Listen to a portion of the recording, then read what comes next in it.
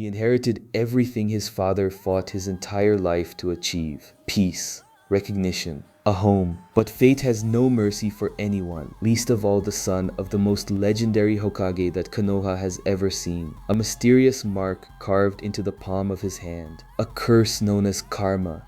Beings from another world who have existed for millennia, who devour planets, who never lose, and who chose Boruto as the next vessel, the next one to be erased from within. And when everything seemed like it couldn't get any worse, the unthinkable happened. Kawaki himself, the brother Naruto welcomed as a son, turned the entire world upside down. Konoha destroyed, the Hokage sealed away, reality rewritten, and Boruto declared enemy number one of everything he ever loved. But that's where Two Blue Vortex begins.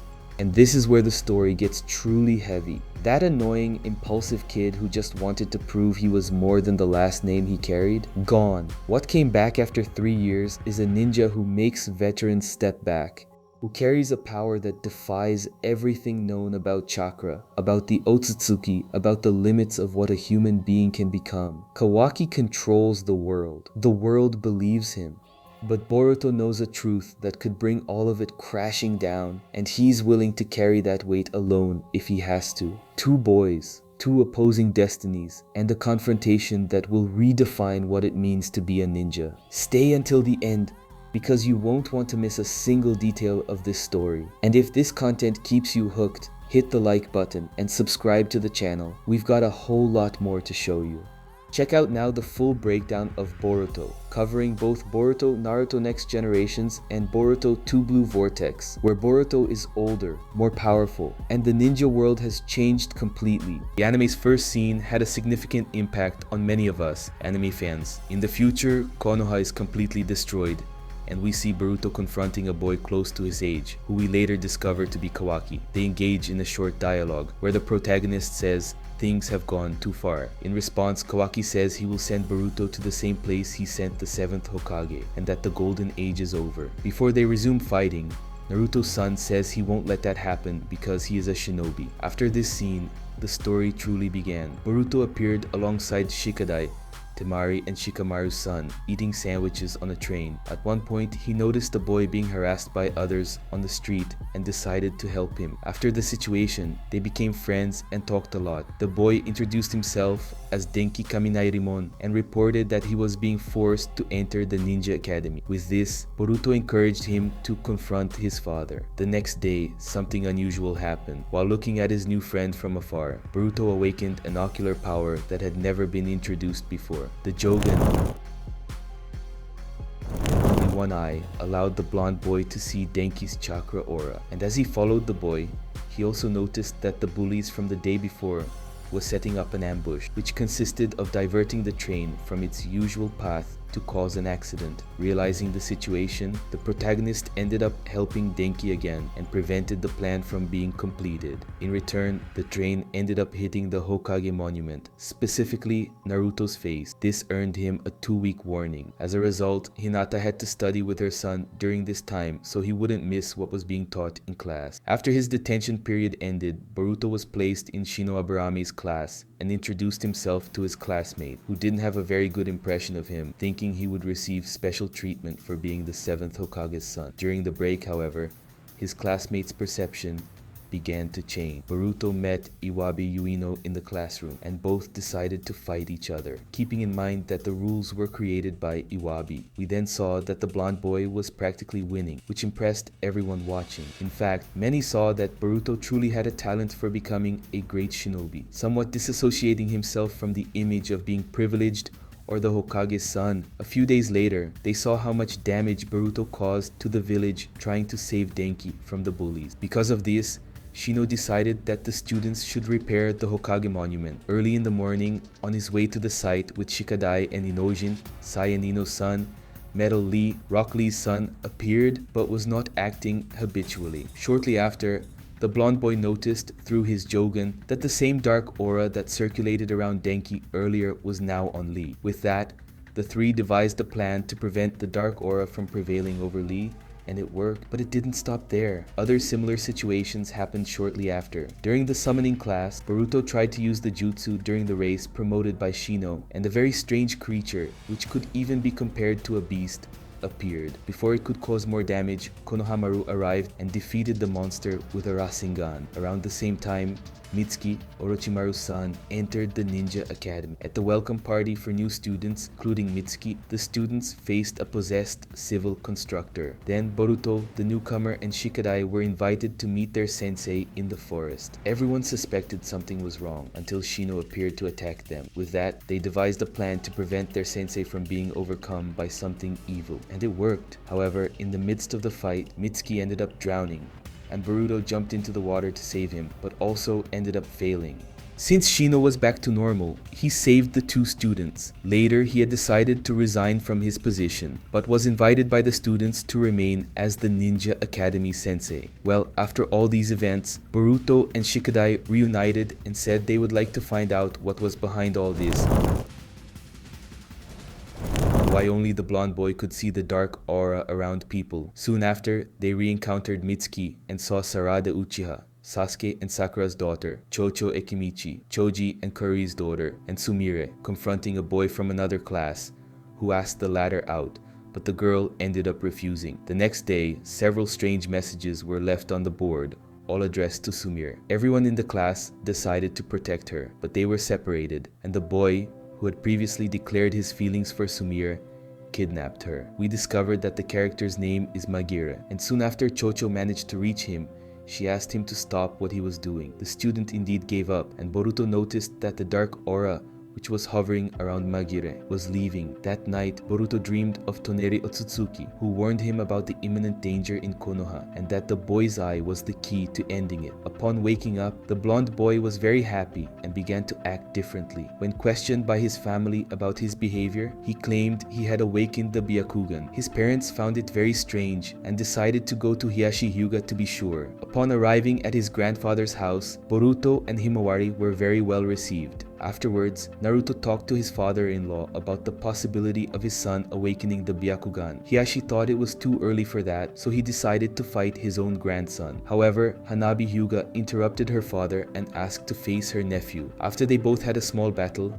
and Boruto lost to his aunt, everyone concluded that he had not awakened the ocular power. Disappointed, he decided to get some air and ended up bumping into Sarada. What the blonde boy didn't expect was that his eye would awaken upon seeing the dark aura again around another person. With that, Boruto decided to investigate and discovered that the woman was Kagemasa, a celebrity, who, to the protagonist's astonishment, had gained a lot of weight. Suddenly, she began to attack him, venting all the frustrations she had because the film series starring her would be cancelled due to the actress's weight gain. When Boruto was pinned against the wall by Kagemasa, Sarada appeared to save him. The blonde boy explained the situation to her, and she quickly believed him. Afterwards, both proceeded with the plan he had devised. Sarada threw several shurikens in the celebrity's direction, who ended up dodging all of them. But knowing this, Boruto used the substitution jutsu, disguised as one of the shurikens, to get close to Kagemasa and take her down. With that, he managed to get rid of the dark aura. The next day,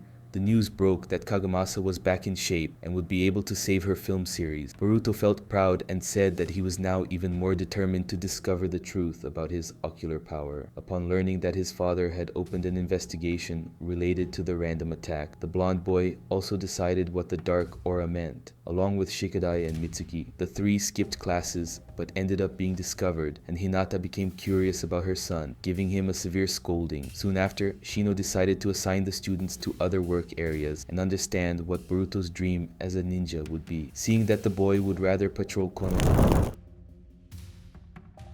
he decided to assign him, along with Shikadai and Mitsuki, to experience the postal service. While working, they saw on the news that another attack had occurred near the water purification plant where Sumire was. The three went there to help her, but realized she was fine. Upon realizing that his son was involved in his own investigation of the case, Naruto insisted that Boruto and the others stay out of it. Shino interrupted, telling the 7th Hokage not to underestimate what the students were capable of. Thus, by final decision, the Ninja Academy sensei was responsible for checking the entire situation. After that, the blonde boy reunited with Shikadai and Mitsuki, and they all concluded that the shadow was attacking in areas where Boruto could not see with the Jogan, making the attacks easier. Additionally, Shikadai hypothesized that they might be being spied on. He was determined that he needed his classmates' help to patrol Konoha. Thus, he went with Boruto and Mitsuki to where he believed the next attack would be, where the Komami post chief was, as the person in charge would be there. So half the team went after the masked man, while the other kept watch for the dark aura to leave. After saving the chief, the spirit and the culprit behind all the attacks had escaped. Classes continued, and Mitsuki showed increasing interest in Boruto, so much so that he even went to dinner at the Uzumaki family's house. Seeing Naruto's presence in the house, the blonde boy was quite surprised, as it had been a long time since they had gathered in that way. However, upon sensing a strange chakra spreading through the village, the 7th Hokage said he would need to leave. Obviously, this made Boruto furious and even more determined to stop the spirit before Naruto, to show that his father's methods were wrong. After leaving the Uzumaki house, Mitsuki revealed who the real culprit was, Sumire. Boruto couldn't believe it was her, but the newcomer insisted and began to talk about his investigation. However, before they could continue their conversation, there was a big earthquake, followed by the appearance of the spirit, now in a tangible form, affecting the entire village. The blonde boy was running to help, but Orochimaru's son said that the only way to end all this would be by killing the creature's summoner. But guess what? Again, the protagonist refused. Before he could reach the creature, Mitsuki made a snake clone to stop Boruto, but the blonde boy defeated him soon after his friend left. Upon arriving at the location, the protagonist found Mitsuki and prevented a conflict between him and Sumire. In fact, she declared that she was no longer the person the two knew. When the Jogan is activated, Nue, which would be the beast's name, took the girl to another dimension, leading the boys to follow her. Upon arriving there, Boruto looked for Sumire, intending to be attacked by Nue. When the Jogan found the beast's weak point, both he and Mitsuki managed to immobilize it, also making the girl defend them. Furthermore, the blonde boy commented that Nue would not explode anyone because he saw Sumire as a mother, since she was part of the creature's control. When the girl let go of her anger, the seal called Gozuteno weakened and collapsed the dimension. Boruto reached Sumire and convinced her to leave.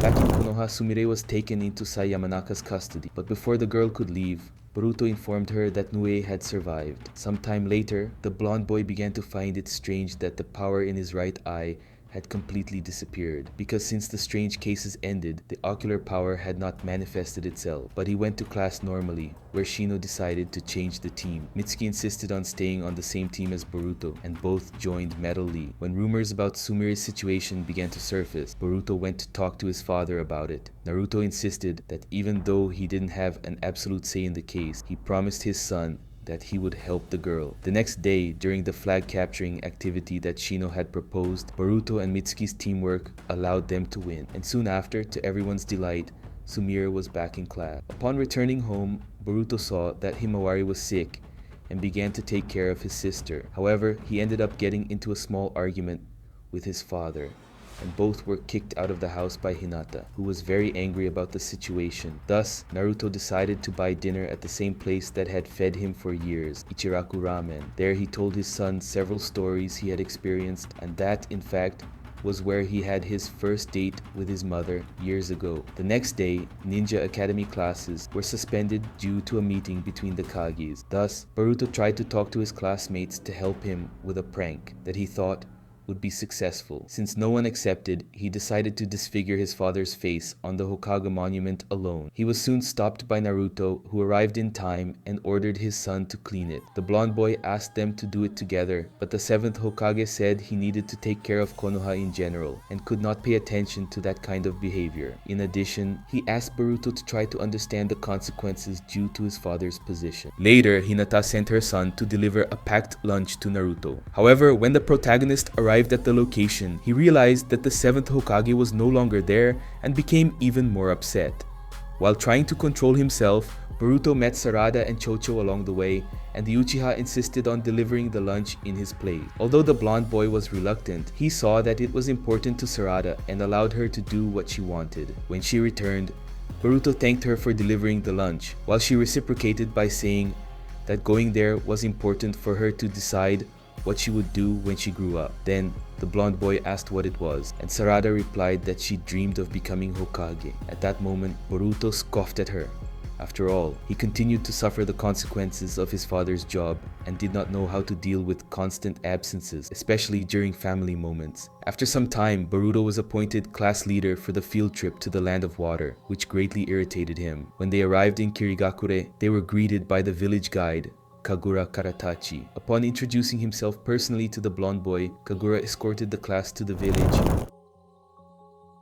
The class was amazed by the scenery. Additionally, the protagonist noticed Iwabi wandering in an alley and followed him, along with Denki. There, the three were confronted by Hasaku Onomichi, with whom Boruto ended up getting into a fight. The skirmish was interrupted by Shizuma Hoshigaki, who applauded two of them for their courage before leaving with Hasaku. Later, the class met Mei Terumai and Chojuro, who welcomed them to the village. Then the class continued their tour at the Kirigakure Academy, where Chojuro arranged a kenjutsu fight for Boruto against Kagura. Upon starting, the blonde boy was quickly disarmed and defeated. Shortly after, Kagura led the class to the Memorial Park, where they paid tribute at the Memorial Stone. He then spoke with Boruto and the others about the history of the Bloody Mist Village and the 4th Mizukage, before Tsurushi Hachiya's group approached them. Realizing that Boruto was the 7th Hokage's son, Tsurushi tried to attack him, but Kagura and Iwabi ended up separating the two. During the night, Boruto's classmates received a message that Denki had been kidnapped, asking everyone to go to pier number 4 if they wanted the boy back. Upon arriving at the pier, Tsurushi revealed himself as the culprit, and in addition to having formed a barrier around Kagura and some Konoha students, his group also attacked those present there. But fortunately, his plan failed, and after defeating the Kirishinobi and returning to the hotel he was staying at, Boruto invited Kagura to play a card game with him and his friends. Although he enjoyed the game, Kagura began to lament his past. However, Boruto said that he could not let family ties define him, and used himself as an example for being constantly compared to his grandfather, leader of the Hyuga clan, and especially to his father. And as a sign of friendship, Kagura gave all his cards to the blonde boy. After all, he realized that both go through the same situations, and saw that from there, they could truly build a bond. The next day, Kagura asked Boruto to meet him at the Kirigakure Ninja Academy. Upon arriving there, they both encountered Hiramekare, who said that the village would be in good hands. Their conversation was interrupted when Shizuma captured the duo with water, insisting that now was the time to start a revolution in the village. Rejecting Shizuma's words, Boruto attacked the villain, but was unsuccessful. This led the villain to try to persuade Kagura to kill his new friend, but instead he protected him, even though in the end the blonde boy was knocked unconscious. Upon waking up, Sarada was there, providing first aid. As he approached the two, Hachiya revealed that Kagura owed Shizuma, and that was why the villain was after him. Upon learning all this, Boruto became determined to save his new friend. After Mei and Chojuro became aware that the new 7 ninja swordsmen had stolen the 7 ninja swords from the village, the blonde boy, along with Sarada, approached Chojuro and Mei to explain that Kagura's actions came from Shizuma, who had always exploited the boy's weakness. In fact, when the blonde boy insisted that this incident had only recently begun, with the exception of the 5th Mizukage, everyone went after the swordsman in an attempt to stop the situation. When the swordsmen tried to destroy Kiri's memorial stone, Boruto stopped them, leading Shizuma to raise a mist barrier around the surrounding area and separate the three. The blonde boy then found himself fighting Kagura, desperately trying to reason with him. As the protagonists continued to point out Kagura's reluctance to join this rebellion during their confrontation, Mitsuki arrived, revealing proof of Shizuma's lies, saying that the villain and his followers not only conspired with the Land of Waves, but also killed several people in Kirigakure who knew of their plans and refused to help them. With that, Shizuma proudly accepted the allegations and decided to finish the battle personally. When Kagura refused to fight, he released a bloody mist that allowed him to absorb the enemy's chakra through open wound. Boruto and Mitsuki's coordinated ragtag team allowed them to overcome the opponent's power. Refusing to accept defeat, Shizuma complained to Samehada, which backfired as his inexperience allowed the sword to subjugate him in a wild state. Kagura wanted to set things right, but he was too exhausted, so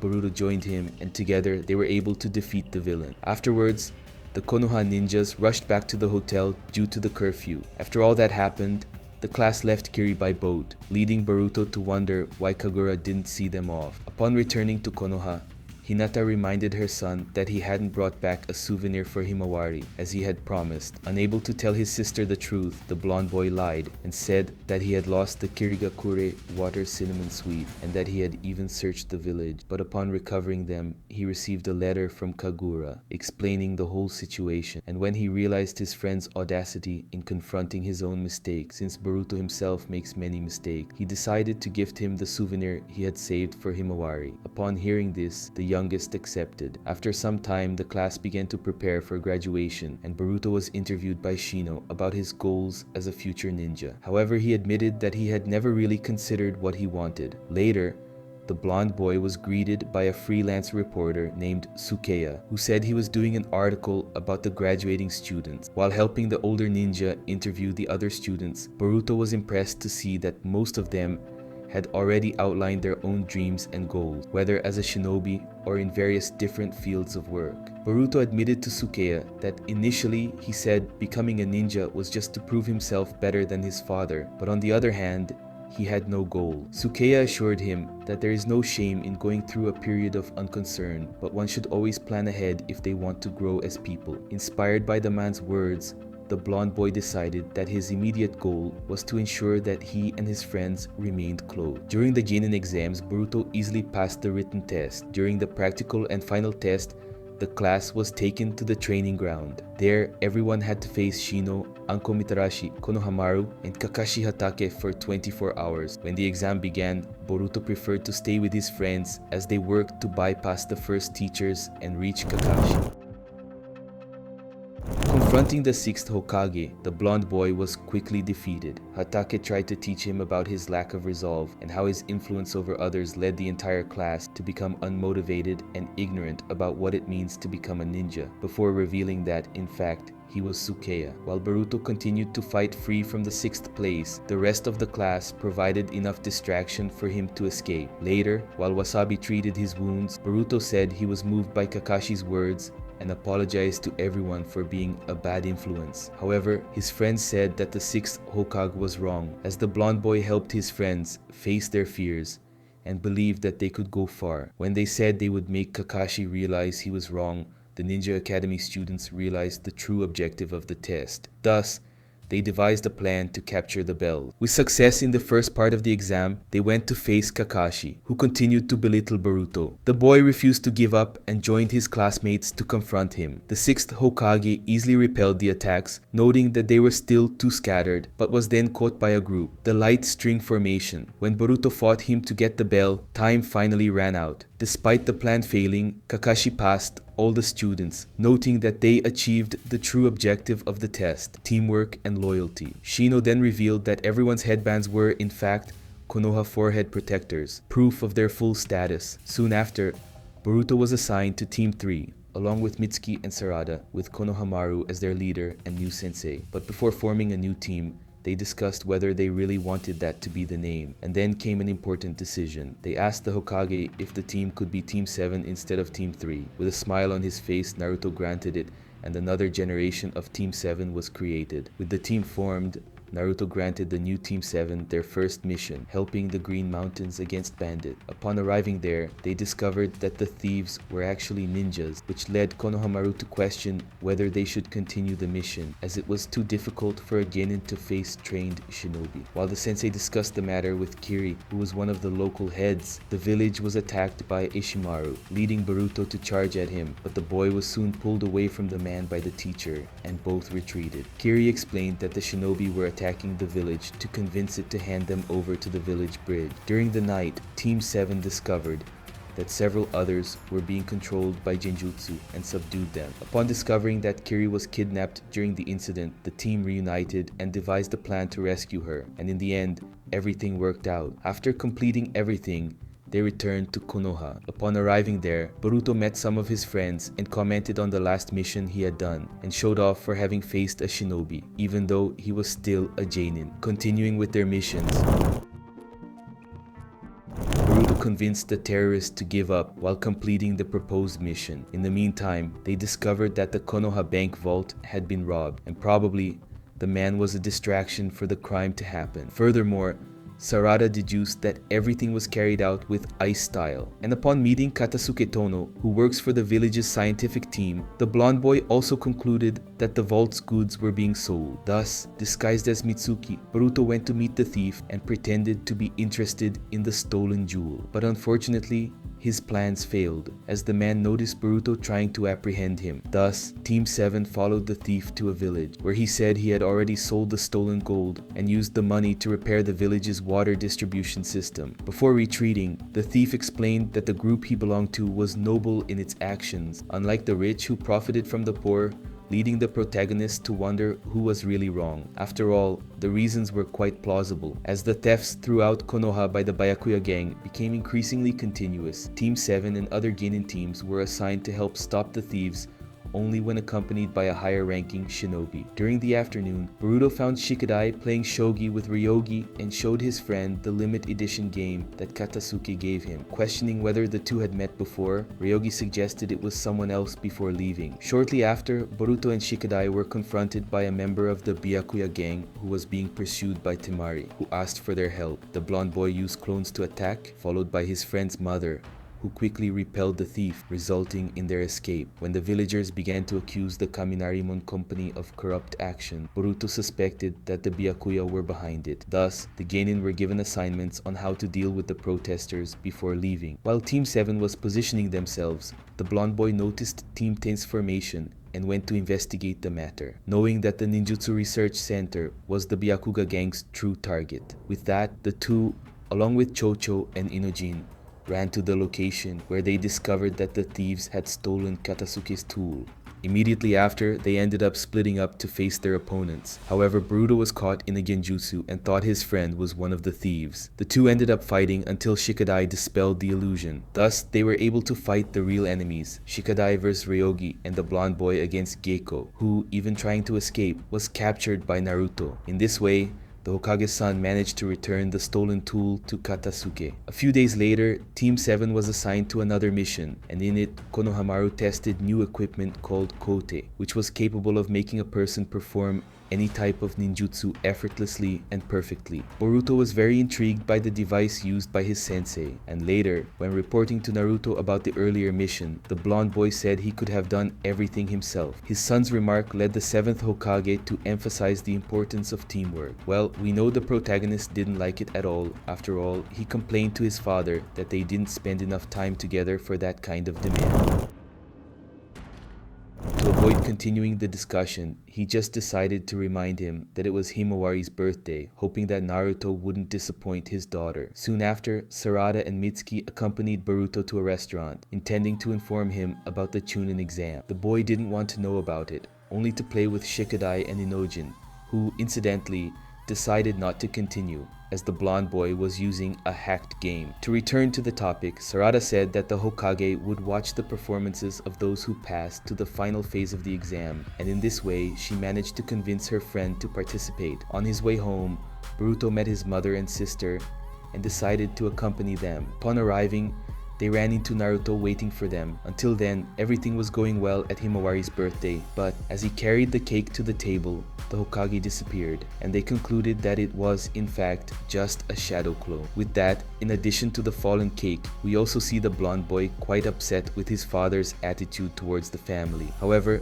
we know that he was also taking it more personally. Later, the doorbell rang, and the boy rushed towards the door, not knowing who was waiting outside, prepared to throw a punch, expecting Naruto to be there. But when he opened the door, he came face to face with Sasuke, who, incidentally, stopped the attack effortlessly. Upon discovering that the Hokage was not there, the Uchiha turned his back and left. But before he could truly leave, Boruto went after him and asked him to train him. After all, he discovered that Sasuke was his father's rival in childhood, and he wanted to follow a different path as a ninja. At first, Sasuke refused, but then he said he would train Boruto if he learned to do the Rasengan. So, the boy went to Konohamaru's house and asked his sensei to help him with the technique. The next day, the student showed that he could execute the jutsu. However, when shown to Sarada's father, he was disappointed, as the Uchiha said it was still too small. However, something strange happened. Magically, later, the blonde boy managed to make the perfect Rasengan. Here comes the plot twist.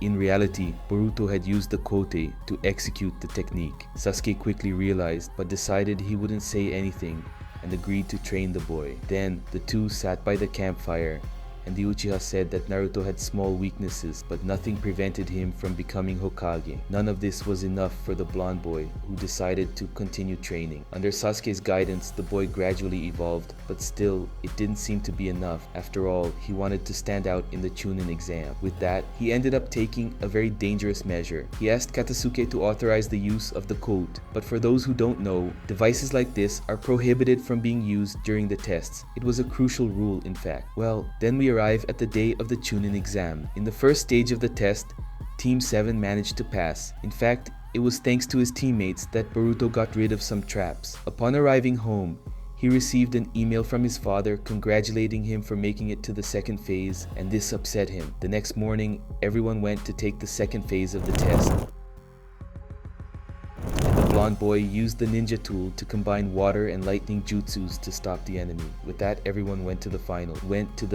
That night, Naruto visited his son, who was resting at home, in person, and congratulated him, saying he was very proud of Boruto for reaching the finals. He also said he wished the boy wouldn't lose to Shikadai. And so, we arrived at the day of the last phase. While Mitsuki and Sarada easily won against their opponents, even receiving praise from the Hokage, the blonde boy again used the Koti to win both the first and second fights, which, incidentally, was against Shikadai. What no one imagined was what was ultimately at stake. After the combat ended, Naruto went down to where his son was and unmasked him in front of everyone watching by showing that the boy used a tool in the combat. Thus, the victory ended up going to Shikadai, and the Hokage had to disqualify him, even taking away his ninja headband. However, while the two were arguing, Otsutsuki Ishiki and Momoshiki invaded the stadium. While trying to take Boruto to safety, the 7th Hokage ended up taking a blow from Momoshiki. Even with Sasuke's help, it became very difficult to prevent the attacks from continuing. With that, Naruto asked Sasuke to focus on protecting Boruto and Sarada, while he would go after the Otsutsuki. Seeing his father in action, the boy was impressed by the amount of power there and called out to him before losing consciousness. Upon waking up, the blonde boy discovered that Naruto had been captured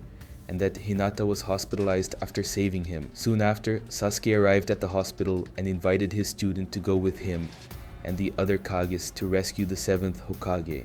After all, he believed the boy's skills could be useful. In this way, everyone left for another dimension. Upon arriving in the other dimension, the Kages freed Naruto and began to fight against Ishiki and Momoshiki. Boruto ended up using the Rasengan in order to attack one of the villains, which greatly impressed the 7th Hokage with his son's skill. With that, even injured and unable to move, Naruto added his chakra to the blonde boy's Rasengan, which became gigantic. Soon after, Sasuke helped one of the protagonist's clones get close enough to Momoshiki to blind the enemy's Rinnegan. With that, the real Boruto was able to use the Rasengan against the opponent, who would not be able to prevent the attack. But before the jutsu took effect, Momoshiki appeared before the boy and froze time around them, except for them, and in this way, he left a warning for the protagonist. The person who is capable of defeating a god ends up ceasing to be normal. With that, Momoshiki ended up leaving a seal on the boy's hand. When the Otsutsuki disappeared into the mist, time resumed for everyone there. Since the mission was completed,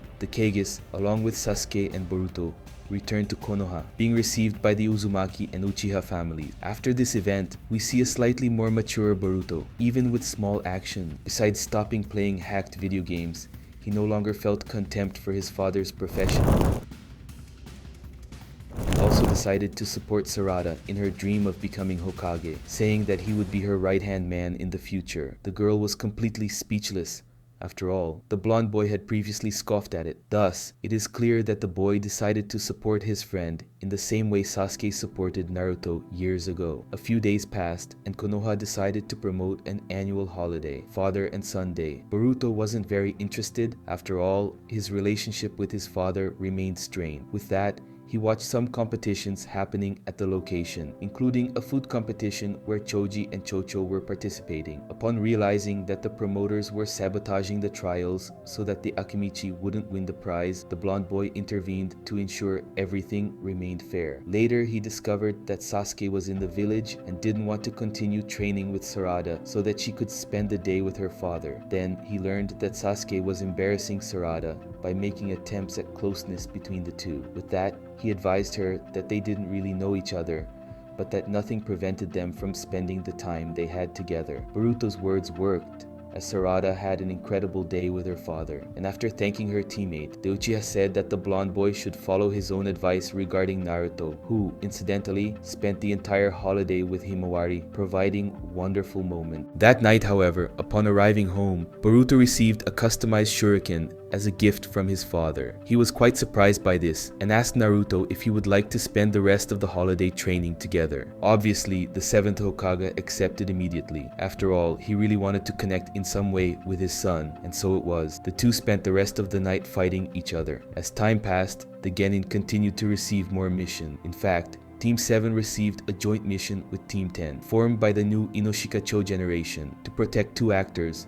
named Tomaru and Ashina, who had received several threats earlier should they continue filming their show. However, later that day, a masked man kidnapped Tomaru and demanded 20 million Orayo, Japanese currency, and ordered Ashina to be at the location for the exchange. Upon arriving at the location, Konohamaru captured the masked man and disguised himself as him. Soon after, it was discovered that Ashina was responsible for the scheme, as she desperately wanted to rekindle the fame she once had. With that, the actress was arrested. In these episodes, we saw the development of Chocho Akimichi, who initially showed no interest in the clan's techniques. But as events unfolded, she managed to execute the clan's most powerful jutsu in an exceptional manner, impressing everyone present, including receiving much encouragement from Sarada, her best friend. After this event, in the anime, during the Kage's meeting in Konoha, Team 7 met Onoki and decided to give him a tour of the village. The next day, missions were cancelled due to attacks happening at the village gates, and Mitsuki ended up being labeled a traitor, not believing that his teammate could have done something like that.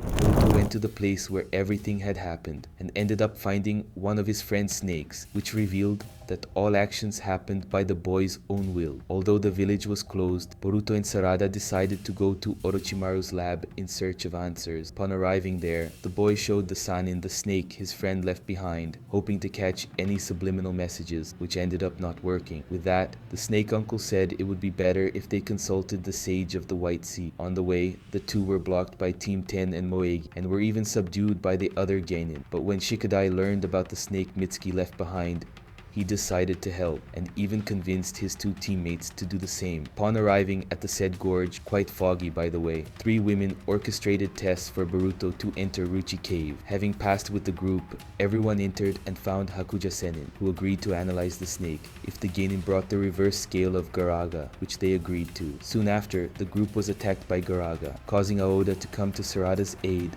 and allow the ninjas to escape safely. After some difficulties, Boruto managed to summon Gataga and made her show Mitsuki's memories to everyone there. Upon seeing that his friend had indeed saved Uo's life, he also noticed that Orochimaru's son was heading towards the land of Earth. With that, the Genin decided to leave the cave to find him. When they were approaching the border, Shikadai asked his teammates to return to Konoha and report everything that was happening. Then Boruto found a sand creature, the same one that attacked Mitsuki's snake before, and also some Jonin level ninjas from the village who had been struck previously. Since Inojin and Chocho had returned, the Inoshikacho trio decided to stop the villain, named Kokuyo, an artificial being, while Boruto and Sarada moved forward. However, along the way, they were intercepted by Sekiei, who initially used explosive clay to attack them, and at that moment the blonde boy summoned Garaga. For a moment, the snake refused to help, but soon after struck the opponent several times. Seikei's body had practically given up fighting until Mitsuki appeared to save him. In addition to joining the artificial humans, he attacked his teammate using lightning style and soon after retreated. With that, Shikadai, Inojin and Chocho appeared to help the injured protagonist. While unconscious,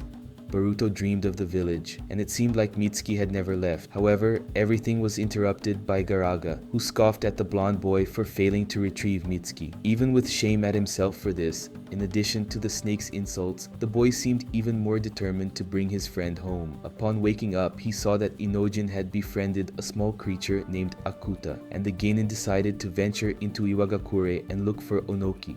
Upon arriving there, Ino's son stayed outside to avoid drawing attention from others because of Akuta, and so they went. A ninja named Akatsuchi decided to help them, as he believed the events were also related to the disappearance of another shinobi named Kurotsuchi. When they found Onoki, the elder was happy to see his young friends again. Once they revealed their objective of finding Mitsuki, Onoki's attitude became dark and he pushed them away. The group was then surrounded by a group of Akuta who were being controlled by Ku, the leader of the conspiracy in Iwagakure. With that, the old man began to explain the nature of his plan and also revealed his genuine desire to protect people. However, he realized that the secret was out in the open and he needed to accelerate everything he had outlined before other countries found out. Thus, Onoki asked for the genin to be taken prisoner and everyone began to resist, ensuring a fight. With that, Boruto fled and took the elder with him before he was crushed by a pillar. The two were trapped in the plains of the area until Seiki helped them escape. Again, Onoki spoke about his plans to save many lives. Soon after, he decided to take Boruto to where his grandson had been killed, as a way to convince him that small creatures like Akuta could replace shinobi. Of course, the blonde boy did not agree with this idea. Upon returning to the area, they realized that the village had been taken over by Ku. Onoki disagreed with him and ended up being knocked unconscious by the villain. Soon after, Shikadai appeared and managed to rescue the rest of the genin who were still imprisoned. Boruto and Sarada went to catch up with Mitsuki and were very surprised to see that their friend betrayed Ku, who had to retreat as his body was decomposing. Then, two fights ensued. While Mitsuki faced Sekie, Boruto and Sarada had to deal with Kirara and the giant version of Akuta. To win, the blonde boy again summoned Garaga, who destroyed the creature, which ended up collapsing on top of Kirara. After Team 7 regrouped, they discovered that Ku had transplanted a human heart into himself to stabilize his body. Later, Ku tried to kill Boruto with dust release, but Onoki intervened and ended up sacrificing himself to kill the opponent. Before leaving, he told the boy the importance of maintaining his will. Afterwards, Team 7 was found by their allies and everyone welcomed Mitsuki back. Upon arriving in Konoha, Garaga said that the contract with the blonde boy had ended and the two had to separate. Furthermore, Sarada and Boruto ended up being punished by revocation and lost their shinobi status, which was quite disappointing for both of them. Then Mitsuki met his friend and apologized for his recent actions and admitted his curiosity to connect with people more like him. The blonde boy quickly accepted and also said he was happy to understand Mitsuki more as a person, let's say. Sarada appeared soon after and agreed that it was good for everyone to get to know each other better. And then comes another plot twist. Kurotsuchi, who had assumed the position of Tsuchikage in Onoki's place, thanked Team 7 for their effort and recommended them to the 7th Hokage. Thus, their ninja status was re-established for everyone on Konohamaru's team, and with that, they could continue doing missions and of course pursue the dreams they had set when entering this shinobi life. Sometime later, Team 7 and 15 were assigned a mission to investigate Wild Attack. Accompanied by Tosaka, the group was attacked by some birds and ended up splitting up. Being far from the others, Boruto was surprised by a monstrous man but was saved by Nue, who knocked the person into the river. Upon returning to the village, the ninjas discovered that the victims of the attacks were sick and covered by a Jinjutsu, a cursed seal. The villagers found Jugo, the former member of Team Taka, unconscious. Then, one of the people who had been victims of the attack went into a rage and was covered by the curse mark, but was soon subdued by Jugo, who made the seal disappear. He even warned Boruto to stay away from the forest before returning there. Everyone wondered why and decided to investigate. Thus, the group of Genin split into pairs.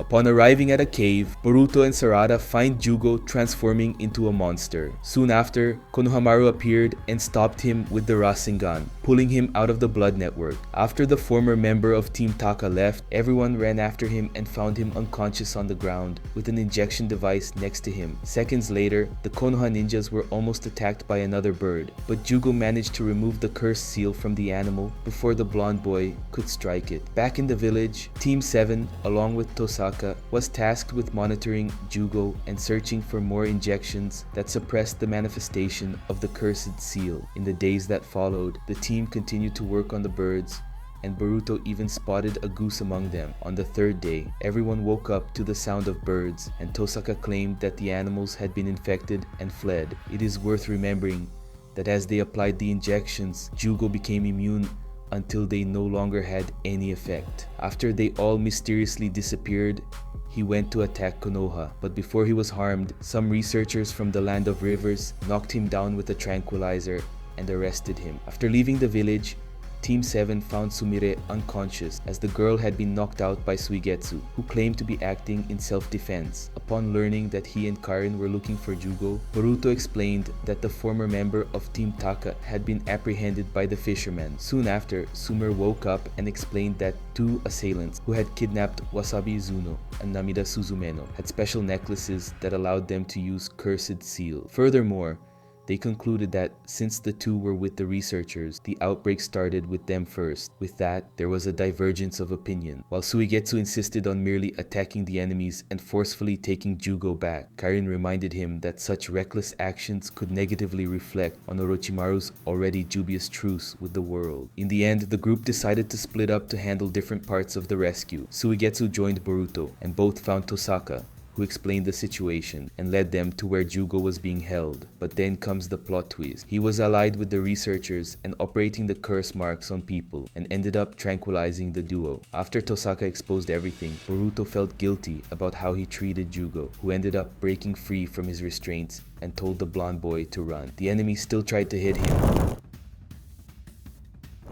Suigetsu arrived in time to prevent the blow. With Tokasa defeated, the battle began between Jugo and the blonde boy, who was saved by Nue, who attacked the opponent against Sumire's orders. But don't think it's over. The protagonist decided to devise a plan to defeat the opponent, but everything depended on speed, so that the Rasengan's damage would be effective. With that, the boy used 2 Boruto streams and managed to make Jugo's transformation at the last moment. Mitsuki arrived with Konohamaru and Suigetsu, who consumed the serum to heal the birds and merged with the lake to reign over them and heal them. Later, Sarada told the blonde boy that despite the recklessness of his plan, everything ended up working out. Afterwards, they wondered what Jugo's next steps would be. Sometime later, while in Konoha, Konohamaru was talking to Boruto about the student's prioritization as a ninja until they saw a woman fleeing from several men. Team 7 sensei quickly intervened and led her away from the pursuers. Afterwards, she introduced herself as Raymond Yoimura and explained that she was visiting the village when she randomly encountered the group. With that, the blonde boy had an idea to introduce her to the tourist spots, including the rock with the Hokage's faces, for the young lady along with the teacher. During the tour,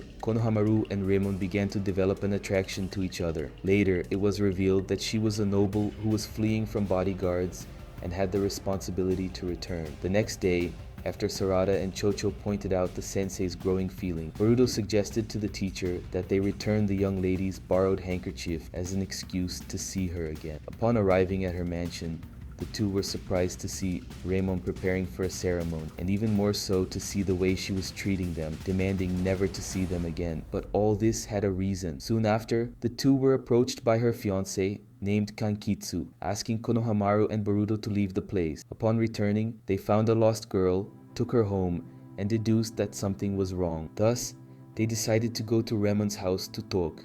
When they returned to the mansion, they learned about a spirit that stole memories, and that the ancestors sealed the cost of all descendants being cursed. In addition, to restore the weakened seal, a special wedding ritual was necessary, and this was a decision made by Raymond. Since there was nothing else to do, Team 7's sensei decided to return to Konoha with his student. But before they could leave, the mansion's caretaker, Asaki, asked the two to investigate Kankitsu, as he had started acting very strangely. Accepting the man's request, both kept an eye on Remon's fiance's movements but found nothing abnormal. While waiting for Asaki to appear to talk, Boruto realized that the caretaker didn't remember their meeting and was even removed. Thus, the blonde boy decided to follow him, who was after Kankitsu in a cave. Arriving at the location, Ramon's fiancée tried to destroy her hair clip, but was stopped by Asaki. Noticing that Kankitsu was surrounded by a strange energy, the blonde boy attacked him and protected Asaki, who soon after ended up protecting the boy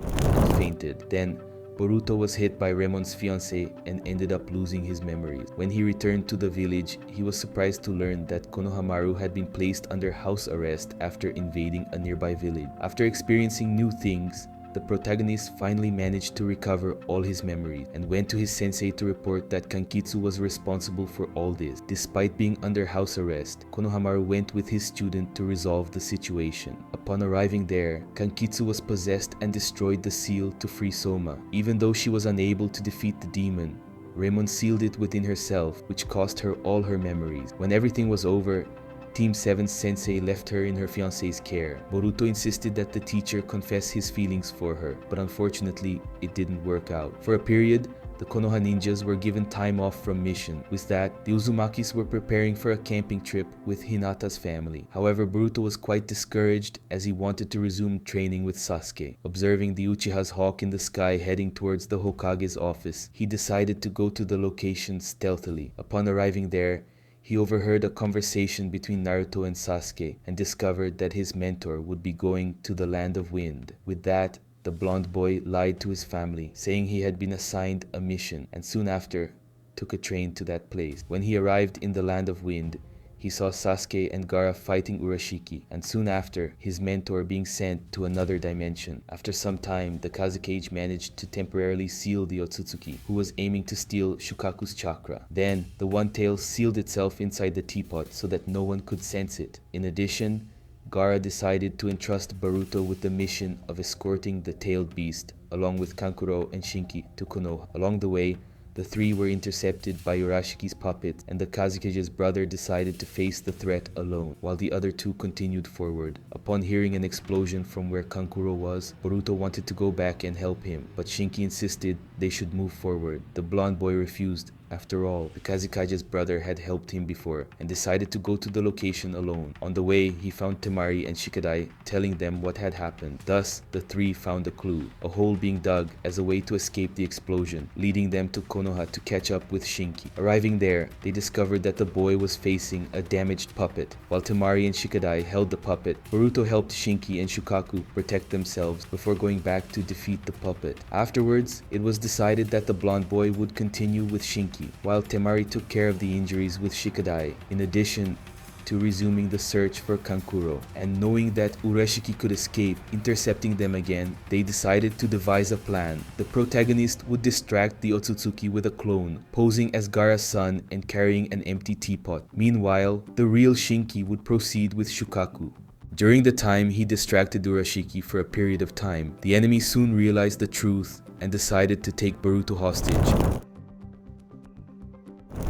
the Hokage. Shinki, however, returned to the battlefield to help him. As the two fought to ward off the Otsutsuki, the blonde boy's Jogan activated, leading him to perceive the opponent's dimensional hope. After managing to injure the opponent, both were saved by Sasuke, who forced Urashiki to retreat. Brought back to Konoha for treatment, Boruto saw Shinki at the Thunder Rail station. Afterwards, Shukaku stayed at the Uzumaki's house for a brief period until a hiding place was arranged, during which Naruto informed his son about the tailed beasts. Sometime later, after hearing his mother say that he looked like Naruto at the same age, as he was always eager to train with his mentor, Jiraiya, Boruto became intrigued and wanted to learn more about the Sannin. Soon after, they went to Sarada's house to train together. Then they decided to research the Icha Icha book series written by the pervy sage, which adults insisted children should not read, as we can imagine the type of content it had there, right? Later, the blonde boy discovered that he was the only genin not participating in the search for Urashiki, as the Otsutsuki was plotting revenge with the protagonist. With that, Sasuke suggested to Naruto that the boy work with him on a two-man mission while while they remained in the village, and the 7th Hokage agreed. That night, most of the shinobi left Konoha in an attempt to corner Urashiki, and recognizing that his father was not the reason for the Otsutsuki's arrival,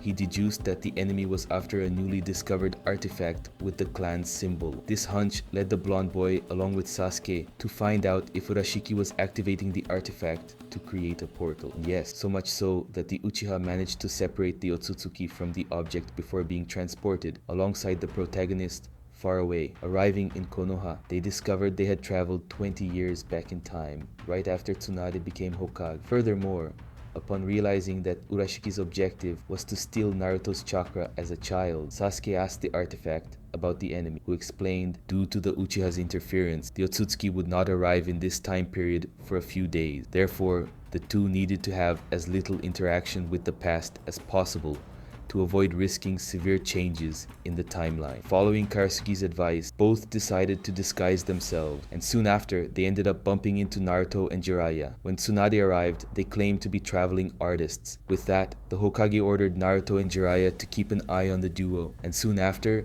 the Sannin left the job to his pupil. In the meantime, Sasuke decided to flee to keep his distance, leaving the boys alone. With that, Naruto decided to take the newcomer to his house, and the protagonist noticed the similarity of his father in childhood to the present day. After all, the essence remained the same. In addition, he was intrigued by the technological advancements that had occurred in the village, because at the time they were in, everything was very different. He then met some of the Konoha 11, surprised by how all the future parents were in childhood,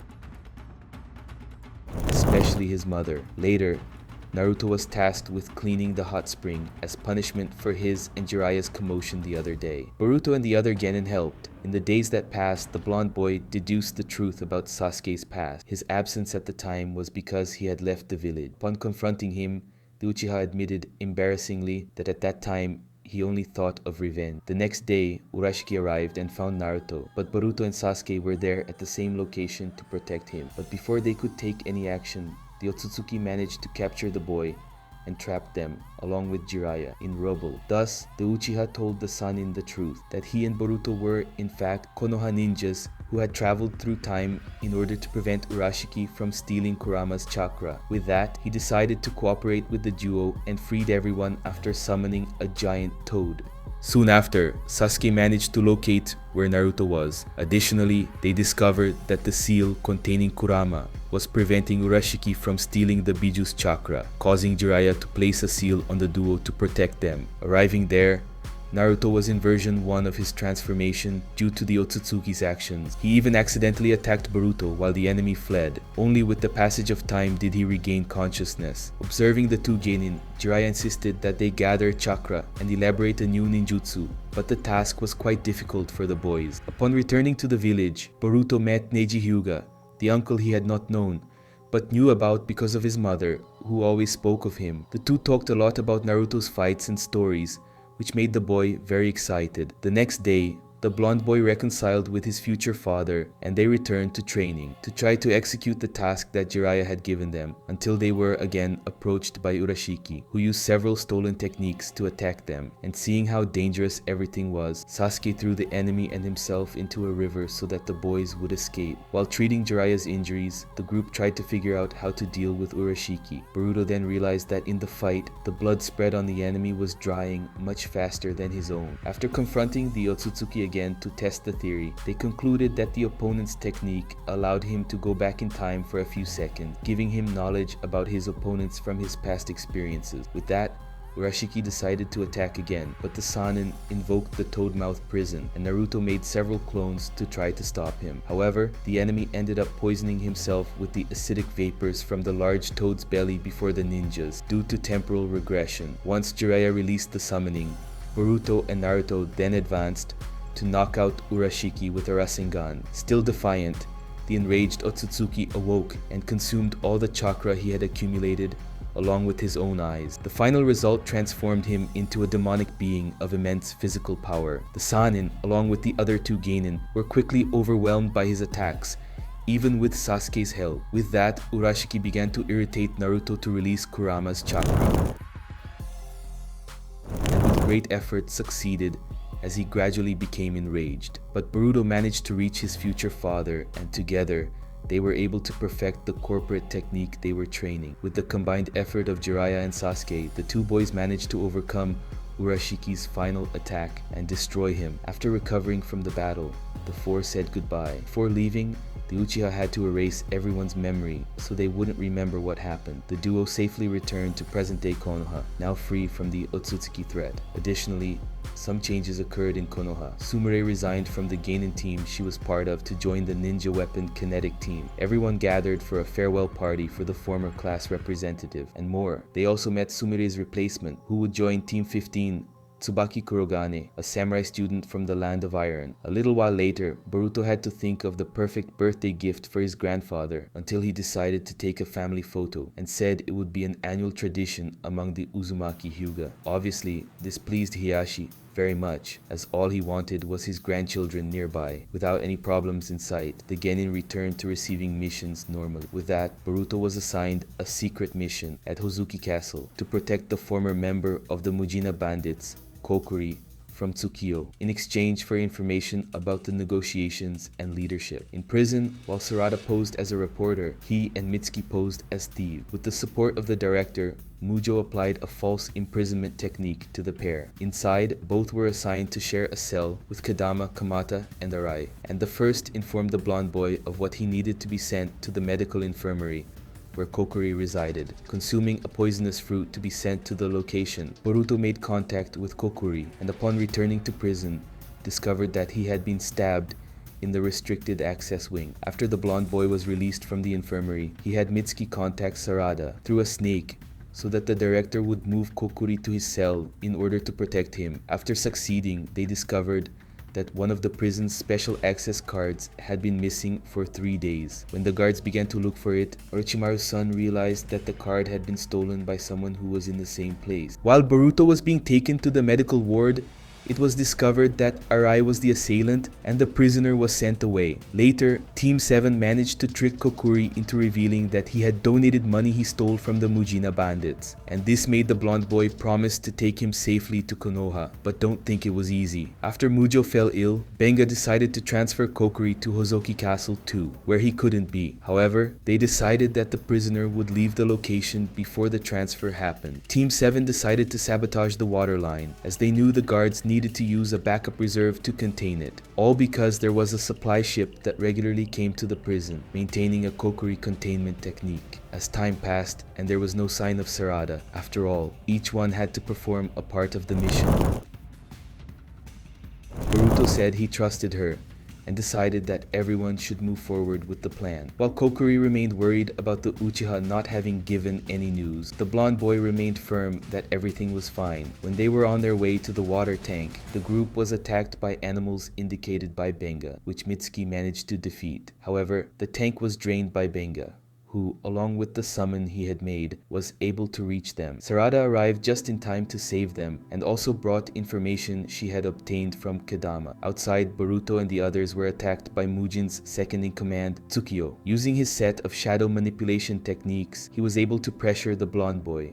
Becoming desperate, Kokuri gave the boy a notebook with all the data he had on the Mujina bandit, in case he didn't survive. When Team 7 started to get tired, Kokuri used the weakness of the enemy's technique to light, giving the Genin the knowledge they needed to dominate and defeat the adversary. As a last attempt to attack, Tsukiyo grabbed Kokuri and dragged him, along with himself, into the ocean. The man then emerged, claiming that the enemy had drowned. Soon after, Sai and a group of Konoha ninjas appeared, mobilized by Naruto, as contact with Mujo had been lost for a while. After Benga was killed by Tsukiyo, Mujo recovered and returned to his duties normally. Team 7's mission was completed, and they took Kokuri to the village and verified the information about the Mujina bandits before releasing him. After a few months, Boruto remained intrigued by the karma, but that didn't stop him from continuing on more missions. One of them was with Team 7, in which they pursued thieves for some time, but unfortunately, they ended up letting one escape. Upon arriving in Konoha,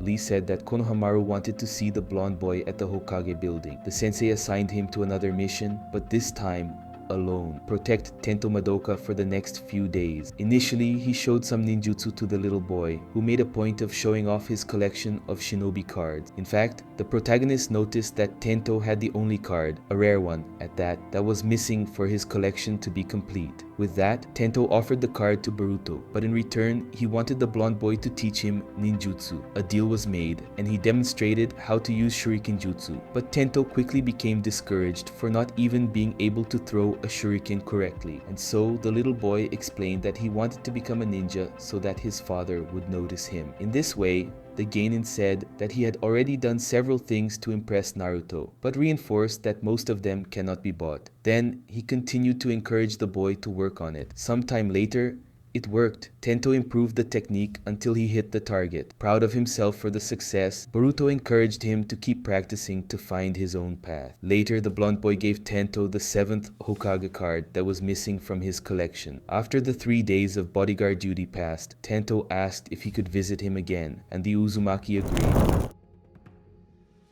After all, they were now friends. Later, Team 7 was amazed to receive their first Rank B mission, considered one of the highest in the ninja world. While preparing for the mission, Boruto realized that the ultra-rare trading card he wanted was in his pocket and decided to return it to Tento.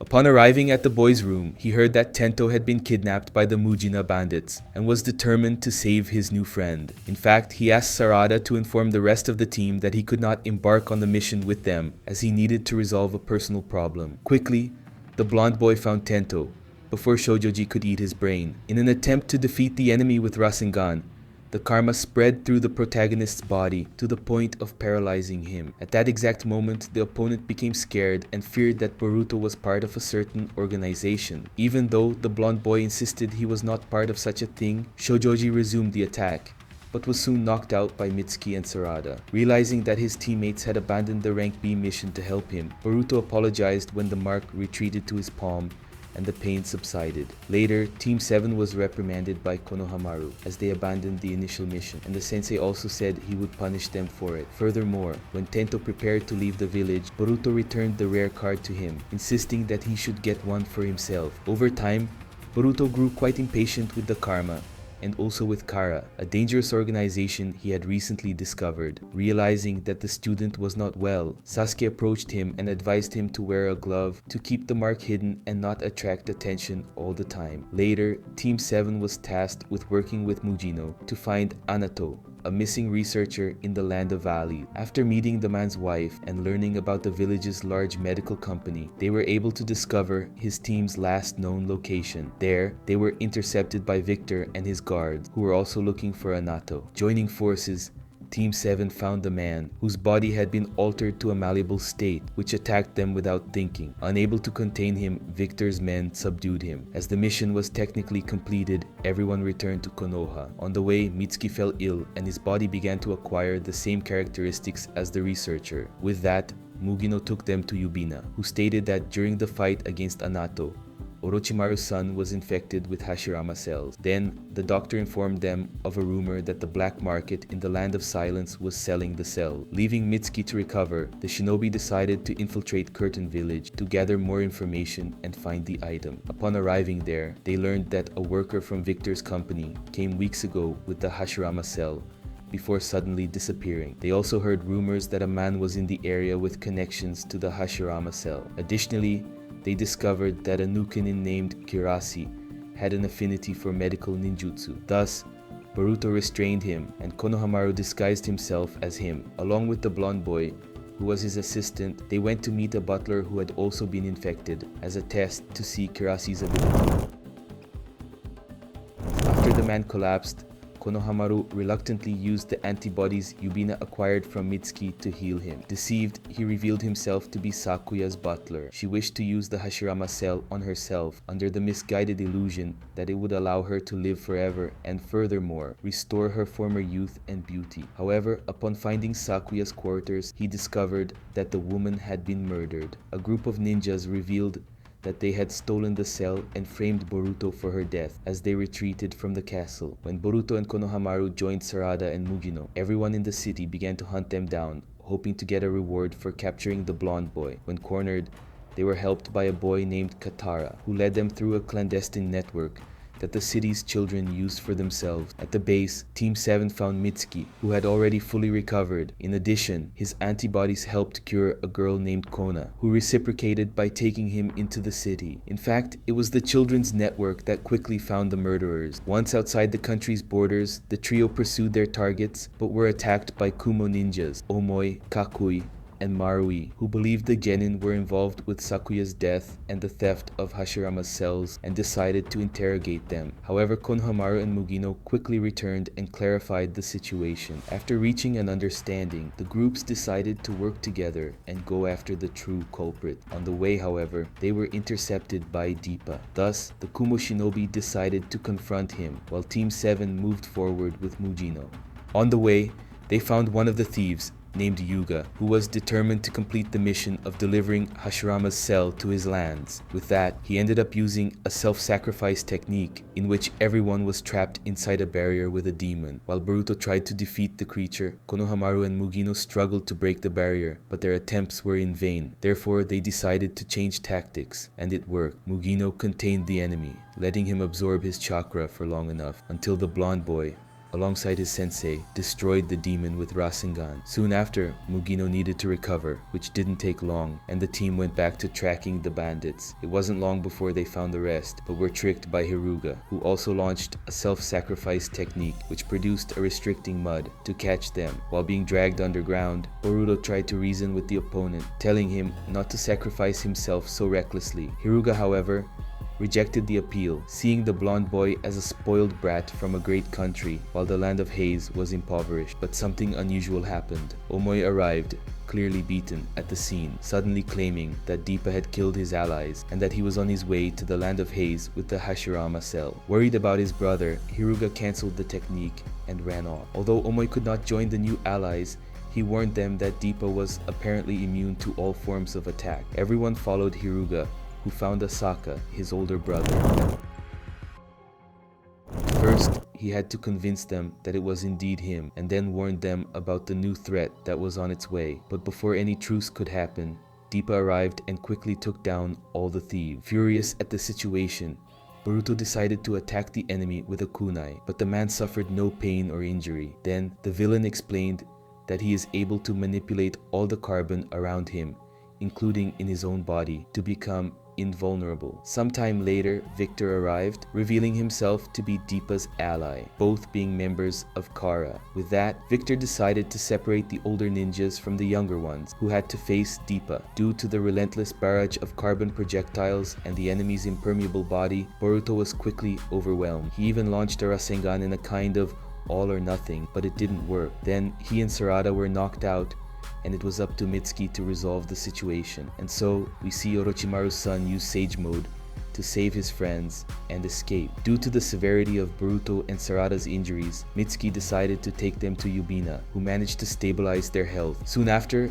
Konohamaru and Mugino took everyone to Konoha, the blonde boy and the Uchiha to the hospital, in order to get better treatment, and Mitsuki to his father, who would know how to take better care of his son in this case. After a successful operation, the protagonist woke up disappointed for not being able to defeat Deepa, but after 3 days, he managed to compose himself and promised that he would become increasingly strong. With the goal of improving the Rasengan in mind, Boruto sought Kakashi to help him with it. Since Konohamaru was on a mission and Naruto was very busy, right away the 6th Hokage told the boy that it was impossible to perform a giant Rasengan, as the blonde boy did not have a sufficient amount of chakra. Instead, Hatake made him work on applying nature transformation to the Rasengan, particularly the wind style. Having failed almost always, the protagonist made it clear that he envied how powerful Kakashi was for his age, but the former sensei made it clear that he endured many difficulties along the way. In addition, Kakashi also mentioned that he envied Boruto, as the boy was growing up in a time of peace, with loved ones by his side. The former sensei's words inspired him, and with that,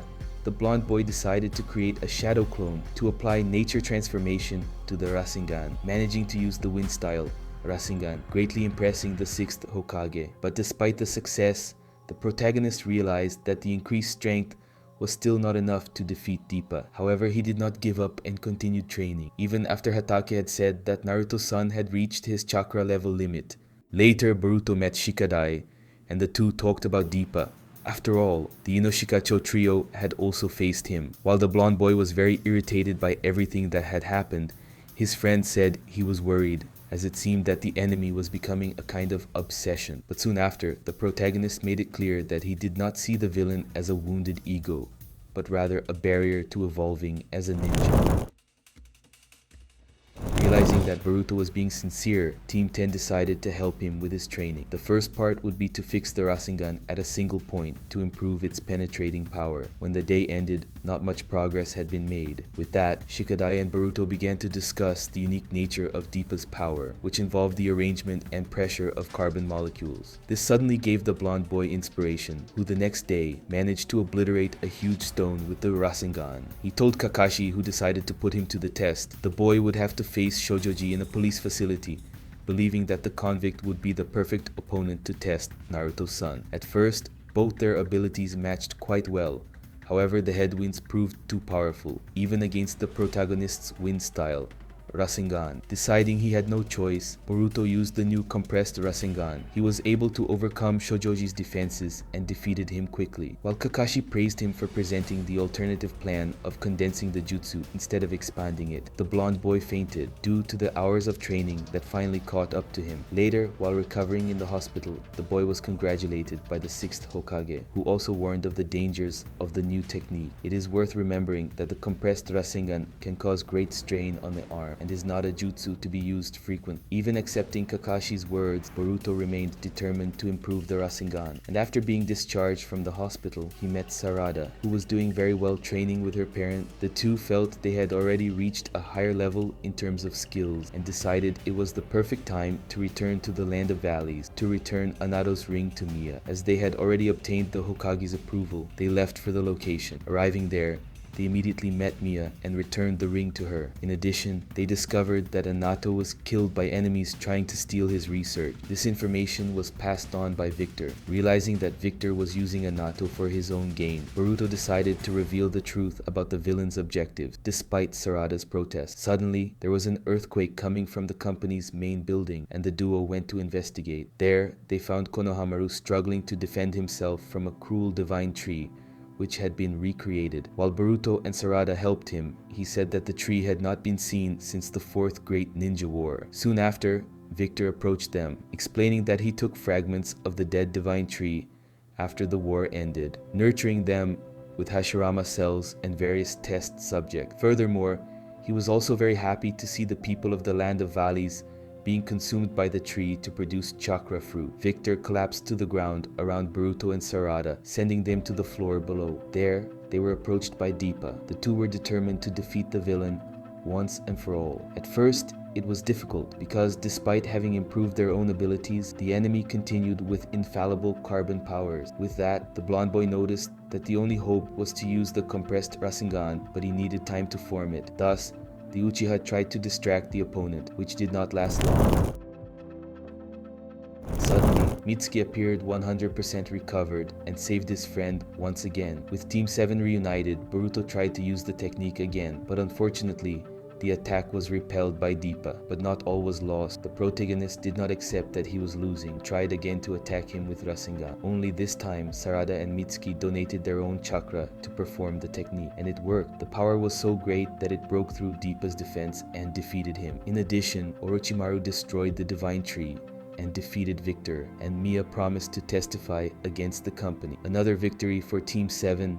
Back in the village, the blonde boy took care of his injured hand, which didn't take long to fully heal. Then he, along with Mitsuki and Sarada, found Denki preparing an experiment to improve radio communication. Boruto and the others decided to help him with the work. In the end, it worked, but failed to maintain stability. However, the boy remained determined to improve the technology, receiving the support of his classmate. In Konoha, there was a memorial service for the people who died in the 4th Shinobi World War. All citizens participated, including the Uzumaki family. Soon after, Boruto faced his father in a fight in the training hall, seeing this as a chance to make up for his actions in the Chunin exams. During the combat, all of the blonde boy's elemental attacks were absorbed by Naruto, who ended up defeating his son. But then, the boy became very angry upon learning that the 7th Hokage's prosthetic hand had been modified by Katasuke, as this ability to absorb jutsus had been included. With that, Boruto considered his father hypocritical for using this type of instrument during a fight, especially since this was the reason for his disqualification in the Chunin exam. Sasuke calmed the boy down, explaining that the tool itself is not the problem, but rather being excessively dependent on it. In addition, the Uchiha also took the opportunity to talk about the existence of Kara, which made Mitsuki ask if the group was related to the mark his friend had received from Momoshiki. The blonde boy became quite furious that his teammate had revealed this aloud, but soon after,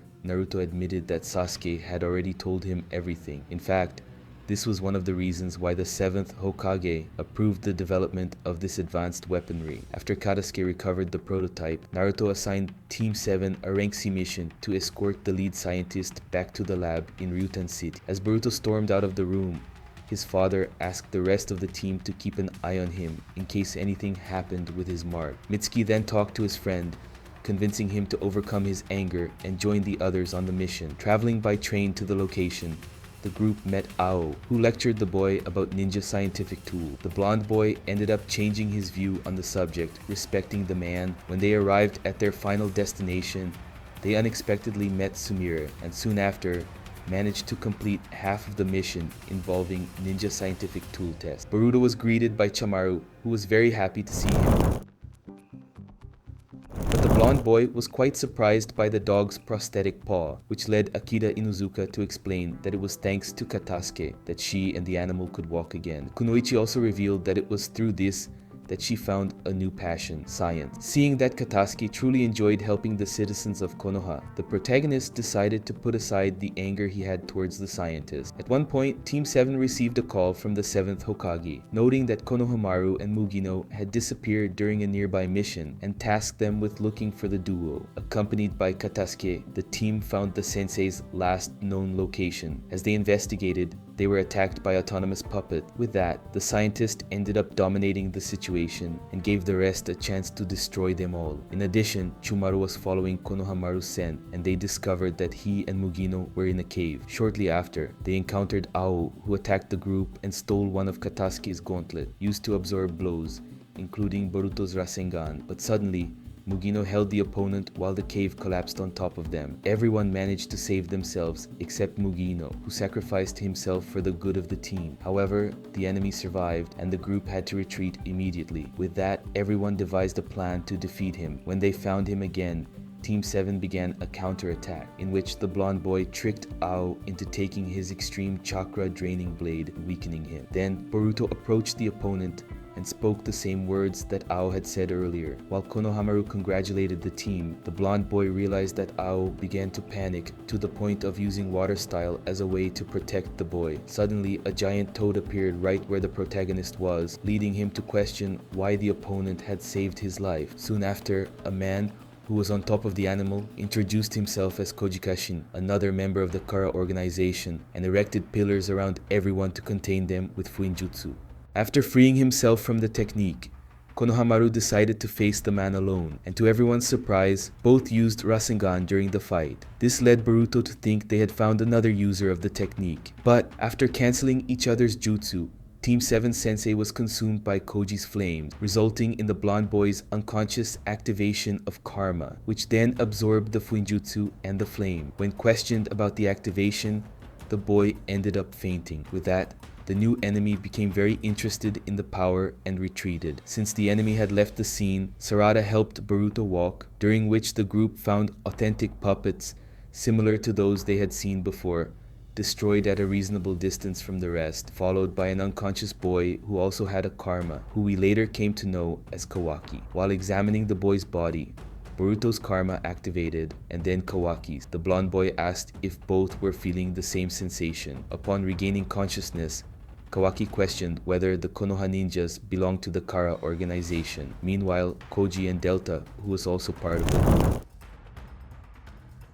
were lurking, observing everything to gather information. However, Delta had already called another external Kara member named Garo to retrieve Kawaki. In the midst of the confrontation, the young man managed to defeat him with an explosion, which innocently Boruto managed to absorb with his karma. Minutes later, Kawaki appeared unconscious due to overheating, and with that, he was taken to Konoha to be cared for and investigated. To keep a close eye on the newest arrival in the village, Naruto decided to welcome Kawaki into the Uzumaki household. But before that could happen, the boy tried to escape numerous times, but was always intercepted by the Hokage, until, after a long time, he decided to stay. With that, he and Boruto ended up getting into several fights, most of them physical, to the point where both awakened their karma. In one of them, before the fight became even more intense, Naruto appeared to intervene. Later, as Boruto prepared for his next mission, Kawaki approached and asked how the blonde boy had acquired the karma. Upon learning that it was through Momoshiki, Kawaki said that the villain sacrificed countless children to mark only one as a future vessel. And after much conversation, the newcomer to Konoha decided to cooperate with the protagonist and help him with the karma. Boruto considered it carefully, but said he would not forgive the boy for breaking Himawari's vase, asking him to find a way to fix it. On the same day, Naruto offered to train with his son. Kawaki insisted that Boruto activate his karma, knowing that the blonde boy still couldn't activate it at will, so he ended up activating his own, knowing that the protagonists would respond instantly. Even though Boruto lost the fight, the 7th Hokage applauded his growth, and of course, this made the boy completely happy. Later, Boruto saw Kawaki trying to fix Himawari's vase in vain and asked for help with his karma, as he wanted to master the seal. This led the two to fight together. Meanwhile, Naruto was informed by Ino that someone was infiltrating the village. Immediately, the 7th Hokage asked his son to grab his sister and run home. But before that could happen, Delta appeared. Fearing for his father's life, who was facing the enemy, Boruto recklessly launched a Rasengan at her, which absorbed the blow to re-energize herself. As a new tactic, the Kara member launched an attack towards Himawari. Naruto rushed to save his daughter, and both were hit, until to everyone's surprise, Kawaki stepped in front of them and blocked Delta's beam, and this ended up costing him his right arm. After Naruto defeated Delta and gained more and more trust from the Uzumaki, Kawaki decided to open up more to Boruto, who made a point of introducing him to the rest of Team 7. In fact, everyone began to teach him about ninjutsu, as the boy showed interest in the subject. In addition, Kawaki also learned about the basic concepts of chakra control and vented about Jigen, a member of Kara who had modified his entire body and granted him the karma. Upon hearing everything, the protagonist began to see the boy with new eyes, like an older brother. Sometime later, Boruto was running home with Mitsuki. On the way, his karma involuntarily awakened, and he immediately suspected that something was wrong. Arriving there, he found Sarada and Kawaki. When he asked what happened, the boy, distraught, said that Jigen appeared and took Naruto to another dimension. Immediately, Shikamaru appeared with other Konoha ninjas and used the shadow possession jutsu to capture the young man. Still at the Uzumaki house, Kawaki's prosthetic arm began to react, and this led him to conclude that the 7th Hokage was still alive. By synchronizing his karma with Boruto's, a rift appeared before them. Before they could enter, Shikamaru again used the shadow possession technique to prevent the Genin from entering. However, Kawaki used his karma to escape the jutsu, and soon after, along with Team 7, they entered the portal to go after Naruto. Arriving there, they found another member of Kara, named Boro, who had imprisoned the 7th Hokage inside a jar, so to speak.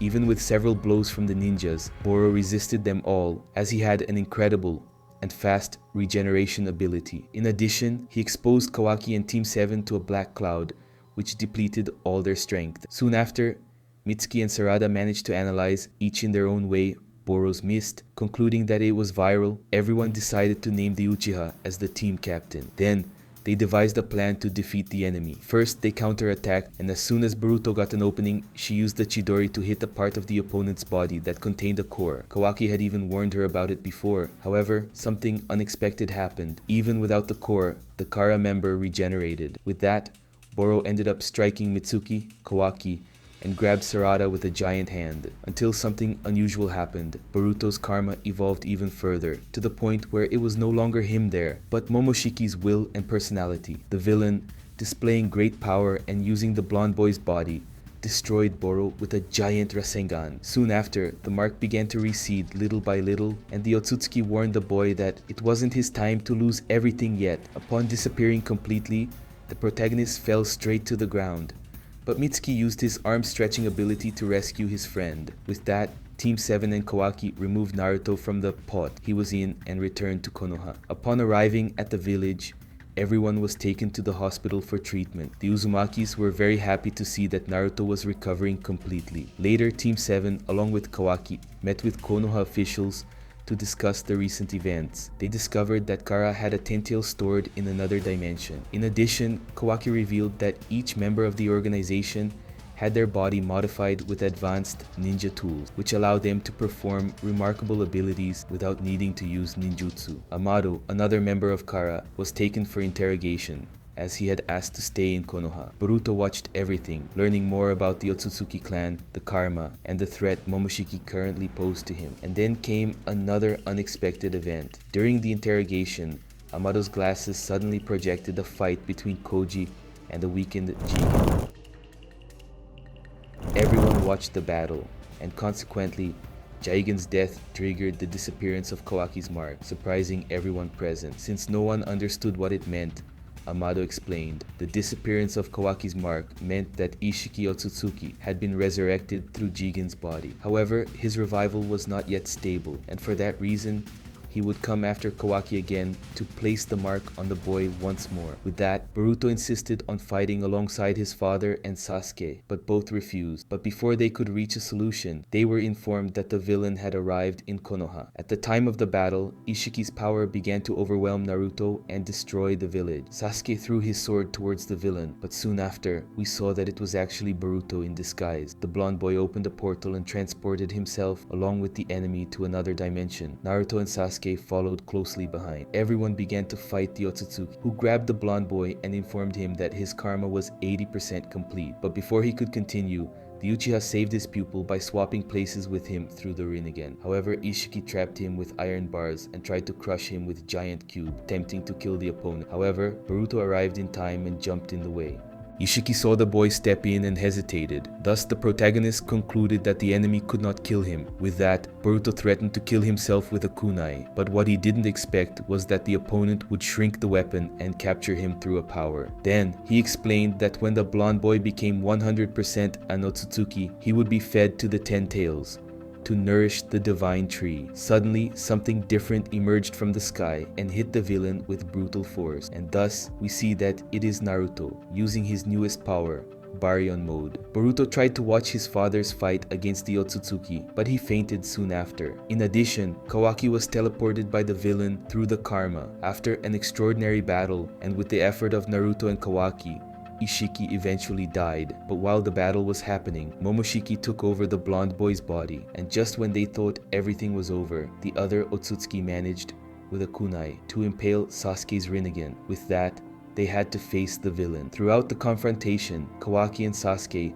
managed to bring Boruto's personality back to the surface, forcing Momoshiki to absorb more chakra. Even disoriented, the blonde boy prevented the villain from teleporting with his friend, and with that, broke the horn on his head. This act caused the karma to recede. Soon after, he ended up fainting. When he woke up, he apologized to Kawaki for what had happened, but before he could rest, he was warned that his father was losing consciousness. Naruto, after hearing his son's voice, ended up waking up. While Boruto cried thinking he would lose his father, the 7th Hokage revealed that the use of Baryon mode had a very sad consequence, the death of Kurama, nullifying the fox's chakra and powers. But at that moment, they only thought of a way to return home. After all, Sasuke had lost his Rinnegan and Kawaki his karma. The only way was through the blonde boy, who still had the mark on his body. However, out of fear of Momoshiki returning, the boy was scared and very reluctant. Kawaki then began to provoke him to the point of making Boruto very angry and causing him to open a portal. With that, everyone managed to return home. But don't think the days were calm. The fear of Momoshiki returning made the blonde boy spend sleepless nights. Noticing this, Naruto promised that he would do everything to save his son, and this was enough for the boy to go back to sleep. After some time, the protagonist began to be interviewed by various channels, as he had defeated Ishiki and saved everyone there. In fact, he became a celebrity in Konoha, but none of that seemed enough. The boy remained worried about the future ahead of him. Then he was greeted by Kawaki, whose arm had been restored by Amado. The older brother reported that he had an internal Kara member devoted to Ishiki, named Code.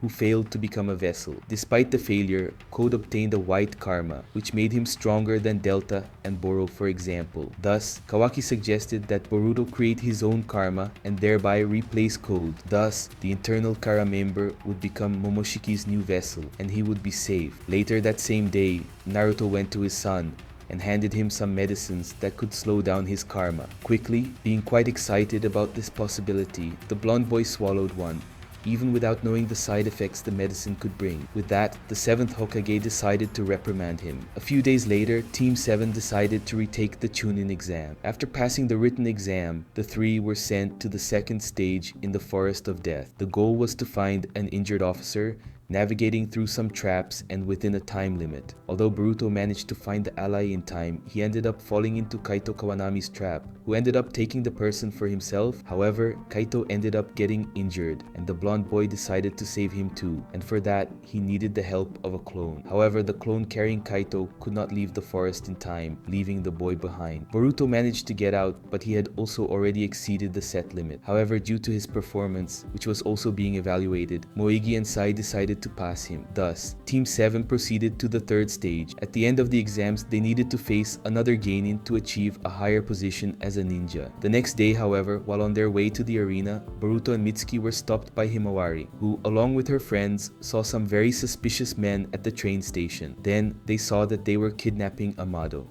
Meanwhile, Sarada had to face her friend Chocho. At first, the two were reluctant due to the great friendship they had built over the years, but then they said they weren't there for games and put all their power into the fight. Upon awakening another Tomei of the Sharingan, the Uchiha ended up gaining the upper hand and won the battle. However, the girl became worried about her friends who had not arrived for the finals and could be disqualified, and at that moment, Boruto and Mitsuki followed the train Amado was on. Through Orochimaru's son's snakes, they found him.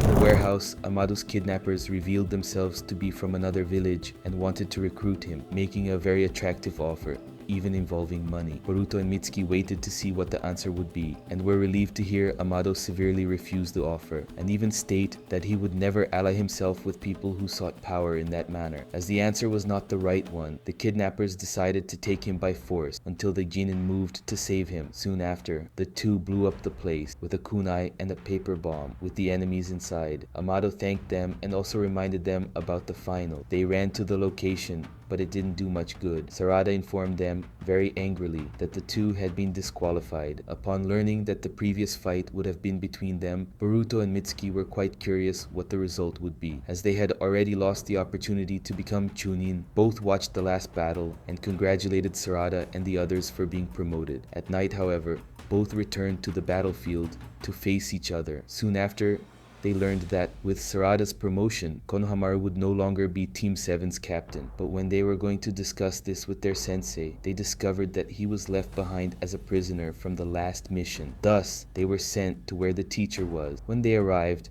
they decided to observe the situation of the hostages and Konohamaru's intention. Soon after, the blonde boy distracted Ryoku and his subordinates, while the other two freed the hostages. Thus, Team 7, in addition to helping with the restoration of the place, also performed a last mission, with the sensei being the team leader. And to record the moment, they took a photo together. When they returned to Konoha, Team 7 received the news that Kawaki would officially be the newest member of the team. Afterwards, they were assigned a mission: escort Katasuke to a ceremony that would take place in Kirigakure, where new advanced power plants would be revealed. In addition, they were also ordered to investigate rumors of a terrorist threat to the event. Boruto said he would like to meet Kagura, and the scientist allowed the blonde boy to meet his friend in prison, where he acted as the director of the last generation, using the pretext of visiting Katasuki's new facility. Upon arriving there, Kagura showed everything, and also explained to the protagonist how and why he was the director. Soon after, an airship crashed, and suddenly all communications regarding the ceremony went down. Boruto offered to help, as he believed that the attack that had just happened was connected to the intruders who invaded the prison. In one of the corridors, he and Kagura found some guards inside a water bowl who, after being released, said that the Funado clan was responsible for everything. Their objective was to rescue their leader, Araumi, and they succeeded. But first, they were intercepted by Boruto and Kagura, who tried to prevent the clan's escape. After this event, the blonde boy quickly told the rest of the team everything that happened in prison. Then they became worried about Team 5, who was on a mission in the seas that the Funado clan had taken over. Thus, Team 7 acquired a boat to go after the others, and were very surprised to see Kagura, Buntan Kurosuke, Ichirota Oniuzu, and Kyoho Fufuki. Upon arriving at Doto Island, Kagura decided that only Sarada and Mitsuki would spy on the situation, but before leaving, the Uchiha asked Boruto to keep an eye on the swordsman. The tension began to rise between the protagonist and the swordsman, to the point where he questioned his friend about the decision to trust them. Kagura pointed out that everyone there had the opportunity to escape with Shizuma, but they didn't. Thus, he decided to trust that they would change, just as Boruto himself believed in him back then. Suddenly, a massive structure began to approach them, and noticing that it was a fortress ship, Kagura instructed the blonde boy to investigate alongside Kawaki and Buntan. The protagonist communicated with his friend via radio and warned him about the chakra cannon he had seen. In addition, he also said that if Sarada's group went to meet them, it would probably put everyone at the mercy of the fortress. Therefore,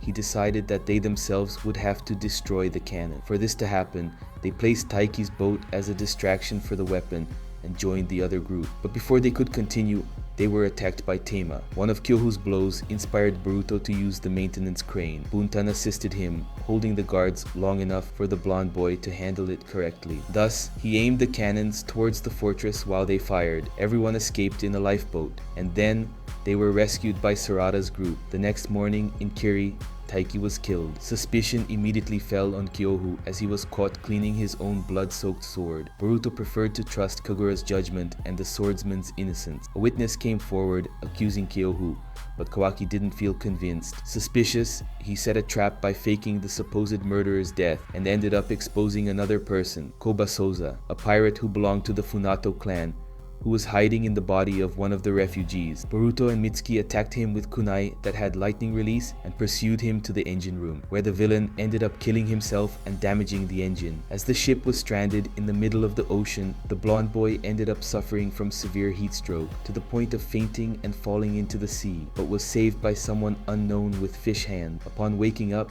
he told what had happened, but everyone argued that the boy had not fallen from the ship and was hallucinating. Still, the protagonist was convinced of what occurred. Eventually, the groups were discovered by the master shipbuilder named Kaigiki. In addition to him, there was also an assistant named Ikada. Boruto claimed that the boy had saved him, but Kaigiki said that Ikada never left his side. After all this conversation, the builder was unable to fix the engine and took the ship back to port for the necessary repairs. In fact, everyone helped with this, and the blonde boy was impressed with how the assistant liked to learn to become a professional like the master. In the middle of the way, it was discovered that Ikada had not managed to stock an essential part for the engine's operation.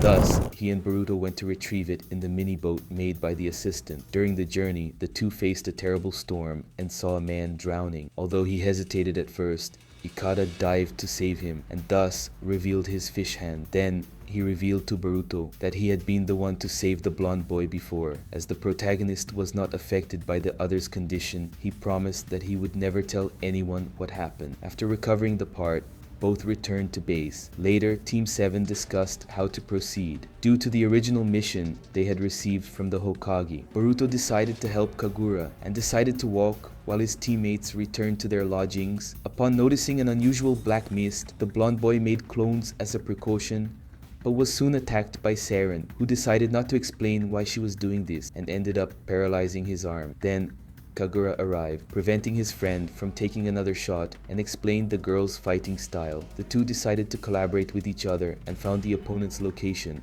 and distracted her. Thus, Kagura managed to get close to her and took her down until Funamushi appeared to rescue her. In the morning, everyone decided to investigate the coded message that was left by the Funato clan after the coup, which was repelled by the way. They discovered the truth. The naval battle was a distraction to allow the Funato to launch attack on Kirigakure while their armed forces were away. Boruto suggested that, as allies, they should help. Before leaving, the blonde boy went to check on Ikada until Kaigiki revealed that the assistant was missing and had even left his notebook full of ideas behind. Thus, Kagura led everyone there to his childhood village, which was on the Funato's route hoping to intercept them. While he was assigned to strengthen the local defenses and updated his friend on the progress they were making, Boruto asked his friend about the past he lived in the village and understood why Kagura appreciated everything. At night, the blonde boy felt ready to face the enemies, and that's what happened. The next day, they learned that Funato had sent some of his men ahead, but fortunately, the villagers had already been evacuated.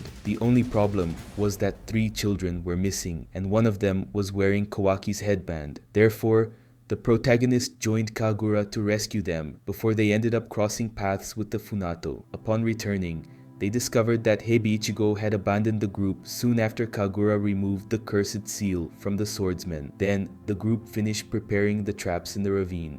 But this did not last long, as the Funato disarmed them all, in addition to launching a counterattack of their own. Furthermore, Funamushi's water release was so strong that it devastated the entire area. Luckily, Team 5 managed to block the blow, allowing everyone to be evacuated to the village, especially the remaining non-combatant. When Funato arrived, Boruto fought alongside Kagura, determined to take revenge on Seiren.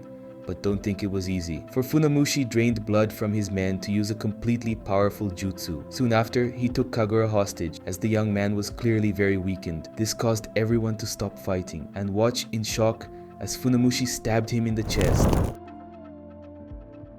The scene in question was enough for Boruto to awaken karma and launch a Rasengan towards the enemy, causing the rest to retreat. Unfortunately, Kagura's wound was very serious and he ended up dying, but before, as his last words, he asked them to protect the village. After the funeral, the blonde boy and Kawaki wished to take revenge, but everyone accepted the leader Sarada's decision, which was precisely to wait in the village, as Funamushi would certainly return. Boruto reflected on his time with his friend before being approached by Team 7, who were concerned about his use of karma. He assured them that the drug still worked and kept him under control. The next day, while repairing the village, Boruto reaffirmed his desire for revenge against the Funato, sharing food between the villagers and ninjas. Later, he found Kawaki at Kagura's grave, where they decided to avenge his death. The Funato captured Denki and Iwabi, and Boruto led the fight against the enemy. He used lightning style against Funamushi, who severely wounded him before being killed by Buntan. After Heibichigo's death, she was buried beside Kagura. Boruto revealed to Sarada that avenging Kagura brought no relief. With the return of Denki and Iwabi,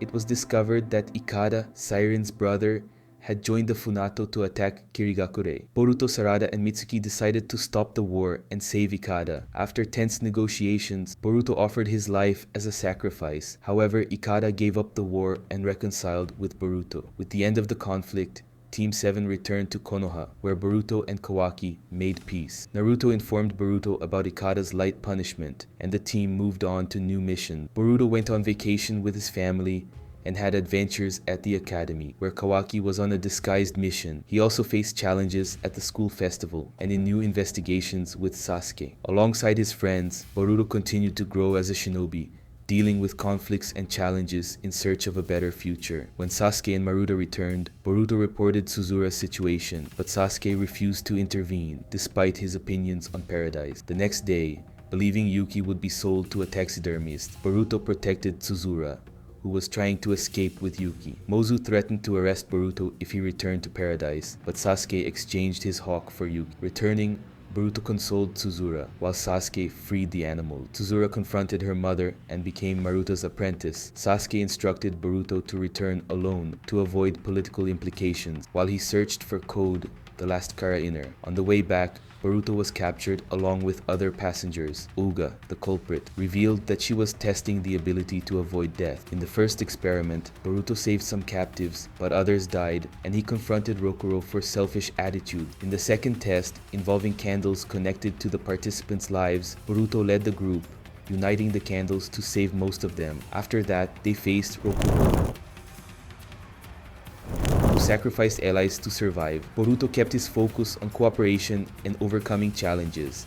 In the next experiment, in a room with a collapsing ceiling, Boruto led the captives, helping Yatsume, and with strategies, found a way out to save everyone earning Uga's praise. During the experiment, Bata revealed suspicions about Kiseru, who was hiding a communication device. In the final challenge, Boruto and others needed to sum numbers on cards to cross a gate. Despite the traps, Boruto faced Rokuro and defeated him with Namua's help. Even so, he gave Rokuro a chance to cross. While looking for clues about the true culprit for Bata and Fugo's deaths, suspecting Kaiseru, who had not yet crossed the gate. After re-encountering Kiseru, Boruto confronted him about the deaths and the communication device. Kiseru fled and, after a confrontation involving other captives, ended up attacking Boruto. He revealed that the entire maze was a genjutsu before Boruto fainted. Upon waking up, Boruto found the others in suspended animation capsule. He, Rokuro, and Yatsumi tried to escape, but Boruto ended up discovering that Yatsumi was, in fact,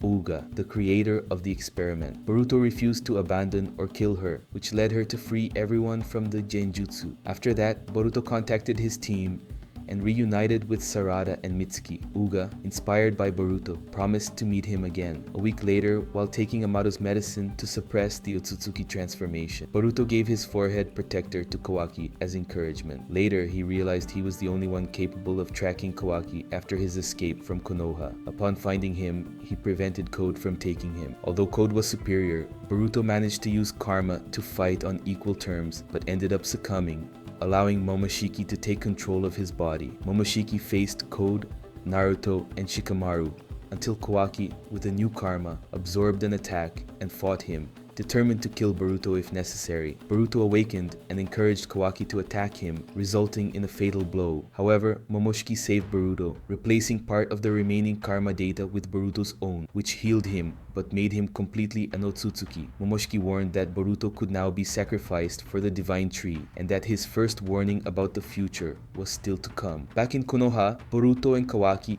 met at the Hokage monument, discussing Momoshiki's warning and how Kawaki saw Boruto as a threat to Naruto. Boruto promised to prove the prophecy wrong. Later, he reported the situation to Amado, Sai, and Katasuke, discarding the medicines he took before, as he felt greater control over himself. By Shikamaru's instruction, Boruto concealed from Sarada and Mitsuki that Kawaki had killed him, blaming Code. Sasuke, apologizing for not fulfilling his promise to deal with Momoshiki, handed his forehead protector to Boruto as encouragement. When Code and Ada invaded, Sasuke and Boruto went to help. In Amado's lab, they learned about Ada's seductive abilities and Demon's involvement. Shikamaru ordered Boruto and Kawaki to live with Ada and Demon as part of a mission,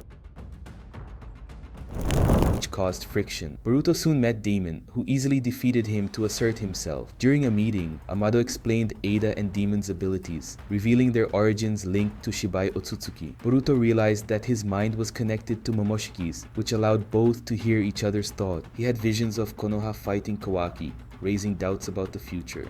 Living with Ada, Boruto asked why she chose Kawaki, being provoked by Demon. Kawaki deduced that Ada had betrayed Boruto to get closer to him. While Boruto observed the interactions between Ada, Sarada, and Sumire, he began to get frustrated with Momoshiki, who refused to reveal more about Ada's abilities. When Kawaki perceived the communication between Boruto and Momoshiki, tension arose. Shikamaru then instructed Boruto to accompany Ada, who wished to leave, leaving him uncomfortable with the situation. During the walk, Demon became intrigued by Himawari's presence, surprising Boruto with his reaction. Upon discovering that Kawaki was responsible for his parents' disappearance, Boruto went after him. Kawaki tried to seal him in the Hokage monument, but Boruto resisted using his karma. Despite trying to dialogue, Kawaki was determined to kill him for being an Otsutsuki. Sarada intervened to help, but Boruto asked her to flee. He ended up losing his right eye while protecting her from an attack shortly before the arrival of Mitsuki, Konohamaru, Shikamaru,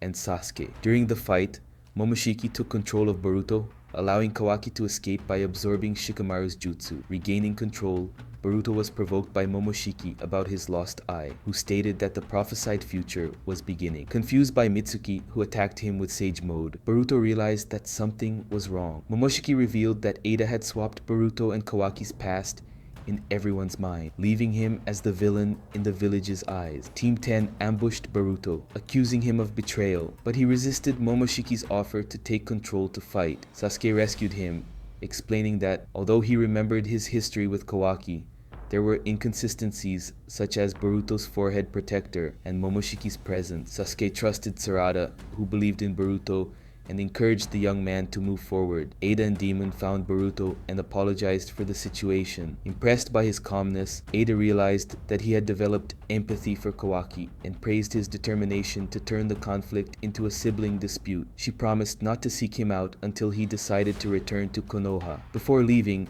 Sasuke reminded Boruto that the village would pursue him, and the young man reaffirmed his determination to prove his identity and change the fate imposed upon him. In the Hokage's office, Sarada Uchiha takes center stage. Her new look reflects confidence and rebellion. A stylish off-the-shoulder jacket, earrings with the Uchiha, other accessories that highlight her striking person. Despite her refreshed appearance, her tone of voice carries impatience. She debates with Shikamaru, now the 8th Hokage. The atmosphere is tense. Shikamaru, wearing a cloak almost identical to Naruto's, maintains his serious. He argues about the sanctions imposed on Boruto, justifying them as necessary and aligned with the will of the Leaf Village. For Shikamaru, Boruto had crossed an unforgivable line by being accused of assassinating the 7th Hokage, threatening Kawaki. Sarada, on the other hand, was outraged. The young Uchiha insisted that it was inconceivable for Boruto to be capable of such an extreme act, arguing that he should at least have a chance to explain. The debate escalates. Konohamaru, present in the room, tries to mediate the situation. Tempers remain. Shikamaru argues that Boruto's actions reflect the village's rules and will, while Sarada reinforces her belief that something is wrong. For her, Boruto is not guilty, and his escape is understandable given an unjust execution order. However, Shikamaru remains inflexible,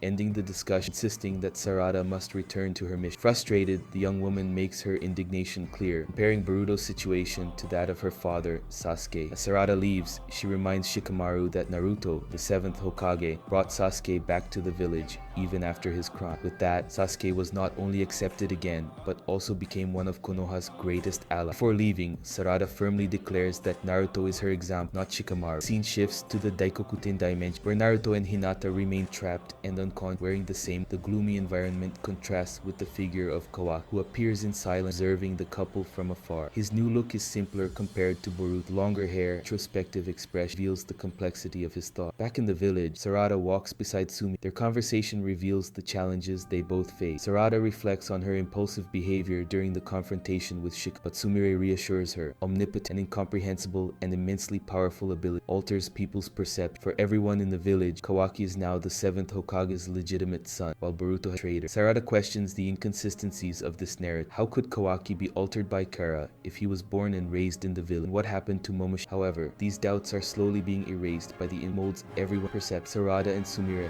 wonder how they can face such an overwhelming ability. Two arrive at a room where Ada and wait. The boy, always provocative, mocks their attempt, stating that it is impossible for them to change anything. Ada, however, reveals that although she cannot control him, she is beginning to understand better how it. Sarada insists on continuing to seek and showing that she will not give up, even in the face of such an overwhelming power. Ada begins to explain the mysterious ability known as omnipotence. She reveals that it is an Otsutsuki Shinjo technique capable of granting wishes, and it was precisely Kawaki's wish that gave rise to the current situation. Sarada hears this with concern, especially when Ada mentions that everyone's memories have been altered. The memories involving Boruto and Kawaki were swapped, also changing the positions they both occupy. Everyone's perception. Upon hearing this, Sarada cannot hide her despair. Is there any way to reverse the situation and restore the original memories? Ada, however, is realistic. Even if they try to explain to people what happened, they wouldn't understand. She proposes a disturbing reflection. What if in fact the altered memories are Sarada's and Sumire's and not other people? For Ada, it is more sensible to give up trying to revert everything to its original state. The only alternative would be to overwrite the memories again, but that is extremely risky. Ada also expresses her curiosity. Despite not being Otsutsuki, Sarada and Sumire keep their memories intact. This raises suspicion. Ada questions how this is possible and approaches them with a question that makes them tense. Are they really her servant? In another area,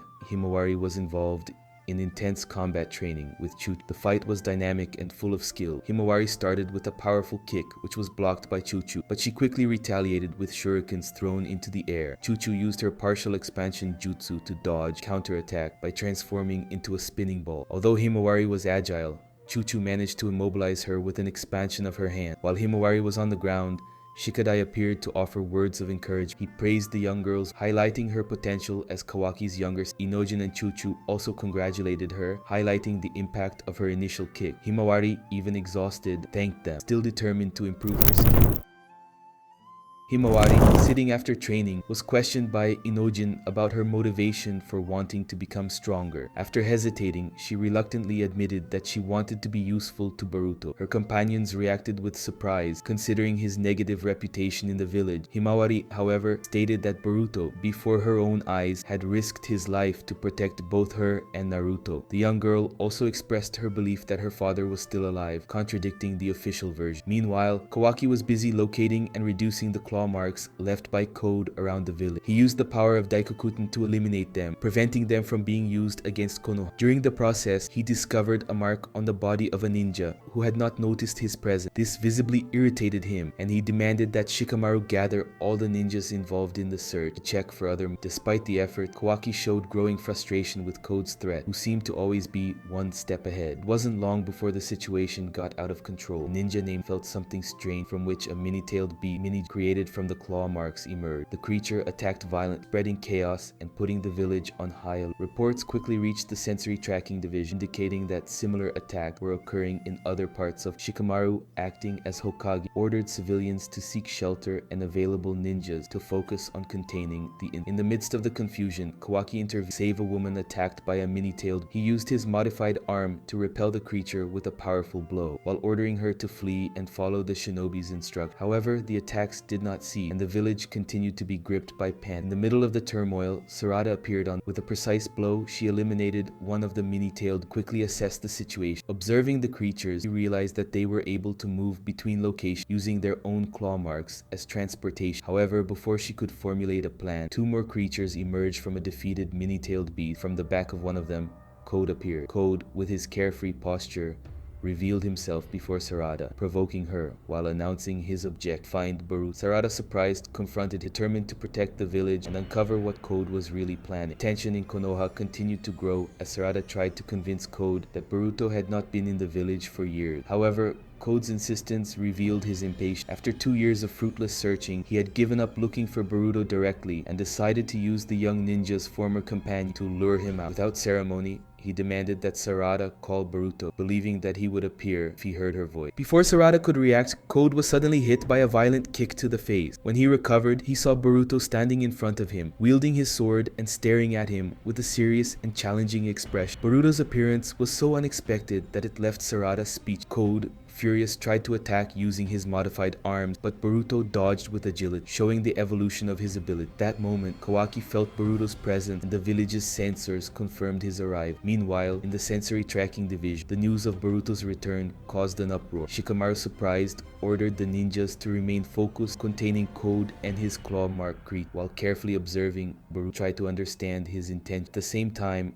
Ada, using her Senrigi, observed everything from afar, who murmured Boruto's name enigmatic. On the battlefield, 3 creatures surrounded Sarada, while Boruto remained in front of her, facing Code with determination. The villain, visibly frustrated, provoked Boruto, mentioning Kawaki, showing that his search had finally reached a direct confrontation. The moment was marked by Boruto's serious expression, seemed ready to face any threat. In the next chapter, Kawaki finally confronts Boruto. He provokes him, questioning how someone who disappeared 2 years earlier could now threaten to spare his life. Boruto, however, maintains his firm posture, warning Kawaki to eliminate Code's creature while he still had a chance. The tension between the two is palpable, especially when Boruto suggests that he would not hesitate to go beyond what he had done before, alluding to the eye Kawaki lost. While Kawaki reacted with disbelief and sarcasm, Sarada watched everything, shocked by the change in Boruto's attitude. Before she could process the situation, Boruto asked her to prioritize protecting the civilians who were still in the village. Despite his apparent coldness, he showed concern for the safety of others, reinforcing his determination to solve the threat. Meanwhile, the battle against the clawmark creatures continued in other areas of the village. Shikadai and Chocho fought side by side, using their abilities to contain the creature. Himawari, observing from the sky alongside, was impressed by the courage and strength of her companion. However, the creatures proved to be more treacherous than they, emerging unexpectedly from their defeated ally. Chocho was caught by surprise by an attack, but Inojin, mounted on his bird, saved her at the last moment, reprimanding her with irritation, showing concern. The battle in Konoha reached a new peak of intensity. Boruto back, tensions increased, and all eyes were on the imminent confrontation between him, Kawaki. Boruto's determination and the impact of his presence indicated that the battles to come would be decisive, not only for the future of the village, for the fate of everyone involved. As the battle for survival unfolded in the Konoha sky, Inojin found themselves in trouble. One of the creatures, with a swift and brutal move, used its tail to destroy the bird that supported the two. Himawari began to fall, completely vulnerable. Creature, taking advantage of the moment, lunged towards her, determined to attack. Inojin screamed for her, but knew he wouldn't have time to save her alone. From below, Shikadai watched the scene helpless till a powerful presence emerged at high speed. Kawaki. With impressive precision, he flew to the two, allowing Inojin to grab Himawari in the air. Meanwhile, Kawaki kicked one of the creatures with enough force to throw it far away. But to his surprise, the monster recomposed almost instant. No other choice, Kawaki joined the group formed by Inojin, Himawari, and the rest of Himawari, relieved, thanked her brother for saving her, but Kawaki, irritated, reprimanded her for continuing to call him bro. Before the conversation could continue, Shikadai warned about the difference of the creature fate. It was visibly stronger than the other claw-marked creature. Suddenly, the monster emitted a strain, almost as a harbinger of destruction. Another creature appeared beside it. This one attacked Kawaki with brutal force, smashing his face against the ground, cracking the surface. Shikadai screamed for Kawaki, but before he could help, the creature grabbed the young bird. A single Otsutsuki. Tension in the air was palpable. Shikadai quickly used his shadow paralysis jutsu, immobilizing the creature temporarily. He encouraged Kawaki to flee, but the boy, now activating the power of karma, responded with fury. The term Otsutsuki seemed to irritate him deeply, and he unleashed an explosion of energy that destroyed the creature. However, the victory was brief. From each defeated monster, new ones emerged, ready to continue the attack. The unique patterns on their face, like claw mark, were an unsettling reminder that the fight was far. As chaos took over the village, Boruto, surrounded by his own claw-marked creatures, remained calm. Wielding his sword, he calmly analyzed the enemy's move. When one of the creatures advanced, Boruto reacted with impressive speed, delivering a precise blow that cut it from neck to rib. In a fluid movement, he sheathed his sword as the creature's pieces fell to the ground. Other creatures were quick to attack, but Boruto advanced with surgical precision, eliminating them one by one. His movements were so fast and lethal. When it was all over, the ground was covered with fragments of the monster. Code, observing from afar, was visibly irritated, but Boruto, serene, warned him about continuing the fight. Code, however, seemed to despise the creatures he had created, referring to them as mere disposal. Boruto, in turn, warned about the true terrors, mentioning their connection to the Ten-Tail, which left Code. Meanwhile, Sarada also faced tense battle. Using the Great Fireball, managed to defeat some creatures before engaging in close combat with her. Her movements were agile and precise, demonstrating how much she had evolved. Nearby ninjas were impressed by her skill, but she, indifferent to the praise, emphasized that the title of Genin or Jon mattered little on the battlefield. However, the danger proved even greater when one of the creatures, recovering, tried to attack her from behind. A ninja noticed the threat and, in a heroic act, placed himself between Sarada and the blow. Fortunately, he was captured and began to transform into a tree. For Sarada's horrified, the process was fast and cruel, with part of the ninja's body being absorbed by the twist around them. Other creatures replicated the same attack, transforming more ninjas, spreading despair. Sarada tried to understand the gravity of the situation. Boruto and Code continued their confrontation. Boruto seemed more informed about the true nature of the claw mark, the Ten-Tail, suggesting that the alterations made by Code had transformed the monster's terror. Seemingly endless threat pressured the heroes to give their all to protect Konoha. The battlefield was ablaze. The fate of the village depended on the next decision of Boruto, Kawaki, and their allies. The fight against the horrors of the Ten-Tails and Code's obstinacy pushing everyone involved to the limit of their strength and courage. Confrontation between Boruto and Code reached new levels of intensity, with every word charged with tension. Boruto, in a firm tone, tried to convince Code to stop his plan and avoid a devastating future. He mentioned the danger of the Ten-Tails, explaining that by devouring the beast planted a that would give rise to the divine tree, destroying the plan. Despite the warning, Code remained confused and disbelieved, unable to fully understand Boruto's intent. Still, Boruto made his objective clear. He wanted to be taken to the Ten-Tail's main body, but in return, he would spare Code's life. Koji, who was following the conversation, reacted with contempt, scoffing at the idea. To him, Boruto seemed completely insane. However, Boruto remained unwavering, showing confidence and tranquility as he declared that it would be easy to defeat him if necessary. Koji, overcome with irritation, prepared to attack. As he concentrated chakra in his hand, Boruto began to move slowly, enveloped in a growing flow of chakra. He formed a unique-looking Rasengan and named it Rasengan Uzuhiko. The energy of the attack was so intense that circles of chakra spun around him, foreshadowing something truly innovative. The tension increased. Code, who was following the scene, decided to intervene. Using his claw marks, he appeared behind Boruto and launched a sneak attack. With sharp reflex, Boruto quickly ducked, dodging while preparing a counterattack. He tried to hit Code with his chakra-infused hand, but Code managed to block the blow and launched a counterattack with his other hand. The fight became a precise and fierce exchange of blows, Boruto using his sword to block Code's attack.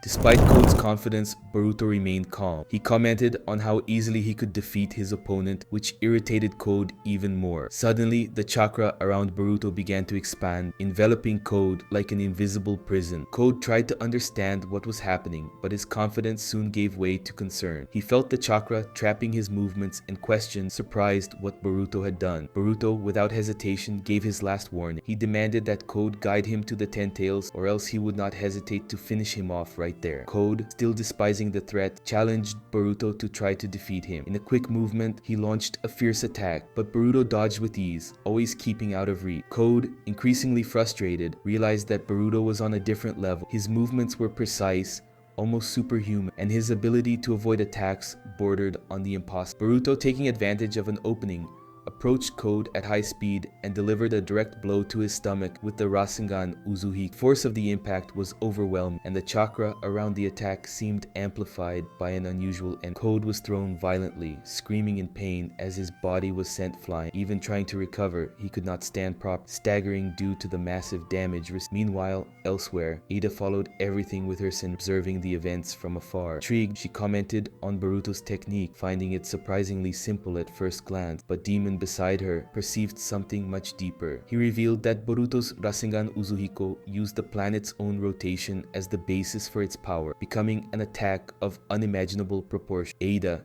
shocked by the explanation, could not believe what she heard. Boruto's technique transcended the ordinary, using planetary energy as a weapon. Demon in turn admired Boruto while the battlefield remained in suspense. With Code defeated and the true strength of the Rasengan Uzuhiko finally revealed, the balance of the battle seemed to have shifted, but the impact of this new ability was yet to be fully understood. In the intense battle between Boruto and Code, the atmosphere was tense and charged with expectation. Code, visibly weakened and almost out of strength, barely stands. Despite his pathetic state, his mind still tried to process what Boruto had done. Everything around him seemed to spin chaotic as he struggled to understand what was happening. Boruto, demonstrating coolness and mastery of the situation, explained the devastating blow he had. The Uzuhiko, innovative technique that involved the planet's chakra, inflicting relentless damage. Boruto's merciless description of Uzuhiko's effect made it clear that Code's suffering endless until his life, just as the planet's rotation. Code, confused and disoriented, tried to get up, soon fell back to the ground, defeated both physically and mentally. Silence was broken by the arrival of Kawaki, who, without hesitation, attacked Boruto using his modified. Same moment, the Inoshikacho trio Himawari appeared on the bringing new tension. Himawari, concerned, called out to her brother, while Shikadai questioned Boruto about his presence in the Leaf Village and his interaction with Code. In the midst of the confusion, Code, still fallen, tried to summon his claw mark, create an escape route. However, Kawaki quickly dispelled the mark, demonstrating his determination to finish off the enemy. Shikamaru, through communication,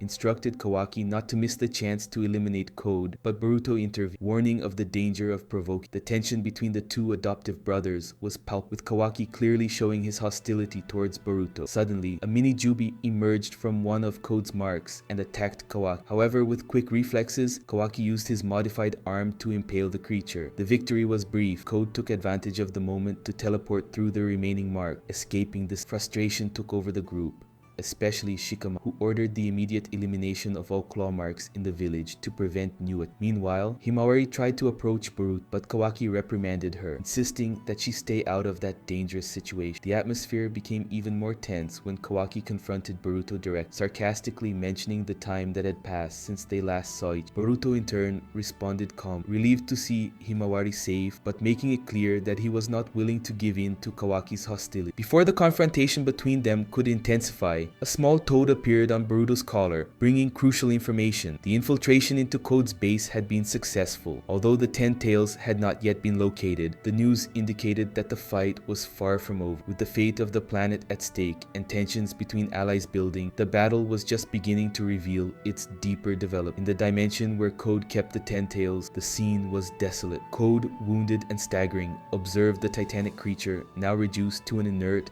and surprisingly smaller state. The mini-Jubi was immobilized. Its imposing presence seemed to have disappeared along with much of its strength. Hidden among Code's rags, small Toad watched intent, muttering to itself for confirmation that was indeed the Ten-Tailed. Meanwhile, elsewhere, Boruto was informed about the situation. Without hesitation, he began to perform hand signs, demonstrating unwavering determination. He prepared to act, but not before murmuring a phrase that ended the chapter with an air of mystery. Very well, the tension in the Hokage's office.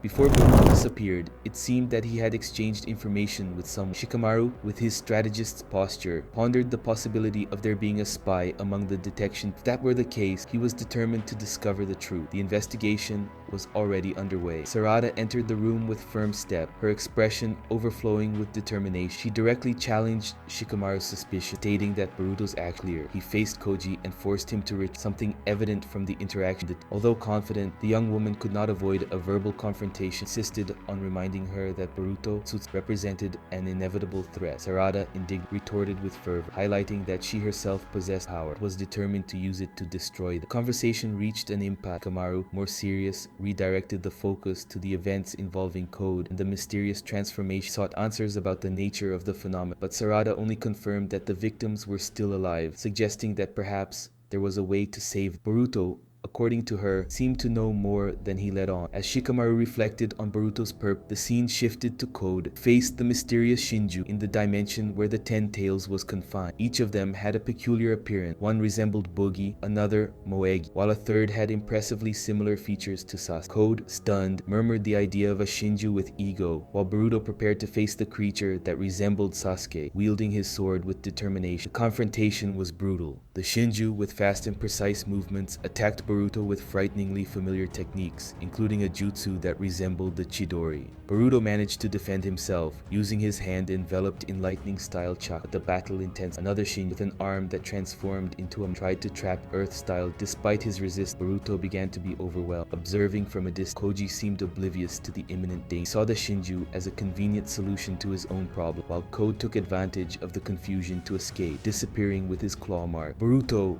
furious, tried to stop him, but was warned by his Toad ally about the need to retreat. Even under pressure, Boruto continued fighting the Shinju. One of them, appearing to be the leader, calmly observed, declaring that Boruto could not escape his fate. With a quick hand seal, Boruto disappeared using the Flying Thunder God Jutsu, reappearing in an isolated location, leaning against it. He looked at his scratched headband. Someone approached, warning him not to exert himself to the point of endangering the entire planet. Boruto, exhausted, responded with a tone of regret, admitting that he had acted in haste. The scene made it clear that the battle was just beginning, with the Shinju awakening and the fate of the world hanging over Boruto. In the devastating scenario of Boruto 2 Blue Vortex, events follow a line of increasing tension as new dangers emerge. After an intense clash, Boruto finds himself in the shadow of a giant tree, marked by Sasuke's sacrifice. Tree trunk displays the legendary ninja's trait, revealing that he had been transformed into part of Code's sinister claw mark plan. Fight against the enemy left marks not only on the battle, also on the hearts of the survivor. Kashin Koji, now a reluctant ally of Boruto, tries to prepare him for the inevitable confrontation. His firm posture and direct words reflect the gravity of the situation. Meanwhile, Boruto, still inexperienced, carries the weight of his master's expectation. The scene is filled with melancholy as Boruto approaches the tree where Sasuke is sealed, observing the sword the master wielded until the last. With determination, he picks up the weapon,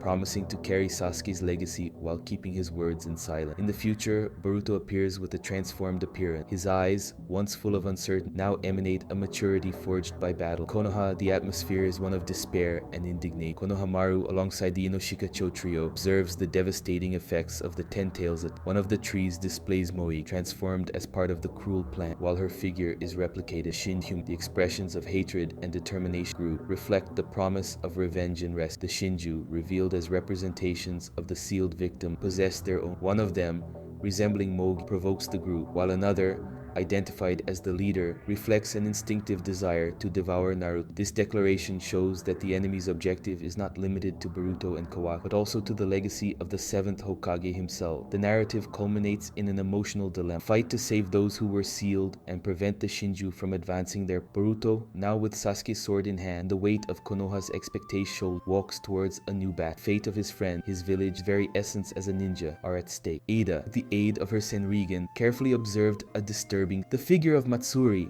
a mysterious being emanating a predatory instinct, drew her attention. Matsuri seemed to fix her target on Konohamaru Sarutobi as if guided by an uncontrollable will. The Shinju leader, alongside Matsuri, encouraged this choice as if feeling a growing connection with that. Among the Shinju, one of them, who resembled Sasuke, questioned its own existence, while another replied that such doubts were irrelevant, highlighting that instinct would guide them. Meanwhile, Ida continued to capture the unfolding event, reflecting on the terrible transformations people had suffered. The victims of Code's claw mark had become trees, and their chakras gave rise to the fearsome Shin. At that moment, a buggy clone, who until then seemed harmless, approached Ada unexpectedly. He stared at her intensely, revealing that he had managed to observe everything through the sen. Surprised and uncomfortable, Ada dropped what she was holding, while Demon, concerned, tried to understand what had happened.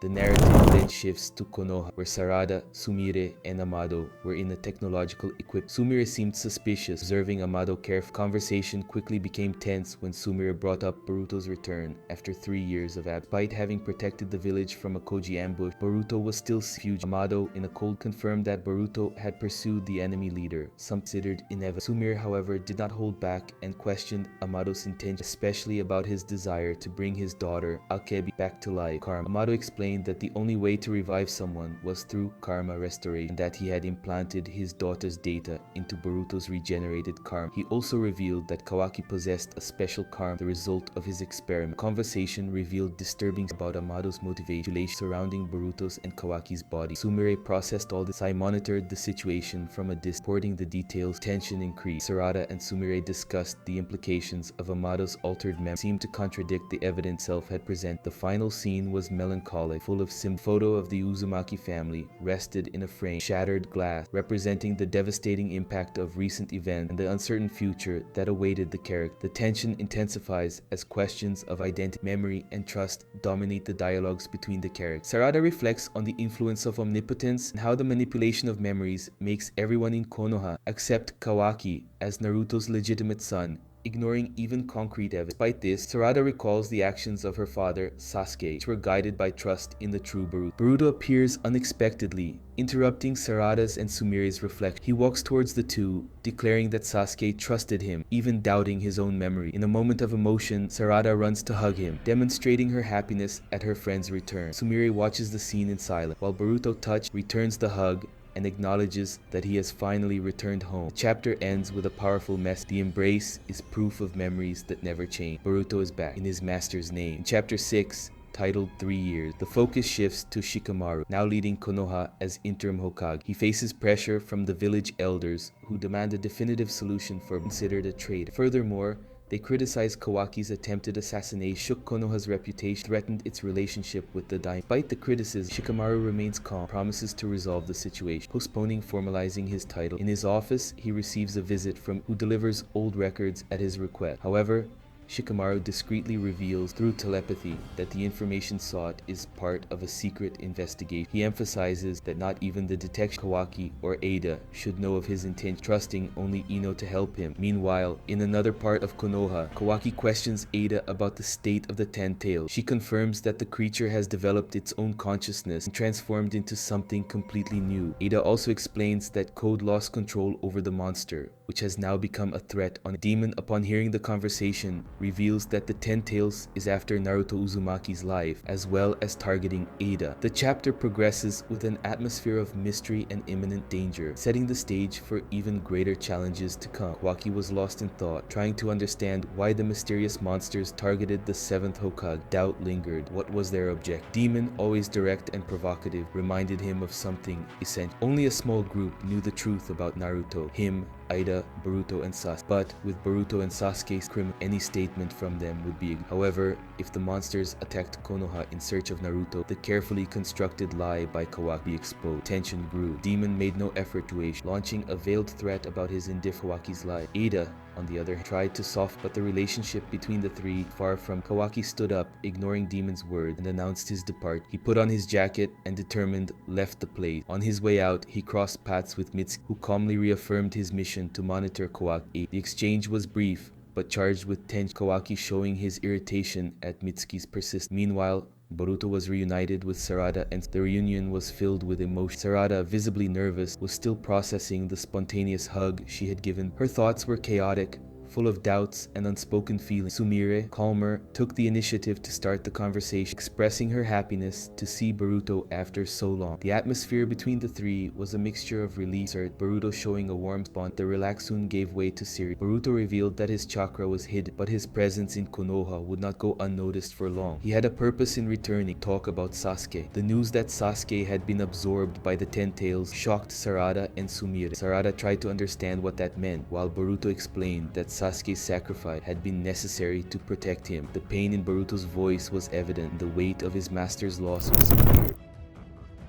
In another corner of the village, Kawaki stopped abruptly, feeling something. He sensed Boruto's presence. Mitsuki, always attentive, noticed the change in Kawaki and confirmed his suspicion. A snake emerged from his arm, showing that Mitsuki was ready to act. Back to the trio, Boruto continued to explain. He revealed that the Ten Tails, creature destined to devour chakra and transform an Otsutsuki's into a divine tree, had changed somehow. Now it was evolving into a Shinji, something that shouldn't happen. Sumire and Sarada were incredulous at the revelation, trying to assimilate what all. Meanwhile, Mitsuki mentally contacted Shikamaru to inform him of Boruto's presence in the village. Shikamaru, surprised, questioned how Boruto had managed to hide his chakra. Mitsuki explained that Boruto was south of the village and warned of the possibility of an imminent confrontation between Kawaki and Boruto. The urgency of the situation was palpable, and Mitsuki was determined not to let Boruto escape again. The tension increased. Kawaki, unconscious on the ground after being bitten by Mitsuki's snake, showed how serious Mitsuki was. He acted quick, forming Shikamaru and ensuring the situation was controlled. Back to the conversation, Boruto mentioned Koji, a mysterious figure, and associated his actions with the Ten Tails transformation. Sarada, confused, tried to understand better, but the complexity of the situation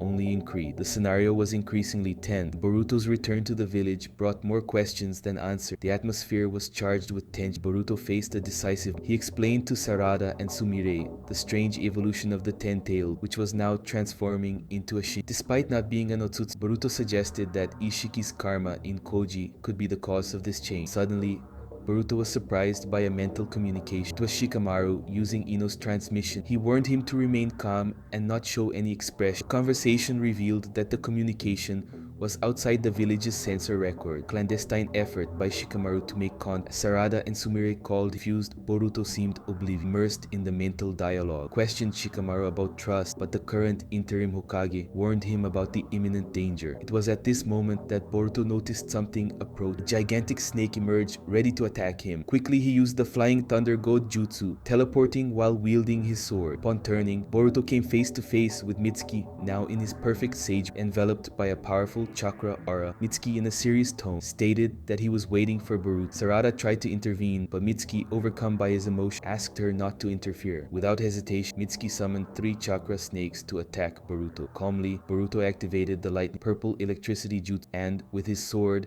cut through the attack. Mitsuki, determined, used the hidden shadow snake, making snakes emerge from the ground. Boruto, attentive, jumped before being hit, observing the ground around him being destroyed. In the air, he faced Mitsuki with determination. Boruto told Sarada that he would save his master and everyone who had been transformed into tree. He then quickly sped away. Sarada tried to call him, but Boruto was already out of reach. Mitsuki, observing his former companion's escape, seemed conflicted but continued his pursuit. While flying through the forest, Boruto re-established mental contact with Shikamaru. He criticized Mitsuki's interference and accused Shikamaru of prioritizing his position as Hokage. Shikamaru's response was pragmatic. Konoha and the Land of Fire had decided to eliminate Boruto, and he needed to act cautiously, even if it meant letting Mitsuki act. Shikamaru then shared an unsettling theory. Everyone's memories might have been manipulated, reversing the roles of Boruto and Kawaki. Boruto, shocked by the possibility, landed in a dense forest. He ensured he was far enough to escape Kawaki's detection. However, before he could move on, he was surprised by one of Mitsuki's. Looking back,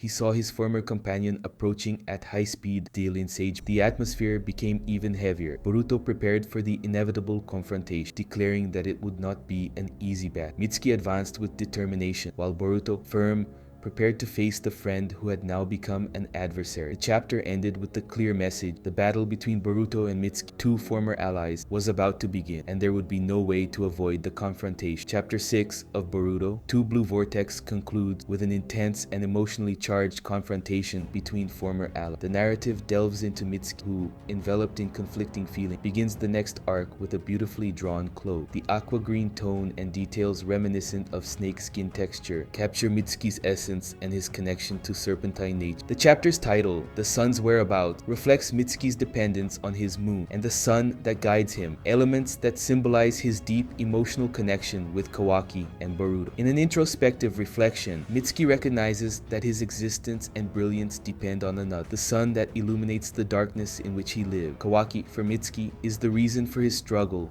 and his survival. The narrative quickly shifts to the battle where Mitsuki, in his sage, attacks Boruto with ferocity. Boruto, demonstrating surprising control, responds calmly, throwing shurikens that Mitsuki neutralizes with snakes summoned from his chakra. The exchange of blows intensifies, Mitsuki summoning new snakes that destroy the ground in rapid explosion, forcing Boruto to retreat. In a strategic maneuver, Boruto uses the Flying Thunder God Jutsu through a previously thrown shuriken, appearing behind Mitsuki. He tries to talk, but Mitsuki maintains his determination, stating that he himself will now be Boruto's adversary.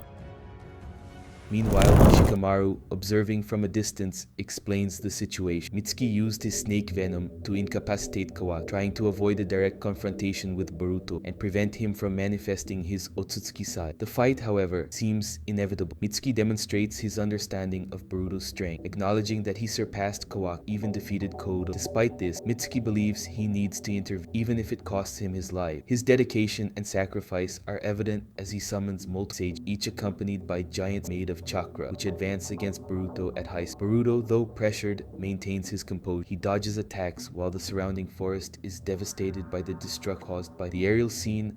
Highlights the impact of the battle, trees being knocked down and the terrain completely altered. Boruto, with his sword infused with lightning-style chakra, eliminates Mitsuki's clones one by one, moving with impressive agility. As the dust of battle begins to settle, Mitsuki, still determined, advances against Boruto with renewed intensity. The gaze of both reveals that there is no room for hesitation. The fight between the two former companions is just beginning. The emotional weight of this confrontation promises to leave deep marks on both. The chapter ends with the promise of an unforgettable battle and the reminder that alliances and bonds can be tested in the most difficult. The conflict between Boruto and Mitsuki marks the beginning of a new phase where the confrontation between past and present determine the fall. In the heat of combat, Boruto and Mitsuki reach the climax of their fight with powerful lightning style. Mitsuki summons the lightning snake Jutsu, while Boruto counterattacks with the light. The energies collide in the air, creating an explosion of sparks and a rapidly dissipating dust cloud. Amidst the chaos, Boruto advances and, in a precise move, presses his sword against Mitsuki's neck, but stops the attack before completing the blow. Recognizing defeat, Mitsuki deactivates Sage. He seems torn between admiration and frustration, while Boruto remains calm, uttering words that seem more like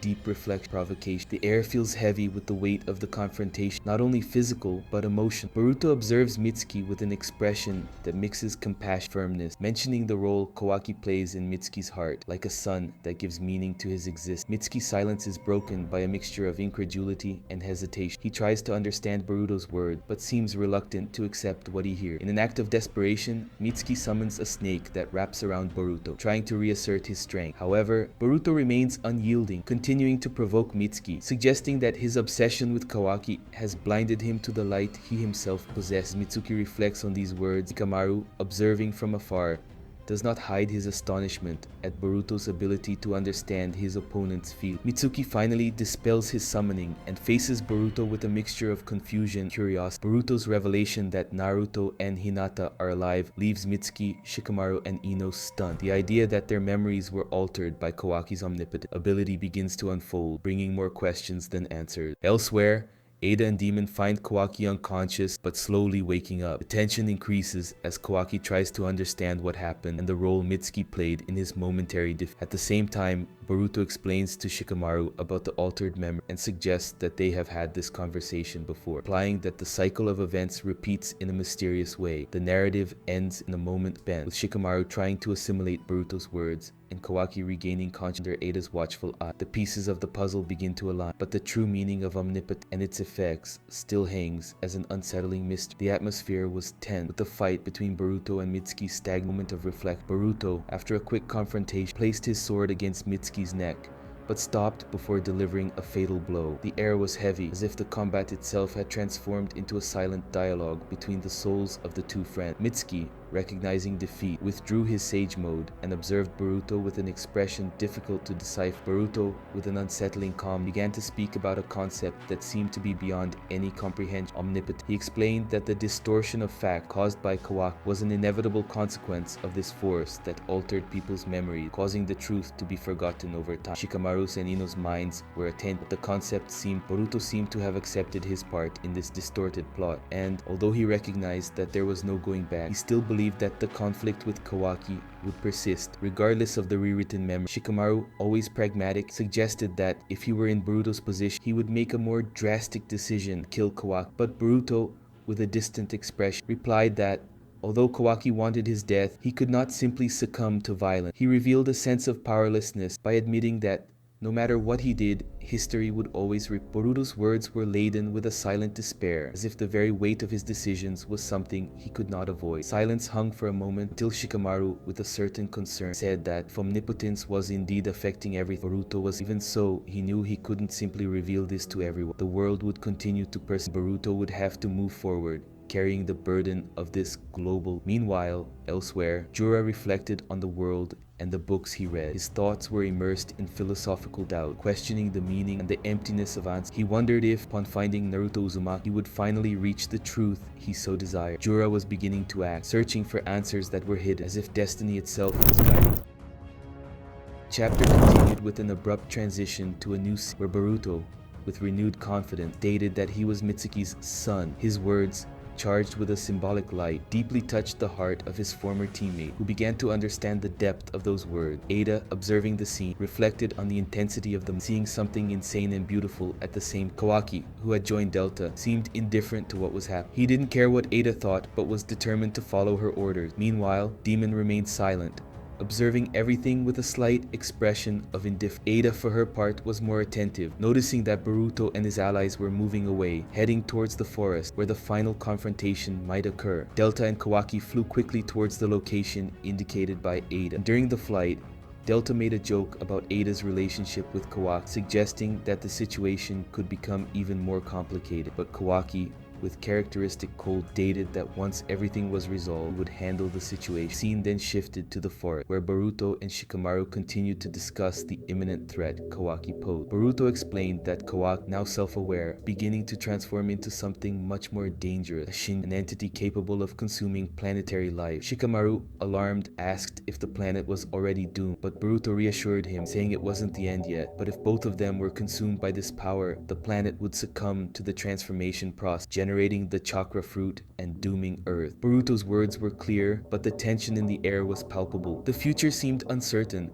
and the weight of destiny began to fall upon everyone involved. The atmosphere was tense, and Ino watched, astonished, as Shikamaru reflected on the recent phenomenon involving Moegi Kazamatsuri. The information was concerning. She, from Team 10, had been devoured by Tsumiaka and transformed into a tree, just like both men and women. The repetition of the incident raised questions about what was actually happening. Boruto, serious, quickly explained that this being fed on the victim's chakra to stay alive, although he still didn't know for sure the purpose of this act. Shikamaru, always attentive, wanted to know more, but before he could get more answers, he was interrupted by a sensory team's communication, bringing a message from Kawaki. Kawaki's urgent tone was clear. Boruto had been located south of the village, and the team was preparing to approach. The situation was becoming increasingly imminent. Shikamaru, with his usual pragmatism, suggested that they should not act rash. They were dealing with someone with significant ability, and it would be better to wait for proper support. Kawaki, however, impatient, did not share the same caution, and a confrontation with Boruto seemed inevitable. Soon the scene shifted to the forest, where Boruto, hearing the conversation, used the flying thunder god Jutsu, disappearing before Kawaki could even sense his presence. Kawaki and Delta's frustration palpable, but the search continued unsuccessful. Meanwhile, Ada and Demon watched, Ada reflecting on the situation. When Mitsuki arrived at the house where they were, the exchange of words between him and Ada revealed a more personal and introspective side of the young ninja. Mitsuki, always enigmatic, shared his own reflection on what he felt, especially after meeting Ada. The conversation, initially tense, softened as he recognized the complexity of human feelings, something he had not fully understood until then. Meanwhile, Demon remained silent, observing the dynamic between the other two. Ada, with her penetrating gaze, questioned Mitsuki about about it, soon understood that he was just trying to understand himself. Mitsuki's dilemma was clear. He, an artificial being, discovering himself as experiencing passion for the first, something that had been indifferent to him before. Ada, in turn, reflected on what Boruto had said, and a desire to reconnect with him formed in her mind. The conversation, which seemed trivial at first glance, ended up revealing deep layers of motivation both in Mitsuki and Ada. The scene concluded with Ada, thought wishing for a new encounter with Boruto, as if something was still something she could understand. At that, the scene unfolds in the forest, where a claw-marked creature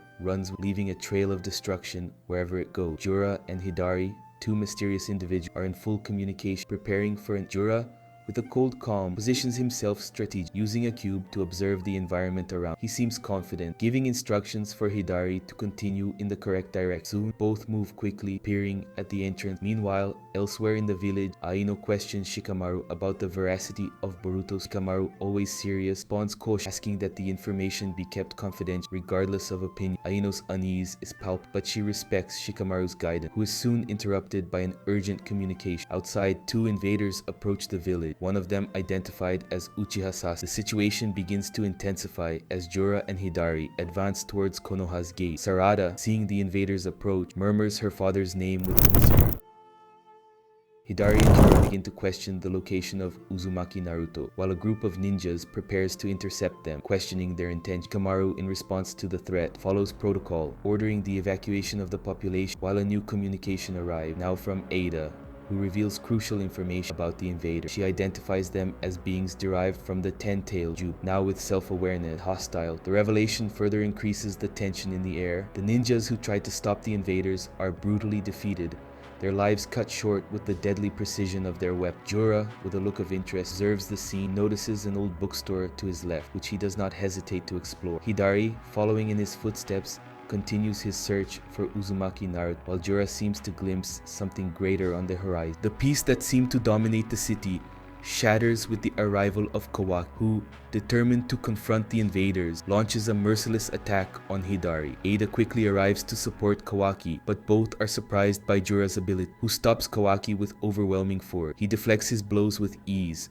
breaking the modification on his arm with a single punch. Kawaki, surprised and at a disadvantage, is knocked down with a brutal impact. While Kawaki is unconscious, Ada rushes to him, desperate to help, but Jura is more attentive to the presence of another target, Uzumaki Naruto. He senses the tailed beast chakra, which still resides within Naruto, and this puts him on alert. The tension grows when Sumire and Sarada arrive, but the young Uchiha recognize the true threat. She remembers Boruto's words about the Ten Tails and the master who was taken by, but even so, she finds herself lost amidst unquest. However, the situation offers no rest. The Inoshikacho trio, along with Himawari, appears ready to face whatever. Ikadai, with his usual determination, declares that he will not hesitate, even if the target is Sasuke, traitor now allied with the invader. Inojin, trying to reassure Himawari, assures her that he will be by her side. Suspense reaches its peak when Jura suddenly appears before the trio, his gaze fixed on Himawari. He observes the young girl with an almost disturbing curiosity, which leaves Himawari disconcerted and frightened. Hidari, next to Jura, questions the identity of Uzumaki Naruto, but Jura, with an intrigued tone, seems more interested in Himawari. The chapter ends with a sense of imminent danger, leaving the question hanging. Can Shinju be counter-attacked? Tension hung in the air as Jura intently watched the Inoshikacho trio, with a gaze particularly fixed on Himawari. Presence seemed enigmatic and at the same time unsettling. He analyzed the situation without rushing to act. Himawari, in turn, was visibly confused, not understanding what was happening. Nojin, always protective, positioned himself in front of her, ready to defend her at any cost. Shikadai calmly and seriously communicated with the sensory unit, warning about the presence of the invaders. He mentioned that, although there were no signs of Sasuke, the situation required immediate reinforcement. Jura, then breaking the silence, questioned the invaders' motivation for being in such a remote place. Taking a book from his chest, he made an intriguing observation about Shikadai, recognizing him as the current Hokage's son. Shikadai, disconcerted, responded firmly, asking if Jura had a message for his father. Jura, however, kept his focus on another matter. He revealed that his true interest was in Naruto Uzumaki's trail, and that, despite not finding him there, something else had caught his attention: the Nine-Tails reaction emanating from Himawari. Jura's words shocked everyone, with Inojin questioning what that meant, while Chuchu expressed her distrust of the strange invader. Himawari, paralyzed by confusion and fear, was suddenly captured by trees that emerged from the ground. Team 10's reaction was Shikadai used his shadow imitation to prevent the tree's advance, free Himawari, while Inojin quickly summoned a chameleon to pull her. Chuchu, with her partial expand, managed to catch her before she fell. Jura observed with the group's skill and coordination, highlighting Team 10's effect uniting without saying a word. However, Jura was not there. He made it clear that his only objective was to capture Uzumaki, and that if Team 10 resist, they would face the tension increase. Shikadai, concerned about everyone's safety, contacted by, quickly explained the situation, revealing that the invaders were after Himawari, probably due to the Nine-Tail. Meanwhile, the scene shifted to Kawaki, who was unconscious, Ada trying to revive him. Amato's presence, observing from afar, indicated that something else was happening. He murmured, clearly concerned about Jura's figure. The story was unfolding towards an imminent confrontation. In a new scene, in a rocky location reminiscent of Orochimaru's hideout, Boruto firmly held the karma mark. Kashinkoji beside him informed him that the invaders had initiated their act. Boruto, determined, activated the Flying Thunder God Jutsu, ready to move quickly towards the lead. Back in the village, Shikadai, with a serious expression, questioned Jura about his true objective. Jura confirmed that they were, in fact, following Naruto's trail, but that now his attention was focused on the Nine-Tails chakra emanating from Himawari. The mystery surrounding the connection between Himawari and the Nine-Tails deepened, leaving everyone even more apprehensive about what was to come. The scene was tense and full of mystery. Shikadai, wide-eyed, tried to process what Jura had just said. The Nine-Tails chakra emanated from Himawari, something he would never have imagined. It was a revelation that shocked him, as he knew the Nine-Tails should be extinct. Himawari, completely lost, didn't understand what was happening and just repeated the name of the nine-tailed beast, not knowing the reason for such a connection. Inojin, noticing his friend's unease, tried to calm her, believing that it was all just a mistake or misunderstanding by the invader. Jura, coldly, maintained his position and revealed that, despite also being surprised by the situation, they needed answers. He wasn't there to talk, but to find the truth, and the only way to do that would be by devouring Himawari. The trio of ninjas was stunned by the declaration, especially Shikadai couldn't believe Jura's word, but even in shock, the tension only increased as Jura took a step forward, advancing towards. Meanwhile, in Shikamaru's office, nervousness took over. He received an urgent report about the invader's location, and upon turning to the person calling, he was surprised by a toad that connected with Imanaka. The news was alarming. Boruto had entered the Leaf Village. A sense of urgency hung in the air. Shikamaru knew the situation was about to intensify. Elsewhere, Kawaki woke up, still tired, but soon felt the pressure of his own regeneration ability. Ada, with relief, gently reprimanded him, but soon he noticed something strange, a sense of presence, something that shouldn't be there. His suspicion increased. Boruto, observing the scene from atop a roof, analyzed the debris left by Jura's attack. The wood-style jutsu was unmistakable. He knew it could only be the invader's work. Toad, accompanying him, confirmed his suspicion. Boruto became even more alert. Then, a direct communication from Shikamaru interrupted his thought. Team 10's leader quickly explained the situation, mentioning that the invaders were after Himawari and that it had to do with the Nine-Tails chakra. Boruto, surprised and confused, asked more about the meaning of this revelation. The situation became even more complicated when Kawaki, now aware of Boruto's presence, confronted him. The atmosphere between the two grew more tense, Kawaki questioning Boruto about his objectives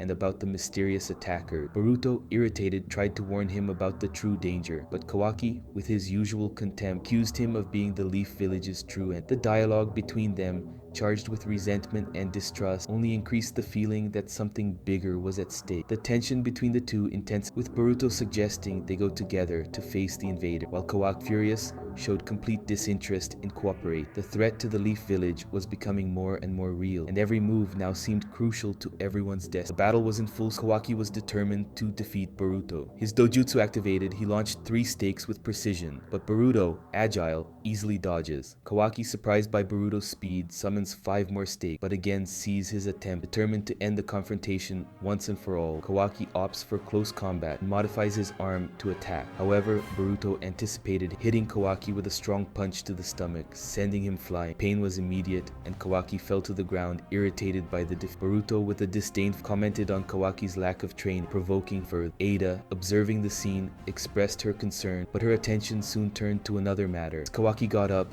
activating his karma, Boruto felt a strange resonance in his own mark. The toad accompanying him warned worried about the danger that karma activation represent. Boruto, trying to control the growing power within, felt his arm begin to writhe in response to the resonance with Kawaki's karma. Desperate, the toad ordered Boruto to move away immediately to avoid losing control. Boruto, with great effort, quickly flew away, trying to distance himself from the impact of the karma, while Kawaki, confused, observed the scene, questioned what was happening. From above, Inojin flew with Himawari, observing the battle below. Jura, noticing the shadows around, seemed to understand the situation. Shikadai, with his shadow imitation jutsu, challenged Jura, shouting for him to stop being distracted, but Jura, with a cold expression, responded only with a sigh of disappointment. Without wasting time, he began to form a tailed beast bomb, Bijudama, from his eye, a devastating attack that, if unleashed, could destroy everything around. The tension in the air increased. Shikadai, recognizing the danger, exclaimed in alarm. Before Jura could launch the attack, Chuchu appeared on the scene, using her ability to extend her arm and deflect the tailed beast bomb away. The ensuing explosion was colossal, and everyone was thrown away by the impact, with smoke and debris taking over the battle. Himawari, observing from afar, worried about her friend, while further ahead, Sarada and Sumire ran towards the combat. Sumire pointed in the direction, and Sarada, with a determined look, responded, thinking of Himawari and her friend, wishing they were okay. In the field, Shikadai began to get up, while Inojin received an urgent message to rescue Shikadai. He immediately used his bird to fly and help his friend, while in the distance, Hidari questioned Jura about the Jura calmly explained that the target was Himawari, and although it seemed they were rich, he believed their resist hid some. Curiosity about what motivated them to act like this increased, making this information even more valuable. Shikadai, with a calculating look, suggested that as long as Himawari was with them, they wouldn't need to worry about another destructive attack from Jura. Chuchu also suggested it would be better to move away from the village, an idea that was quickly accepted. However, Himawari, with a resolute look, asked to be left anywhere, decided to flee alone. Inojin, surprised, immediately objected. Shikadai also tried to convince her that fleeing alone was possible given the danger, but Himawari, with a somber expression, warning that if they continued that way, everyone would be at risk. Suddenly, mysteriously disappeared, reappearing in another location, sitting calm. Her eyes were as if in a murmured to herself, not knowing for sure what was happening. Behind her, something surprising, a miniature of the Nine-Tails fox appeared, smaller than Himawari, but with unmistakable characteristics. Fox, with a sarcastic, spoke to Himawari, asking if she knew who he was, and it was at that Himawari recognized the presence of the Nine-Tails, with a shiver running down her spine. The connection was made. The mystery surrounding the Nine-Tails chakra began to reveal itself. The story unfolds with the Inoshikacho trio, accompanied by Himawari, being transported by Inojin's bird, flying rapidly. Meanwhile, Jura observes everything from afar and reflects on the situation, realizing that Team 10 ninjas are trying to change the battlefield, protect the village, and minimize damage. Hidari, who follows the movements, quickly realizes that other ninjas are approaching and mentions the fact. Meanwhile, Konohamaru contacts the team, confirming that the two invaders have been located, but Team 10 has not yet been found. Shikamaru, on the other hand, reassures everyone, explaining that Team 10 is heading southwest, trying to lure the enemies there. The objective, apparently, is to protect Himawari, who's the invaders' target. The sensory team will be responsible for providing the exact location. Kawaki, who was listening to the conversation, reacts with surprise upon discovering that the invaders are after Himawari. The scene then cuts to Boruto,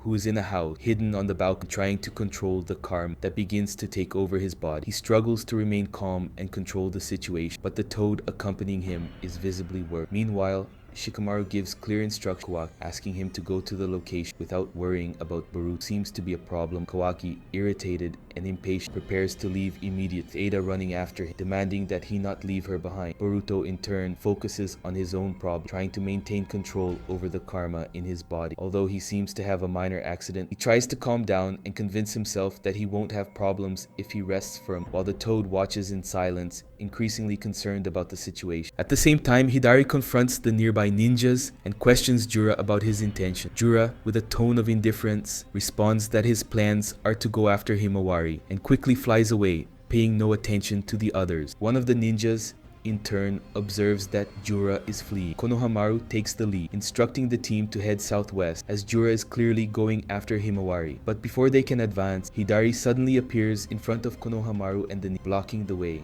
He provokes Konohamaru and the others, questioning why they are interfering with his plan. The tension increases, with one of the ninjas joining the conversation, irritated by Hidari's posture, and making it clear that he is aware of the situation. Konohamaru, however, remains focused and tries to get asking Hidari to explain what is happening, why they are after Himawari. Suddenly, the sensory team confirms that among the invaders, one of them possesses chakra data that matches Uchiha Sasuke's, leaving Konohamaru in complete shock. He tries to understand what is happening, while Hidari, patient, demands answer, putting even more pressure on the. At that moment, Sumire and Sarada appear, bringing with them a sense of immediate relief to Konohamaru, who greets them with surprise. Sarada, with her typical seriousness, asks if everyone is okay. Tension in the air is palpable, and the mystery of the invaders' intention continues to unfold. The tension escalates as Hidari stares at Sarada with a fixed gaze, a look that does not go unnoticed by Konohamaru, who immediately senses the imminent danger. In an instant, Hidari disappears, leaving behind claw marks that suddenly appear between Sarada and Sumire, creating an invisible barrier of danger. In an agile movement, Hidari reappears behind Sarada, intending to deliver a devastating blow. He tries to use Chidori, but Sarada, with speed and dexterity, activates her Sharingan and ducks, dodging the attack with impressive precision. Konohamaru rushes towards the confrontation, while Sarada, without hesitation, prepares her own Chidori, counter-attacking with the same intensity. The impact of the blow directly hits Hidari's rib, who feels the force of the technique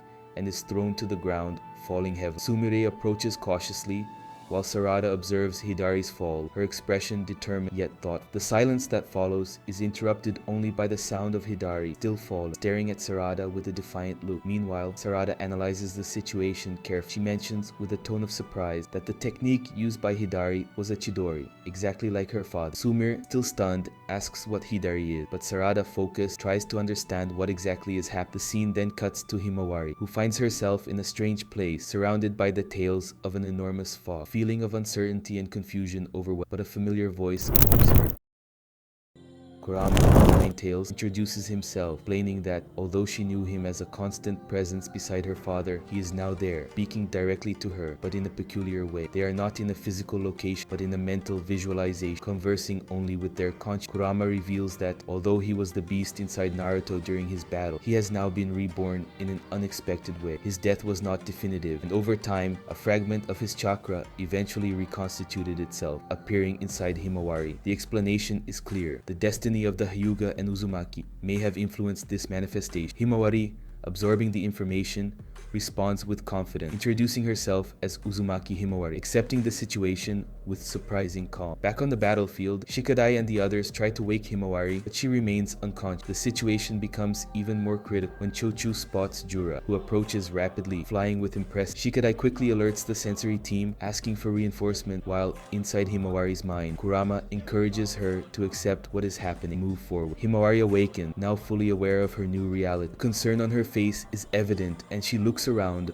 observing the acceleration of the situation. Jura, with his devastating power, prepares a new tailed beast bomb, Bijudama, using his Rinnegan, and hits the wing of the bird drawn by Enoji, causing it to lose stability. The impact is immediate, and the group realizes that the situation has become even more dangerous. Chaos ensues as the bird begins to plummet, but Chuchu, with her super expansion jutsu, rapidly expands, creating a protective barrier by absorbing the impact with her body. With a thud, they land on the ground, and Shikadai, relieved, thanks her for saving their lives. However, the danger has not yet passed. Jura, with his immense speed, quickly approaches the group, and his menacing presence makes everyone prepare for the next confrontation, aware that the battle is far from. The tension on the battlefield was palpable. Jura, with an imposing presence, observed the team of young ninjas in front of him. His gaze was cold, unremorseful, as he explained, in an almost philosophical manner, the fate that awaited his opponent. Despite his words, the threat was clear. There was no escape for those who opposed. Himawari, frightened, felt the weight of the situation, but before she could succumb to fear, a familiar voice echoed in her mind. Kurama, the legendary Nine Tails, made his presence known, offering words of encouragement. He spoke directly to her, challenging her to believe in herself, to trust in her potential, which was beyond what she imagined. Himawari's chakra had a unique affinity with his, superior to that of any of the former Jinchuriki, even Naruto's. Self-confidence was the first step to unleashing the power that was growing within. As Kurama's words resonated in her, Himawari, filled with renewed determination, ran towards Jura, ready to face the enemy. Chuchu tried to warn her, but she was resolute. However, her attempt to strike failed when Jura, with an agile move, blocked the attack and broke her leg with a pain was immediate. Himawari fell to the ground, writhing in agony. Her friends, stunned, watched this powerless before the enemy's cruel. Nojin was quick to react, rapidly drawing a tech, sending it against Jura. The enemy, unperturbed, easily dispelled the attack using a wood style. The scene seemed increasingly desperate. Jura, with a cruel smile, began to transform Himawari into a tree, explaining that within it, the young ninja converted into new without pain or feeling. Himawari, now pressed by the tree, cried, feeling helpless as Jura approached her motionless body. Nojin, in a fit of rage, went to attack Jura, but was easily knocked down by a devastating kick. Even wounded, he tried to get up and with all his strength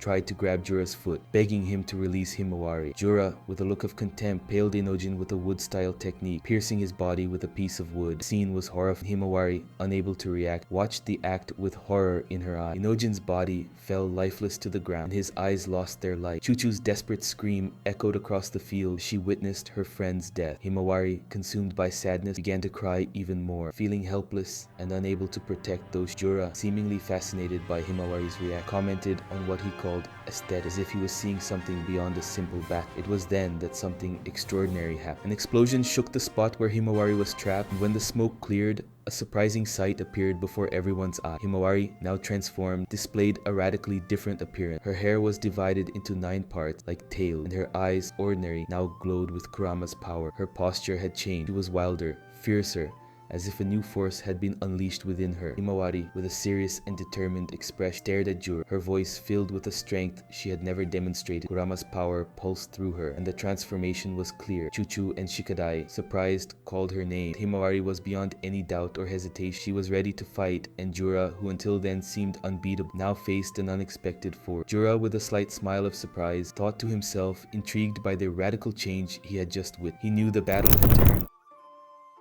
Himawari was different, more powerful than he could ever imagine. The scene ended with a focus on Himawari's transformed face, her eyes radiant with Kurama's power, promising that nothing would ever be the same. The fight was about to reach a new level, and Kurama's return to the story brought a new and epic chapter to Boruto. Himawari, now transformed as the wielder of Kurama's power, broke free from the tree that imprisoned, destroying with a burst of chakra. The young girl descended to the ground with a fierce expression, her hair split into 9 tail-like sections. Jura observed the transformation, intrigued by Himawari's connection to the 9 tails chakra. He seemed to understand that there was something unique about the girls, but he still didn't fully grasp it. Shikadai, still stunned, noticed that Himawari's leg, broken by Jura moments earlier, was completely healed, which impressed him. Without hesitation, Himawari went to Inojin's gravely wounded body, which had a tree impaled through his chest. Using her hair, she carefully pulled him out and, upon examining the wound, realized that something unexpected was happening. Inojin's wounds began to heal rapidly. Surprised, Shikadai watched as Himawari, still uncertain about the extent of her new power, instructed her friends to take Inojin to the hospital as quickly as possible. Himawari knew that Jura's threat needed tame, or everyone would. Firmly, she asked Shikadai and Chuchu to flee. Jura seemed focused exclusively on her. Despite being reluctant, Chuchu expressed her concern, but Shikadai, with his strategic mind, convinced her that following Himawari's plan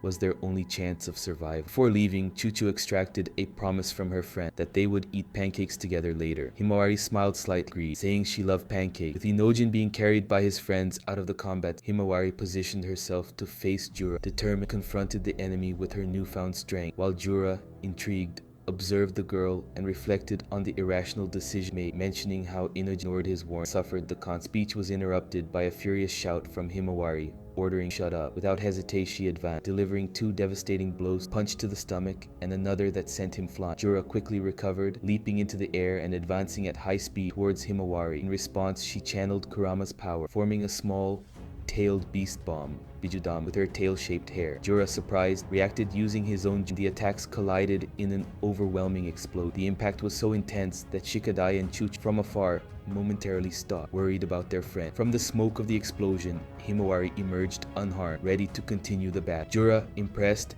acknowledged her strength, highlighting the feat of manipulating a tailed beast bomb even in an initial stage of power. Without wasting time, the enemy attacked again, headbutting Himawari and sending her to the ground. Even so, she quickly got up, but before she could react, Jura appeared behind her and delivered a brutal kick, sinking her into the ground and cracking the surrounding terrain. Himawari, visibly shaken, struggled to get up. Jura, observing her with interest, commented that she had awakened in him the desire to fight more seriously, which made him want to explore his capabilities against her. The battle continued intensely, while Himawari tried to resist Jura's overwhelming force. Elsewhere, Konohamaru, Sarada, Sumire, Konoha Jonin faced Hidari, who was wounded with a clear Chidori on the right side of his abdomen. Sarada, tense and worried, questioned Hidari about his true identity, how he had Manidori, highlighting that his wound was fatal. The fight against Hidari seemed as intense as the confrontation between Himawari and Jura, both sides trying to prevail amidst the chaos. Konohamaru was clearly uneasy seeing Sarada, but before he could act, Hidari surprised everyone. His seemingly fatal wound began to close in a matter of seconds, leaving Sumire and the Konoha Jonin visibly shocked. The regeneration seemed supernatural. Hidari then shifted his attention to Sarada, commenting on her eyes and mentioning the sharing. He revealed he had heard of this ability through Jura and expressed surprise to discover that the technique she had used was the Chidori, admiring the complexity of executing it correctly without the aid of the sharing. Konohamaru, without wasting time, pressed Hidari about who he was and his connection to Sasuke Uchiha, but instead of clear answers, Hidari admitted he didn't know Sasuke. He explained that he was seeking answers about his own identity, suggesting that his visit to Konoha was related to this search. Sumire, sensing the imminent danger, warned Konohamaru to protect Sarada, believing she was Hidari's true target. Suddenly, Hidari used a space-time ninjutsu, opening a portal in the ground. Before anyone could react, he grabbed Sarada's ankle, delivering a violent shock that made her scream in pain. Konohamaru and the Jonin tried to intervene, but were quickly overwhelmed. The Jonin was hit by a fire-style jutsu, while Konohamaru, attempting to use the Rasengan, saw his attack pass through Hidari as if he were intentional. Hidari then counter-attacked with Chidori, sending Konohamaru flying after a devastating explosion. Sumire tried to help Sarada, but ended up being electrocuted by Hidari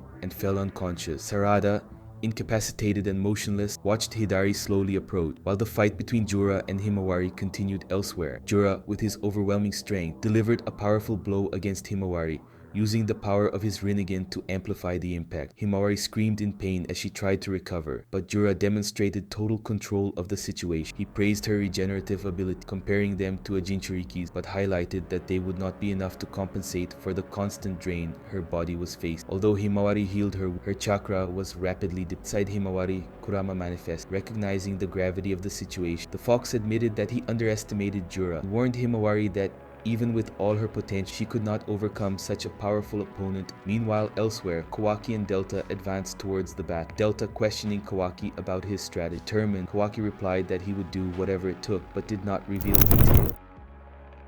Boruto, however, surpassed Kawaki, running at high speed towards the battle between Jura and Himawari. Upon arriving, he distracted Jura and quickly grabbed Himawari, moving her away from the battlefield before she could be harmed. Back in the confrontation with Hidari, Sarada was in trouble, trapped by Hidari's wood-style ability, mobilized her on the ground. He expressed a morbid curiosity about Sarada, implying that he would discover more about himself by devouring. But before he could act, Sarada noticed a small toad in the distance. On the other side, Boruto, now carrying Himawari, confirmed Sarada's location thanks to the same toad. With the aid of the Flying Thunder God Jutsu, Boruto teleported directly beside Sarada. In a quick move, he used his sword to cut Hidari's wood, freeing Sarada. Hidari, passive, observed Boruto without showing emotion. Konohamaru and the Jonin were astonished by Boruto's sudden end. From afar, Jura analyzed the situation, intrigued by Boruto's audacity. Hidari, in turn, finally recognized Boruto as an Otsutsuki, pronouncing the name with calculated cold as the tension between the two sides grew further. The tension in the air was palpable as Boruto faced Hidari, holding Himawari firmly with his left arm, while his sword gleamed in his right. Little Himawari was unconscious, but her brother remained firm, determined to protect her. Sarada, fallen to the ground, called out to him with a trembling voice,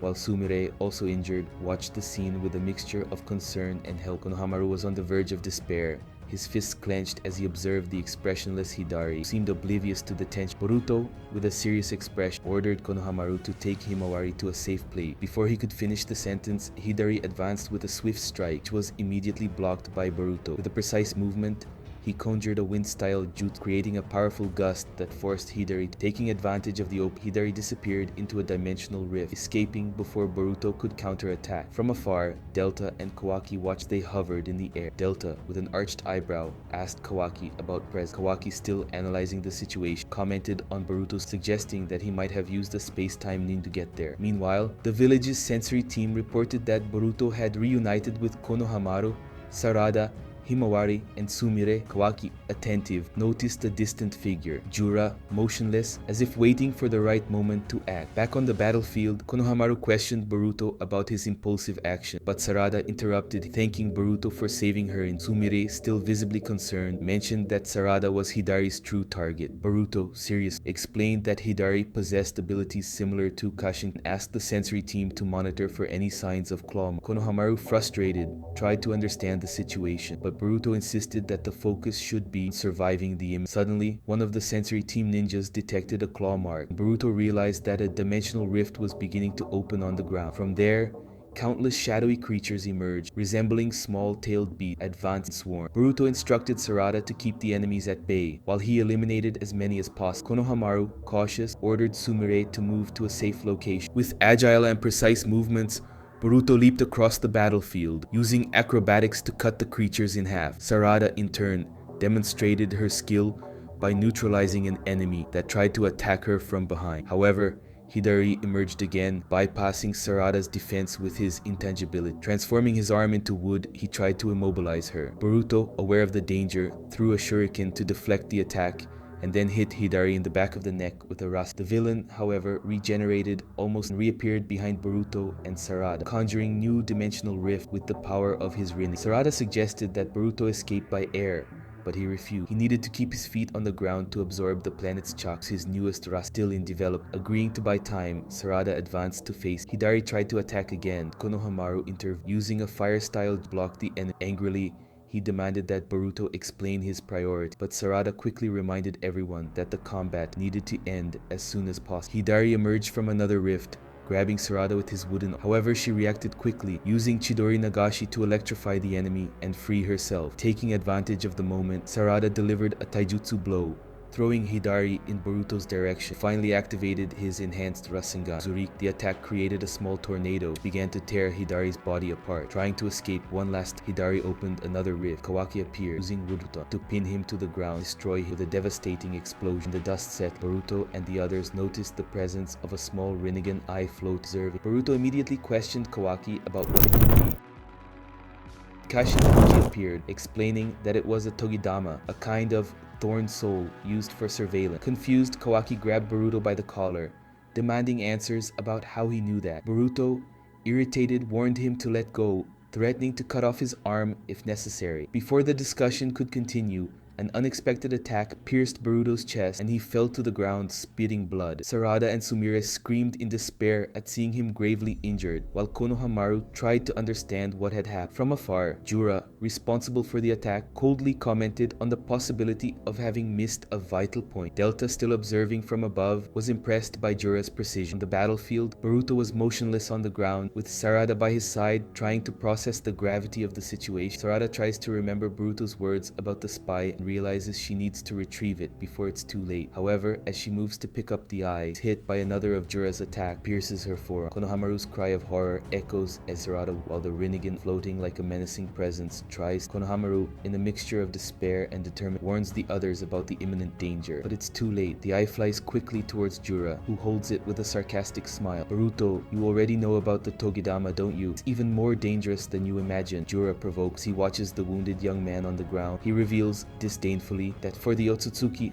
only Kawaki is necessary as a vessel, and that Boruto's death has already been decided. From afar, Jura observes Boruto fallen, blood staining the ground as Sumire desperately tries to tend. Jura bids farewell coldly, calling him an interesting young. At that moment, Mamushi appears, formed from Buggy's body. He informs Jura that Matsuri has confirmed the return of someone who may be collaborating. Jura suspects this person revealed information about the Togi boy. Mamushi analyzes the situation, questions whether the thorns Jura's hands belong to Ari, that Jura confirmed, admitting the impressive strength of the adversary. Deciding to retreat, he mentions that he can't allow Hidari's thorns. Still, he observes Boruto, realizing that even on the verge of death, the boy seems blessed by extraordinary luck, as if the heavens insist on live. Meanwhile, Boruto, about to lose consciousness, plunges into a flash, sees himself fleeing from a group of ninjas who relentlessly hunt. During the pursuit, Toad appears before him, warning him about the presence of at least 20 enemies around. Toad, introducing itself as an ally, instructs Boruto to place his hand on its back to escape. With no alternatives, Boruto trusts the Toad and follows its instructions. Suddenly, Boruto is teleported to a secret base located on the outskirts of the Land of Wind, in an old abandoned Orochimaru facility. There, he finds the person responsible for the summoning jutsu. The man, who keeps his identity hidden, explains that the Toad was, in fact,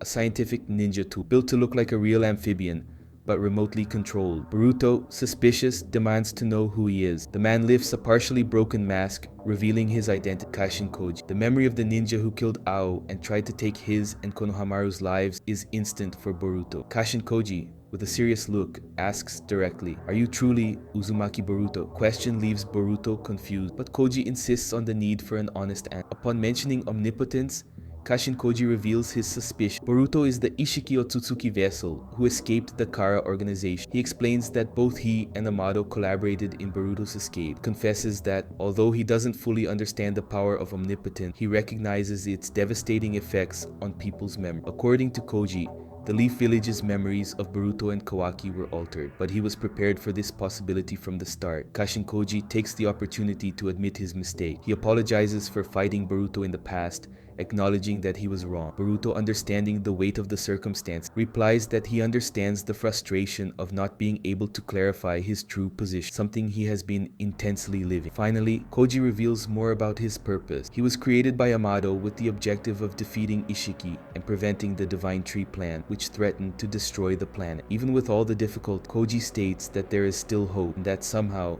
Boruto may be the key to saving the world. Kashin Koji faced Boruto with a serious and sorrowful expression as he shared a disturbing truth. He revealed that there was a method to save Sasuke Uchiha, who had been transformed into a tree after recent event. However, before teaching this method, Koji insisted that Boruto needed to understand the worst possible. He described a terrible vision. The Ten Tails would break free from its control, evolving into a new form and creating humanoid divine with its own conscience. Among these entities, a group led by a figure named Jura would emerge, carrying the greatest destructive. But Koji revealed that in one of his visions of the future, Jura would kill Boruto. The weight of this revelation left the young Uzumaki speechless, his face marked by worry. Kashin Koji explained that although this future was not an absolute certainty, it was a recurring possibility in his vision. He emphasized that Kawaki's fate would be tragic. Devoured by the Ten Tails, the planet would end up destroyed by the Divine Tree. Koji reinforced that, regardless of the risks, it was essential to prevent this outcome. He highlighted that the future was not fixed and that Boruto's awareness could alter events. Inspired by Koji's words, Boruto firmly declared that he would never accept sacrificing Kawaki, even if it was to save the world. His goal was to bring Kawaki back,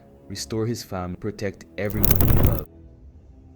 In a symbolic gesture, he picked up the rogue ninja headband that had belonged to Sasuke, reaffirming his commitment to face the Ten Tails and any other enemy. The narrative then shifted to the present, where Boruto was lying on the ground, gasping and suffering from intense pain. Sumire tried to help him, but the situation seemed critical. Konohamaru, in turn, supported Sarada, who was also wounded. Despite her own pain, Sarada was more concerned about Boruto. At that moment, Himawari began to awaken, and noticing Sarada's state, ran to help her. Surprisingly, with impressive healing ability, Himawari healed Sarada's arm in sec, leaving everyone around astonished. Sumire, impressed, asked Himawari to help Boruto. However, before she could act, Kawaki interrupted her, saying that there was something more urgent to be done. Konohamaru took the opportunity, following protocols, placed sealing handcuffs on Boruto, made by Amado. These handcuffs would prevent the young Uzumaki from using any jutsu. Sarada protested, but Konohamaru explained that it was a necessary measure to get answers and asked someone to contact the 8th Hokage. Meanwhile, Kawaki noticed something strange on Boruto's clothes. A small toad,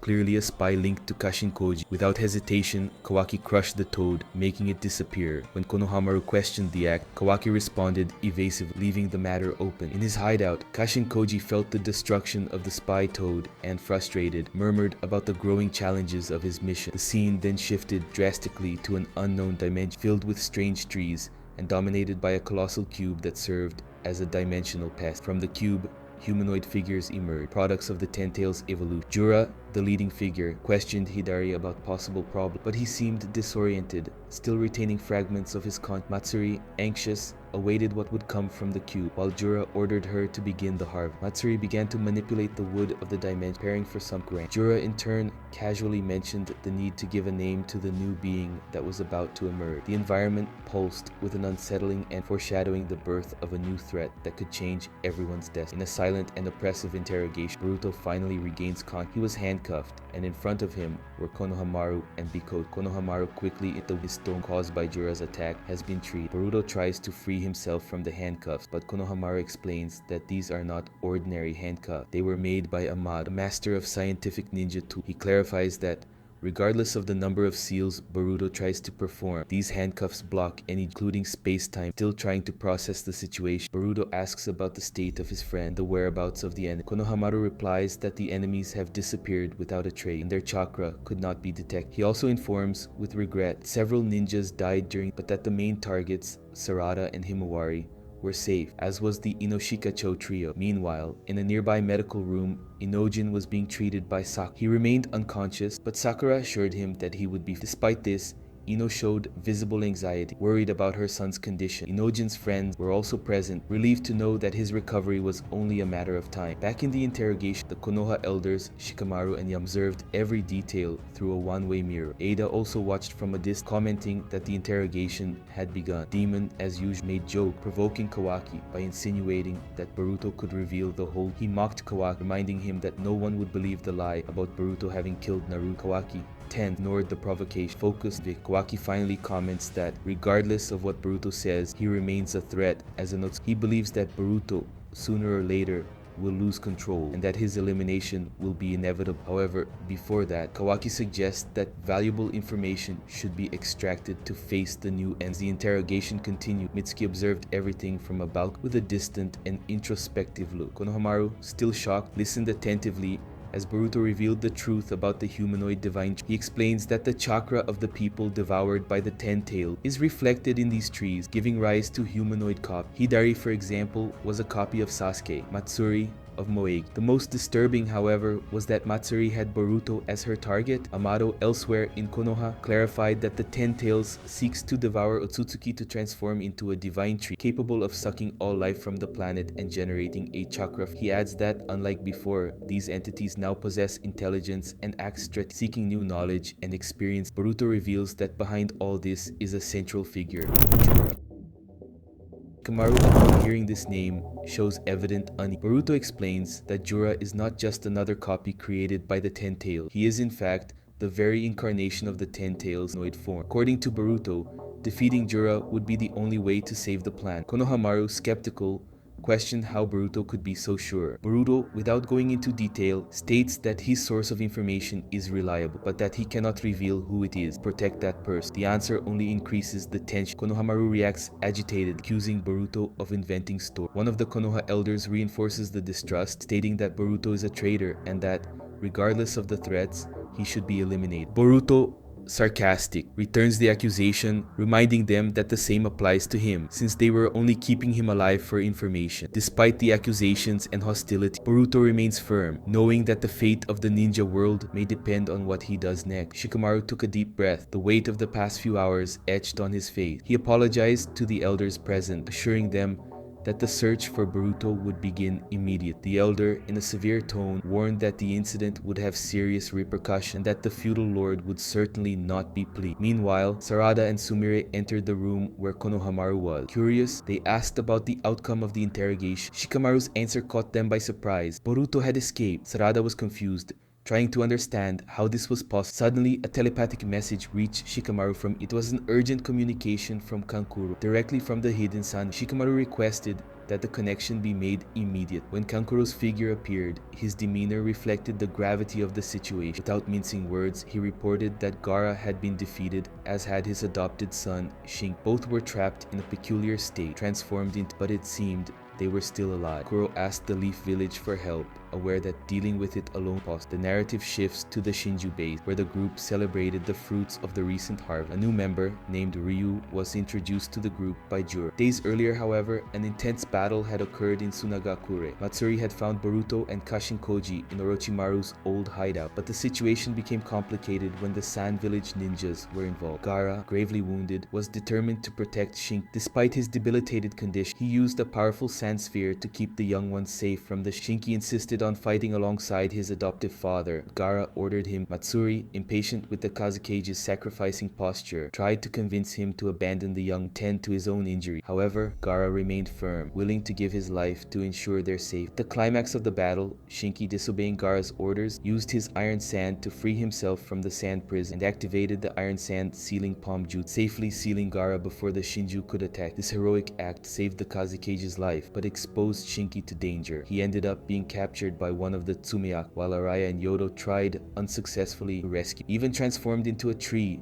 Shinki kept his sealing jutsu active, which impressed Matsuri. Recognizing the boy's courage, she decided to use that sacrifice to strengthen the Shinju's objective. Kankuro, devastated when reporting the events to Shikamaru, knew the situation was critical. Shikamaru advised Kankuro to be cautious, warning that the tree condition was still being investigated and that any discovery would be shared. Kankuro thanked him and, in a moment of vulnerability, asked Shikamaru to keep it a secret, to worry. Throughout the conversation, Sarada and Sumire remained in the room, listening intently. Sarada questioned more monsters like the Shinju could appear, to which Shikamaru replied that he did not rule out that possibility. He asked the two that if they managed to contact Boruto, they should inform him more information about the Shinju. Was girls agreed and left the room, unaware that Akashin Koji's toad was present, spying on everything. Meanwhile, at the Shinju base, Ryu was born, seeming fascinated by the identity Jura had granted. However, something caught his attention. Using a power that combined iron sand with claw, he captured Code, who was observing from a distance. Despite the capture, Jura intervened, asking Ryu to free Code and introducing him to the new member of the group. Tension increased. The pieces on the board moved, and the fate of several ninja villages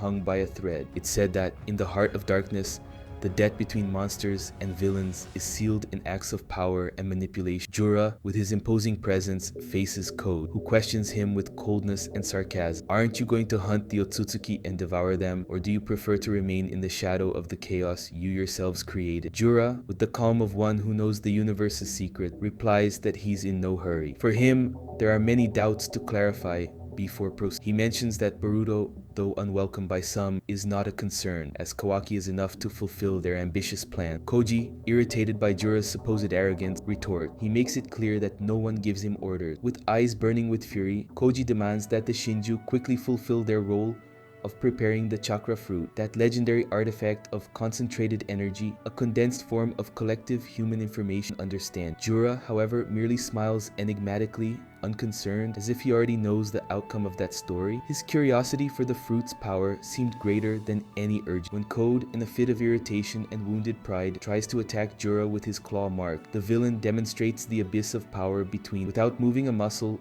Jura fires a tailed beast bomb-based laser, cutting Code's arm with terrifying precision. The scream of pain echoes, but Jura, insensitively, ironically, thanks Code for the freedom and individuality he provided to the group. It was a cruel thank, showing that Jura saw all those figures as disposable in a larger. Code retreated, vowing revenge. Jura decides to provoke Koji further. He tasks him with eliminating Boruto and all his allies. In exchange, he offers the chakra fruit, but not without mocking his obsession with power. Koji accepts, but makes it clear that the fruit will be his, no one else. Jura, with an enigmatic smile, simply replies, I look forward to seeing how far you. On the other hand, Ryu, newly introduced to the group, observes everything with disgust for Code. In a private conversation with Jura, he expresses his desire to eliminate Code at the next opportunity, which receives the leader's approval. However, Jura advises him to focus on his true purpose, listen to his inner self, find his target. Ryu, after a moment of reflection, glimpses the fifth Kazekage, Gaara, sealed in a jutsu that only Shinki can. But since Ryu is his clone, he also carries this ability, which gives him a strategic advantage. Meanwhile, in Konoha, Boruto sits on the Hokage monument, contemplating the horizon. His gaze is heavy, filled with memories and regret. Kawaki approaches, interrupting the moment of solitude. He wants answers. Why didn't Boruto reveal the truth to the village? Why carry this burden alone? Boruto calmly explains that he wants to avoid chaos. Revealing the truth would divide and he prefers to bear this pain in silence. Thanks to Sasuke's support, Boruto found the strength to move forward, even as a rogue. But Kawaki isn't satisfied. He presses Boruto about Momoshiki, stating that this issue needs to be resolved. The young Uzumaki, with a somber air, recalls the fight against Code 2 years ago, when he used karma for the first time since leaving Konoha. At that moment, he felt something terrible. The same sensation of impending death he experienced when Momoshiki took control. Since then, Boruto abandoned karma, vowing never to rely on that power. Now, with so many pieces in motion and so many threats on the horizon, the future of Konoha and its allies seems more uncertain than ever. Kawaki looked at Boruto confused. What do you mean by that? He asked, wanting to understand what was happening. Boruto, with a serious expression, began to explain. In recent years, Momoshiki had been completely silent, waiting for the right moment to take control of his body. Kawaki immediately realized the danger of the situation. The boy was literally deteriorating from within. The idea of Momoshiki slowly dominating Boruto's body deeply worried him. Boruto, however, changed the subject as if he wanted to get that burden off his mind from him. He knew that, alone, he wouldn't be able to deal with the Shinji, and he needed Kawaki's help. But Kawaki, still immersed in his own thought, was not willing to set the conversation about Momoshiki aside. We need to resolve this first, he insisted. Boruto then made a promise. As soon as the situation with the Shinju was resolved and he lost control, Kawaki could do whatever he wanted without hesitation. Boruto, with a sigh, looked at Kawaki and suggested he become stronger. The best way, he thought, would be to free Naruto and train him. But with time against them, that wasn't a viable option. Then, in a moment of revelation, Boruto dropped a bombshell. Amado was limiting his powers, his defensive and regenerative ability. Kawaki was shocked. He had never imagined something like this was happening. Boruto explained that Amado had done this to protect him, as he couldn't die yet. Meanwhile, in the laboratory, Amado observed everything through Kawaki's eye. He realized that Boruto had much more information than he had imagined. Quickly deduced that the toad Kawaki had destroyed belonged to Kashin Koji. Even reluctantly, Amado wondered what Koji's true objective was, how he had obtained this information. The conversation returned to Kawaki's karma, something Amado needed for his own. To avoid any problems with Kawaki, he had decided to restrict his power, preparing him for Koji's attack, which occurred 3 years ago. Boruto, knowing he could no longer delay the situation, asked Kawaki to verify this with Amado, prepare for battle. Kawaki, finally agreeing to help, stated that this did not change his desire to destroy the Otsutsuki and the Ten-Tail, the sources of all. He knew that everything that propagated should be eliminated, and that included even himself. With that, the Uzumaki boy and Kawaki formed an alliance pact, ready to face the Shinju together. The battle was about to begin. But first, Boruto relived a flashback with Kashin Koji. The ninja, with his attentive gaze, explained to the young Uzumaki about space-time ninjutsu, an ability that allowed moving the target from one place to another, something similar to what the Otsutsuki did with E. Koji warned Boruto that he had already manifested this ability a few times, but in an uncontrolled way, which made it unpredictable and dangerous. Kashin Koji revealed that after 6 years, the future Boruto had managed to control this using scientific ninja tools marked with his own chakra, which allowed the boy to teleport from one place to another intentionally. This technique is called Flying Thunder God Jutsu, Koji said, explaining that Minato had enhanced a technique from Tobirama, creating an extremely powerful variant. The future Boruto named his version of the technique the same way, but his is even more powerful. Boruto, pressured by the weight of this revelation, felt overwhelmed. Koji explained how the future boy had learned to use this technique with precision after many errors and attempts. He used metal objects such as swords, shurikens, kunai to teleport. The closer the object was to his field of vision, the more precise the movement would be. Boruto, with a thoughtful expression, questioned if it would be more difficult to teleport to more distant places. Koji, with a detailed example, explained that if Boruto had 2 shurikens far apart and added his chakra to them, he would have to choose which one to teleport to first. It was an ability that required extreme concentration. Boruto became thoughtful, knowing that this technique would require more time and practice. However, the future Boruto had found a way to teleport long distances precisely, using different metals in innovative ways. Koji finally warned that this technique, the Flying Thunder God, required a level of concentration that Boruto was not yet prepared to reach, but that with time and effort, he would be able to fully master. Now, with battle in sight and a powerful technique ahead, Boruto knew that the path he was forging would not be. After reflecting on everything that was happening, Boruto finally decided it was time to begin his training. He had many things ahead of him, and the urgency of his situation pushed him to act. During his training, an idea came to his mind. He wondered if it wouldn't be easier to simply tell everyone the future, guide them to follow the right path. However, Kashin Koji quickly reprimanded him. He explained that the more people knew about the future, the harder it would be to predict events. This would create unpredictable ramifications, making it even more difficult to read possible futures, rendering the prediction technique useless. Koji stated that no one should know about the futures. If they did, they could alter the course of things, causing events to take undesirable turns. The people who knew about the future, like himself, Boruto, and also Ada, who observed everything from afar through her Senrigan, should keep this knowledge in the shadows so that everything followed its natural course without interference. As Ada listened in silence, Sarada, who was also in the room, couldn't contain her concern. She wanted to know where Boruto was and was determined to find him. "Where is he? I need to find him," she said, her voice full of anxiety. Ada, with her usual calm, explained that Boruto had his reasons for distancing himself, that he didn't want to be found, and that he shouldn't share everything he knew. Otherwise, the damage would be irreparable. Sarada didn't understand Boruto's situation. She couldn't accept that he was carrying everything alone, and began to blame Konoha for the boy's situation. "They're trying to eliminate him," she said, her frustration evident. Once again, Sarada pressed Ada about where Boruto might be, but Sumire, who was present, intervened. She understood Boruto's decision to isolate himself and explained that the boy didn't want to be found on purpose, even with them by his side. Sumire emphasized that Boruto acted freely because they didn't know everything. Their lack of knowledge gave him the freedom to make his own decision without external pressure. Sarada was speechless. She couldn't believe what she was hearing, especially since, without their help, Boruto would have faced the Shinju alone, which would be crazy. Sumire, with a tone of understanding, said that perhaps it was precisely because they were there that Boruto got hurt. If he didn't need to protect everyone, perhaps he wouldn't have been grave. The statement left Sarada without a response. Sumire then asked Sarada if she had ever thought about how painful it for Boruto to carry all. She also added that she understood Sarada what she felt for the boy. So Sarada had run into Boruto without thinking of herself. Sumire then apologized, embarrassed, ran out of the room. Sarada, still confused and touched, called her representative. But before she could say more, Golta woke up and suddenly patted Sarada on the head, asking not to be called that. Then she withdrew, leaving Sarada even sadder and more thought. Later, Kamaru entered the room and requested Ada's presence. He wanted to talk to her about what was happening. Tension was palpable environment. Ada followed Shikamaru to the meeting. Meanwhile, tense conversation was taking place in the office of the feudal lord of the Land of Fire. He reprimanded Konoha's advisors for allowing Boruto to escape. Although the advisors apologized, the feudal lord showed no patience. He demanded that Boruto be captured and eliminated as quickly as possible. Otherwise, he would not hesitate to call for reinforcements to deal with the situation. The advisor firmly declared that the intention was to eliminate Boruto and that this time he would not fail. That question hung in the air. Who would these reinforcements be? Would they be old allies or enemies returning to the scene, ready to further intensify the conflict? Boruto's future seemed increasingly uncertain. Shikamaru, his mind in a whirlwind, approached Ada, but quickly made it clear, don't stare at me. Every time he tried to focus during his conversations with her, the way Ada looked at him made the gears in his mind turn slowly, hindering his concentration. He knew the reason behind it. Ada enjoyed provoking him on purpose. Trying to compose himself, Shikamaru asked what was happening in Sunagaku. Ada, with her usual calm,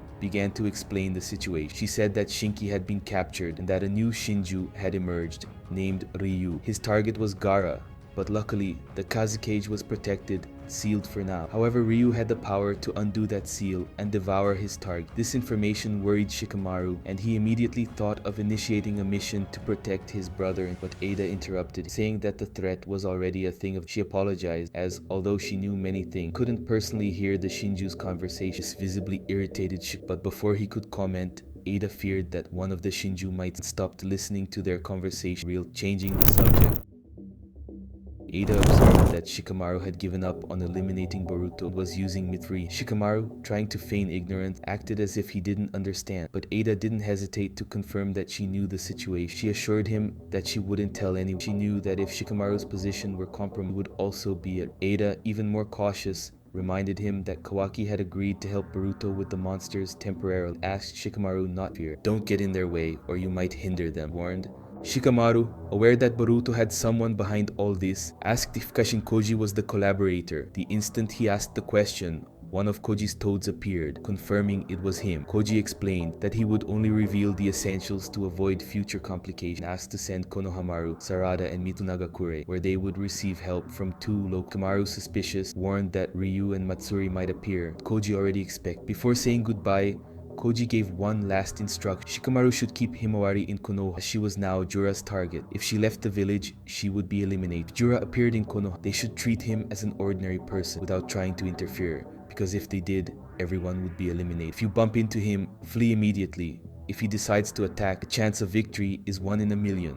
Koji concluded, thanking Shikamaru for following his heart, freeing Boruto. Keep going, following your own path. These words, however, frustrated Shikamaru, although he couldn't ignore the importance of the mission. Meanwhile, Sumire, still downcast by the words she had said to Sarada, was reflecting on her action. She felt a weight in her heart for having exposed her feelings so abruptly. On the mission, Konohamaru, Sarada, and Mitsuki were sent to Sunagakure. Koji requests Sarada, with her Asakura-style headband, thoughtful, still marked by the argument with Sumire. Konohamaru reprimanded her, asking her to focus on the mission and not become the target of allies' jokes. Soon, Yodo and Araya appeared, confirming that the mission was underway. However, Konohamaru and Mitsuki were skeptical about the origin of the information the Hokage had provided. Yodo, noticing the change in Sarada's energy, tried to talk to her. Did you change your style because of someone, or perhaps because of some man? She asked, making Sarada uncomfortable. Before she could answer, the enemies began to reveal themselves. Ryu and Matsuri, who were observing a seemingly dead Koji's toad so as not to be located. Konohamaru Ten, aware that the two knew the toad was a crucial clue to finding Boruto. Meanwhile, Sarada was still absorbed in thoughts about what Sumire had told her about Boruto. She knew he had his own reasons for not sharing everything. Now she understood a little more about his loan and the reasons behind his act. Sarada also reflected on her own, because without thinking of Sumire, she had run into Boruto's arm. Mitsuki, noticing Sarada's detachment, observed in silence, doing nothing about it. Ryu and Matsuri, still observing the toad, used their sensory power to track the object's origin. Matsuri, focused, soon discovered that it was Boruto who left the toad in that location. The pieces began to come together, and everyone's fate seemed about to take a decisive turn. Ryu was still confused,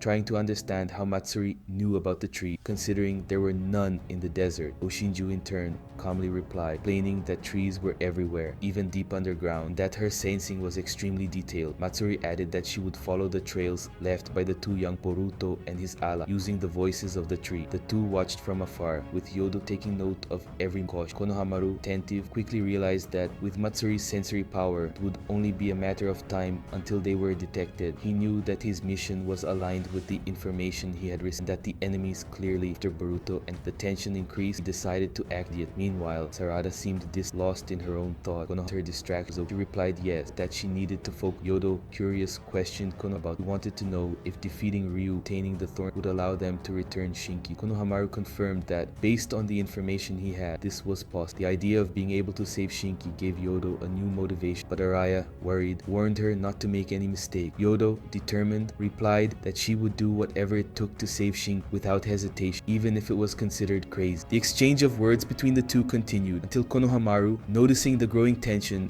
intervened, asking them to stop. Yodo apologized, saying she wouldn't let her emotions interfere with the mission. Sarada observed everything, attentive to every detail. Before acting, Konohamaru reinforced the importance of everyone being on the same page regarding the mission. Mitsuki, still with reservation, questioned if it would really be possible, but Konohamaru encouraged them, stating that they had come this far and could not retreat. He then began the mission, drawing the attention of the two Shin. When Ryu and Matsuri saw the ninjas, Ryu warned Matsuri, who froze upon recognizing Konohamaru. She knew him well, as she was a Shinju clone of Moegi and had feelings for him. Konohamaru, acting naturally, introduced himself and explained that they were there to follow the traces of Boruto, Konoha's traitor. He then asked about the two. Ryu, in turn, believed their identities were safe, since the ninjas didn't know who they were. However, when Matsuri became visibly embarrassed and unsure what to say, Ryu took the lead, starting to plan. He didn't know, but Matsuri was completely enchanted by Konohamaru. This made her hesitate. Meanwhile, Konohamaru reflected on what Shikamaru, the 8th Hokage, had told him. He recalled the Konoha leader's words, who not only asked to defeat the Shinji, but also to retrieve the Thorn Soul, a substance that appeared after their defeat. Konohamaru remembered Hidari and how he was defeated, which brought up the issue of the Thorn Soul. Shikamaru explained that for Shin, Kimoy, and other prisoners to return to normal, it was necessary to retrieve these souls and reinsert them into their body. Otherwise, the prisoners would continue to be revived repeatedly. That's when Konohamaru realized that Hidari might have already been revived. He was still skeptical about the information, but Shikamaru assured him it was crucial. Konohamaru, still with doubt, questioned how Shikamaru obtained this information. The Hokage, with his characteristic cunning, replied that the origin of the information was confidential and that he decided what to reveal. Even with this mystery, Konohamaru accepted the mission, knowing he had no other option. It was then that Kashin Koji's toad appeared on Shikamaru's shoulder, bringing more information. The Hokage reinforced that the Shinju were powerful creatures with great combat ability and that they were after several targets including Sarada, Konohamaru, Naruto, Boruto, Ada, among others. Shikamaru warned them that although these monsters were not essentially evil, they were like hatchlings acting according to their instinct. Their purity made them a threat. This made them even more dangerous. Now, with a clear objective, Konohamaru and his allies prepared to face the Shin, tried to save Konoha's future. Konohamaru was perplexed. He couldn't understand how Shikamaru, in his experience, suggested he make friends with the monsters instead of eliminating them. To him, they were just creatures to be exterminated, but Shikamaru surprised the Konoha ninja by stating that he should tame them because despite being dangerous, they were innocent hatchlings. The strategy involved gaining their trust, only to, at the opportune moment, betray them, stabbing them in the back. The weight of the mission began to fall on Konohamaru. Shikamaru then made a statement that shook him even more. Naruto wouldn't make that decision, but you're not Naruto. You're a different ninja, and that's why this strategy is necessary for humanity's survival. The coldness Shikamaru suggested was undoubtedly a reflection of his pragmatic vision. He had become a true Hokage, willing to do what was necessary, even if it was unbearable. Back in the present, Konohamaru introduced himself to the pair of Shin, asked about their identity. Ryu, still worried about Matsuri's strangeness, hesitated. He was suspicious, but Matsuri, with visible shyness, accepted the cooperation proposed. Konohamaru then sprang into action, observing the toad that Boruto and his ally was a clue. He knew he needed to find out more about it. Meanwhile, Mitsuki found a piece of metal on the ground and, with his deductive ability, concluded that it could be something related to Boruto's use of space-time. Konohamaru then suggested that the team split up to search the area. Sarada and Mitsuki went one way, while Konohamaru and Matsuri investigated the other. Konohamaru, observing Matsuri, realized that she wasn't well. She seemed to have difficulty breathing and was clearly confused about what was happening to her. Sarada, with her perceptiveness, realized that they might be close to Boruto's trace, pointed in the correct direction. Ryu, with a worried look, was suspicious, but Konohamaru tried to reassure him, suggesting that he and Matsuri take another path. Ryu, impressed by their confidence, revealed that he greatly respected the Leaf Ninjas, especially their leader, Jura. This respect caused some concern in Sarada and Mitsuki, who weren't sure if they could trust them. Ryu then revealed that,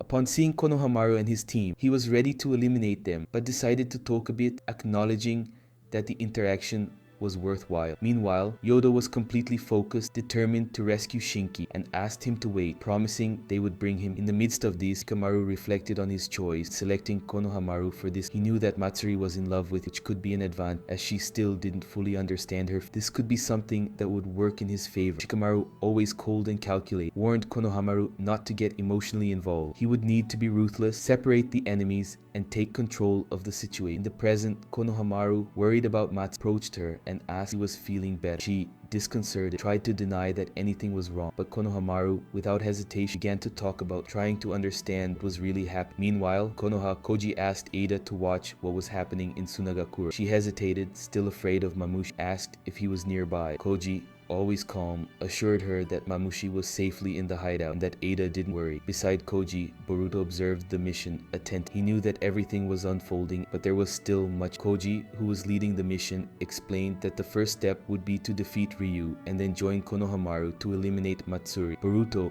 anxious, asked what the chances of failure were. Koji replied evasively, trying to reassure him, but Boruto insisted, and the old man confirmed that the chances were not high. However, he warned Boruto and Himawari not to act rash, making it clear that the mission required patience and caution. The game was underway, and everyone knew that the future of Sunagakure and those involved in the success. The mission was not successful. Jura would take drastic measures. He would not hesitate to act to eliminate any threat. He didn't want to lose anyone. Meanwhile, Konoha, Jura was calmly in a bookstore, buying some books to pass the time. The old store owner, seeing him, was visibly startled, but tried to remain calm, acting naturally so as not to attract more attention. Konoha's sensory team soon detected Jura's presence and, realizing the situation, decided to act. However, Shikamaru intervened, asking them not to take any rash act. He ordered civilians to withdraw, and no one to confront the intruder. Shikamaru's calm was evident, as he knew that any false move could end in disaster. Jura, for his part, completed his purchase without haste, paying for the books with change up front for future acquisition. The old man,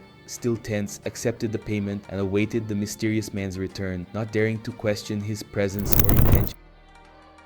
Meanwhile, in the laboratory, Amado was engrossed in his research, calmly smoking a cigarette. Suddenly, the calm was broken when someone snatched the cigarette from his mouth. It was Kawaki, who with a swift movement pinned him against the wall. Determined, Kawaki demanded that Amado remove his limit. He knew that Boruto had warned him about the situation, that Amado was completely limited, without the ability to use his full power. Amado, in turn, seemed to have been waiting for this, already foreseeing that Kawaki would come to him seeking, and Araya saves Sarada and Yodo from a fatal death using his particle-sealing sword to nullify the paralyzing effect of Ryu's magnetic sand. However, the presence of a Sunagakure ninja with such a specific ability to contain the iron sands does not guarantee victory for them. Yodo, emotionally distraught at seeing the personification of Shin, her former teammate, loses control. Even with Araya trying to help her stay calm, her rage explodes, leading her to act impulsively. This moment of loss of control causes a rupture in the already fragile attempt at alliance with the humanoid Shin. Yodo's loss of control is triggered by witnessing the Thorn Soul Fruit for the first time, a vision that brings dark memories. Sarada, who had already faced something similar when seeing the power of Hidari and Jura during the Konoha invasion, tries to understand what is happening. Meanwhile, elsewhere, Amado acts with precision to contain Kawaki, who becomes increasingly aggressive. With a precise command,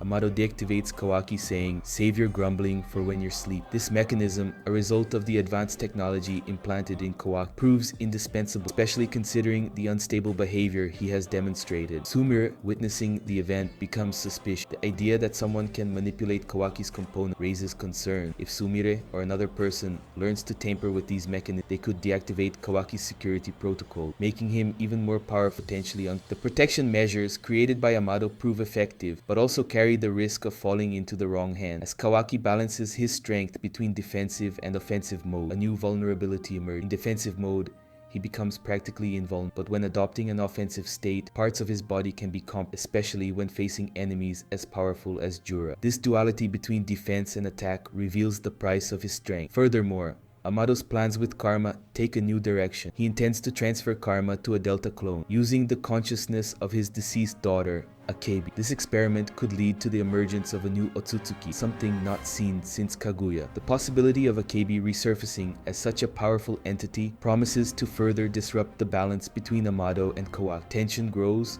fueling uncertainties about the future and the developments this new creation may bring to the ninja. The plot progresses with the characters facing challenges that test not only their abilities but also their alliances and emotions. The path unfolding is full of dangers, conflicts, and revelations that promise to change everything. It's hard to say if Amado's plan to revive his daughter Akibi is genuine or merely a facade for something larger. Recent shinobi history presents unsettling parallels, such as Black Zetsu's manipulation of the Uchiha Stone Tab, which distorted Hagoromo's legacy to achieve Kaguya's return, the infinite Tsukuyomi. Amado's intention remains shrouded in mystery, but his actions certainly have the potential to change the course of events. Kawaki's transformation into a living weapon through scientific ninja tools is a controversial. Unlike the traditional effort to gain power, which often comes with emotional growth and maturity, Kawaki's reliance on technology distances him from this natural process. His ninja journey, begun under Naruto's guidance, seemed to have awakened something more human, but now the pursuit of immediate power threatens to nullify that progress. After all, power gained without effort can be lost just as easily. Kawaki risks paying a high price for it. Meanwhile, in another part of the conflict, Konohamaru faces a complicated dilemma. His hesitation in handling the situation reveals a lack of the necessary ruthless critical mission. Matsuri, apparently trapped in an emotional illusion involving Konohamaru, could become an unexpected obstacle. The unfolding of this relationship could culminate in a direct confrontation. Konohamaru will have to make a difficult decision, either by defeating Matsuri with a calculated attack or by manipulating the situation to achieve the ultimate goal of extracting the Togidama, the Thorn Soul Shikamaru considers crucial. Near the Ryushinji, Yodo and Araya play out a tense. Despite Yodo's attempt to maintain Ninja's composure, the situation pushes her to her limit. Sarada and Mitsuki work hard to set a trap using the Thorn Soul as bait, but the plan is threatened by the unpredictability of events. Ryu, using his enhanced sensory ability through the iron sand, quickly perceives Yodo's hostile intention. His ability to track energy and detect threats is impressive, but it also exposes a vulnerability. Yodo's bloodlust attracts his attention, putting the entire group at risk. The interaction with the humanoid Shinju also follows an unexpected path. Boruto's attempt to infiltrate the group, carrying the weight of being treated as a criminal by everyone, doesn't last long before collapsing. The Shinju, guided by self-preservation instincts and the influence of the Thorn Soul within it, reveals that its loyalty is limited. There's a belief that, should the Thorn Soul be removed from its body, it would enter an inactive or even near-death state, making it a key piece in the balance between the sides of the conflict. The scenario is complex and full of unpredictable variables. Emotional ties, power plays, and the pursuit of strength continue to intertwine, building a plot where every decision can be the catalyst for devastating. The events surrounding the humanoid Shinju and their complex powers continue to unfold in an intrigue. The case of Hidari, who sacrificed his life to activate an ability, raises questions about the true extent of these powers. The possibility that the Ryu Shinju is manipulating the situation, using tricks like a fake Togidama created with iron sand to deceive the ninja, makes the fight even more unpredictable. Mitsuki, upon realizing that the Togidama was fake, demonstrates that the humanoid Shinju, far from being naive, possessed formidable strategic intelligence. This is evident in Ryu's behavior, who reacts with sarcasm when confronted, hinting that he's always one step ahead. Emotional manipulation and apparent betrayals are just part of their game, making him an even more dangerous opponent. Araya's sword, specifically designed to deal with the iron sand particles, proved to be a vital resource. This weapon, used to save Yodo from the particle control, is a clear counterpoint to Ryu Shinju's power. However, it remains to be seen if this weapon will be enough to fully. The fact that the sword was created to be used in conjunction with Shin, Master of Iron, suggests that Ryu may have difficulties facing the sand. Even so, there is constant uncertainty about Matsuri's next and the true nature of her role. We see a flashback where Shinki says he has imbued his chakra into Araya's sword, which would allow him to control the iron sand, even if in a limited way. Shinki says he does this to increase their power, even if only a little, in order to protect his father. Ryu unleashes a dense rain of iron sand to surround and pressure the ninja present, including Sarada, Mitsuki, Yodo, and Araya. The initial situation is extremely unfavorable for the group, as Ryu's sand is dense, razor-sharp, and can be freely manipulated, creating a constant offensive and defensive threat. The fight begins strategically. Araya, wielding a special sword made with Shinki's iron sand, is the only one capable of directly cutting through Ryu's manipulations. With precision, he frees Mitsuki, striking against the waves of sand to carve a path. This moment marks the beginning of a coordinated offensive. Sarada then launches her attack with a fire-style jutsu, firing a blast of flames toward the enemy, but Ryu quickly responds by creating a protective shield with his sand, completely blocking the attack. As the battle intensifies, Mitsuki enters the fight in his Sage mode. He summons snakes that extend across the battlefield and temporarily capture Ryu, restricting his movements and creating an opening. However, demonstrating absolute mastery over his technique, Ryu dissolves his physical form and transforms entirely into iron sand, escaping the snake prison with ease. This ability makes the enemy extremely difficult to hit with direct attacks. Transformed into particles, Ryu attempts to strike, but is stopped by Araya, who uses the sword to bring Ryu back together. Taking advantage of the moment Ryu returns to physical form, Mitsuki advances while Sarada activates her Sharingan and charges forward with a Chidori, landing a precise strike to the enemy's torso. The technique lands squarely, but Ryu once again dissolves his body into sand, reducing the impact and preventing further damage. Shortly after, he shifts strategy and summons a swarm of creatures, claw marks, that emerge from within his clothing and rapidly spread across the battlefield. The creatures are numerous and attack simultaneously, forcing the ninja onto the defensive. Sarada and Mitsuki attempt to hold off the claw marks' attacks, but the growing number of creatures begins to overwhelm them both. Meanwhile, Yodo is caught off guard and bitten by one of the creatures, making it clear they are not mere decoys, but lethal threats. Araya, trying to regain control of the situation, charges forward with his sword, cutting down the monsters closing in. However, when he attempts to strike Ryu again, his blade is seized and, in a swift motion, Ryu uses his abilities to teleport the sword away, along with the claw marks, stripping Araya of the only weapon capable of neutralizing his iron sand. With the sealing sword out of play, the group finds itself at a severe disadvantage, with no means to cut or contain the enemy's iron sand manipulation. The situation becomes critical. Elsewhere, Konohamaru speaks with Matsuri. During the conversation, Matsuri calls Konohamaru Konohamaru-chan, a form of address that only Moegi used to use.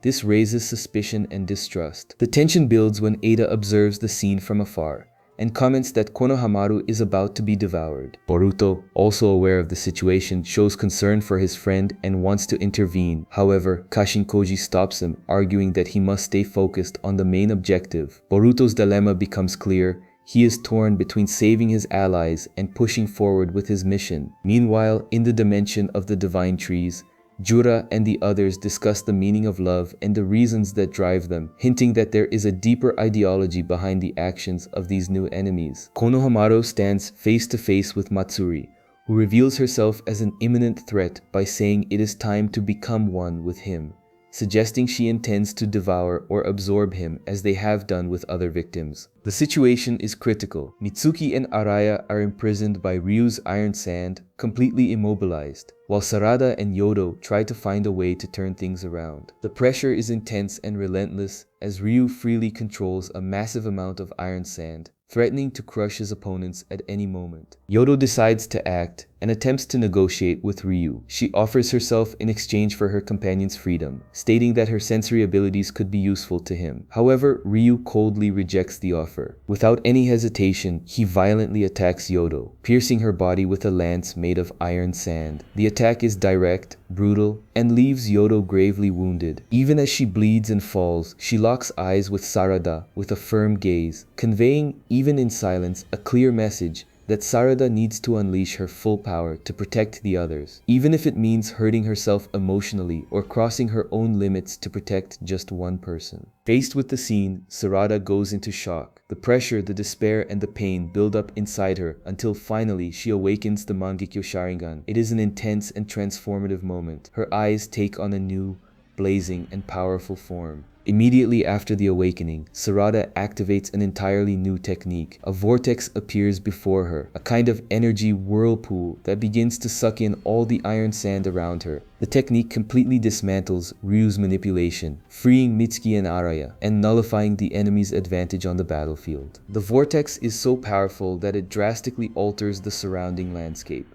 Ryu, caught off guard, is forced to retreat in the face of the new technique's power. Mitsuki watches everything in astonishment, realizing that Sarada has surpassed a new limit. The technique appears to have dimensional or gravitational properties, similar to abilities seen in other dojutsu users such as Kamui. However, its exact mechanics are not yet explained. What is clear is that Sarada now poses a real threat to the divine trees. Meanwhile, Konohamaru faces Matsuri. Shikamaru had given him instructions to get close to the enemy by pretending emotional ties in order to distract her and open a window for a surprise attack. Konohamaru follows the plan and manages to deceive Matsuri long enough. In a precise movement, he channels chakra and creates two giant Razengans, which he launches against her in succession. The attacks destroy both of the opponent's arms before she has time to react. Victory seems imminent. However, when Matsuri, still conscious, calls him by the affectionate nickname Konohamaru-chan, the Jonin hesitates. The memory of Moegi, who used to call him the same way, paralyzes him for a brief instant. This hesitation, however brief, is enough to compromise everything. Konohamaru, overcome by emotion, is unable to land the finishing blow. Matsuri takes advantage of the opening and begins her recovery, once again becoming a direct threat. Sarada is lost in thought, reflecting on her desire to become Hokage and the promise she carries to protect the people who matter most to her. In particular, she recalls her feelings for Boruto and how that motivates her to keep fighting, even in the face of overwhelming adversity. With a coordinated sequence of multiple vortexes, Sarada dismantles the iron sand field and, at the peak of her technique, she focuses a single black hole and expands it destructively. The gravitational force of the technique is so intense that it compresses Ryu's body, even in his semi-dispersed form, causing severe damage and forcing him to retreat. Using this power, Sarada is able to control gravity and choose where she wants that gravity to be exerted. Ryu attempts to attack her, but every attempt is futile. Even his attempt to retreat back to the Divine Tree's lair is thwarted. Sarada's power is so overwhelming that Ryu cannot move so much as a single finger. With that, Ryu is completely destroyed, transforming into the spiked soul. The technique is powerful, but it comes at a cost. Shortly after its activation, Sarada collapses to the ground, exhausted and with her eyes bleeding due to the extreme use of the Mangekyo Sharingan. Mitsuki catches her before she falls completely, visibly worried about her condition. Ada informs Kashin Koji about the situation, and Koji feels relieved as one of the objectives has been achieved. Boruto questions him about whether Yodo dying was necessary, and that Koji had withheld information. Koji says that the outcome of Sarada awakening this power only happened because of the situation. Had Boruto intervened, it never would have occurred. Boruto asks about Konohamaru, whether he would survive. Koji states only one thing, that if Boruto appears on the battlefield, the situation will become more complicated, since the Divine Trees share information among themselves. Meanwhile, the confrontation between Konohamaru and Matsuri reaches a breaking point. Konohamaru, who had already suffered severe damage to his shoulder, is on the verge of being mortally wounded, when in an instant, Boruto appears. With fast and precise movement, using both his teleportation abilities and kunai, he places himself between the two and delivers swift strikes against Matsuri, incapacitating her in a matter of seconds and destroying her with a decisive blow. Boruto's action is surgical, revealing his growth and mastery of the techniques that now distinguish him as a true Otsutsuki warrior. Following Matsuri's defeat, an ominous presence makes itself known. Jura observes the scene and identifies Boruto as the true target, referring to him as Otsutsuki Boruto. It becomes clear that with his presence now revealed, Boruto will face serious consequences. While Araya manages to recover Ryu's spiked soul, the situation shifts completely with the arrival of Jura, who manifests from a claw mark. His presence brings a new level of threat to the battlefield, and his immediate focus turns to Boruto, who had just saved Konohamaru from the previous danger. Jura opens his attack with a concentrated energy blast, similar to a miniature tailed beast ball, fired with lethal precision from long range, though it misses. Part of the attack goes flying toward them, and he fires another mini-tailed beast ball.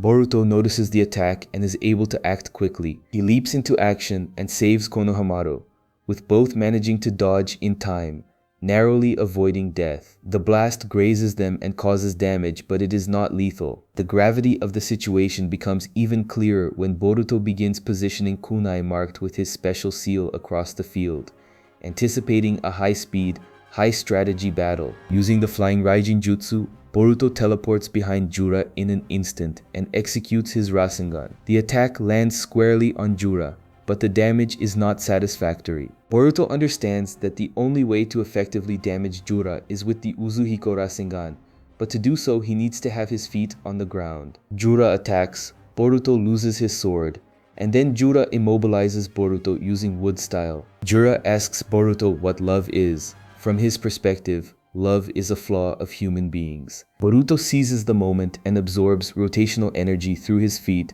teleports behind Jura, and lands the Uzuhiko Rasengan. For a brief moment, Boruto believes he has managed to cause significant damage. However, Jura stands back up shortly after, completely calm, with very little damage. Even while staggering, Jura quickly demonstrates that he has perfectly understood the nature of the Uzuhiko Rasengan and reveals that, by grasping the rotational energy principles behind the technique, he was able to nullify it completely. The attack, which should have been devastating, is neutralized without leaving any lasting effects. Ada wonders whether Boruto will survive. Kashin Koji explains that escaping is extremely complicated for him, as a long-distance teleportation requires intense concentration, something Jura would never allow. Another factor is that Boruto needs to buy time for his friends to escape, and that calculation is running through his mind. On top of that, there is not even a 1 in a million chance of Boruto winning. Mitsuki demonstrates his skill by facing off against several claw marks, using his Sage mode to destroy the creatures with precision and efficiency. He reunites with Konohamaru, who has just escaped the confrontation with Matsuri, and together they discuss their next steps. Araya heads toward the Sand Village to deliver the spiked soul. taking with him the gravely injured Yodo, underscoring the urgency of the situation.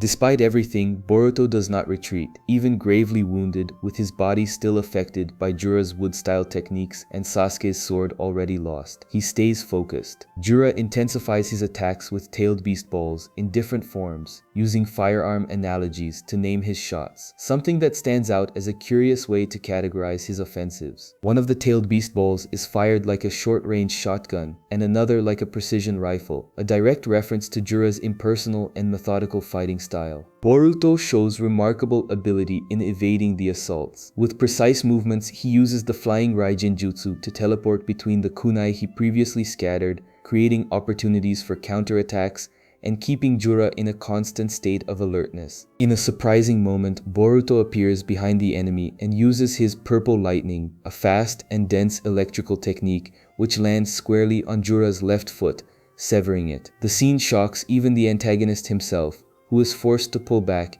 and recompose himself. Even so, despite the loss of the limb, Jura shows no despair. His behavior remains calm and analytical, raising questions about whether he is truly using his full power. The difference in strength between the two does not seem as brutal as Kashin Koji had previously reported, suggesting that Jura may be holding back part of his strength, perhaps to study Boruto, or to fully understand the Uzuhiko Rasengan. During the confrontation, Boruto also makes use of classic ninjutsu tactics. In a sequence reminiscent of the iconic battle between Naruto and Zabuza, he substitutes a kunai for himself using a substitution jutsu, deceiving Jura and creating space for a counterattack. This intelligent use of classic strategies reinforces Boruto's growth as a ninja, making it evident that he does not rely solely on raw power or his Otsutsuki abilities. At the moment when Jura prepares a final tailed beast ball to finish off Boruto, the chapter's turning point arrives. Kawaki suddenly appears on the battlefield. With a swift and silent lunge, he pierces through Jura's skull and eye from behind in a lethal and unexpected attack. The scene is visually striking, with Jura's body being run through abruptly, almost grotesquely. The arrival of Kawaki, now in his complete form and freed of restrictions, is the true climax. He reveals that he had previously been limited by Amado,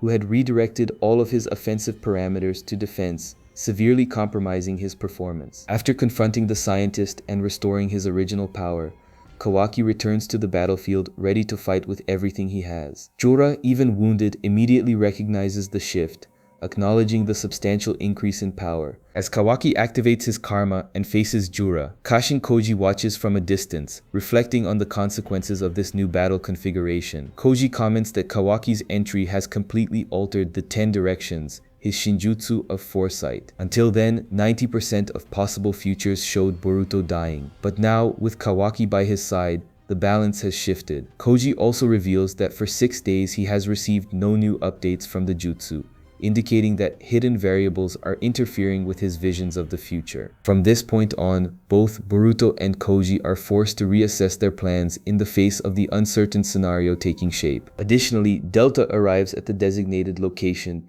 meeting up with Mitsuki and Konohamaru.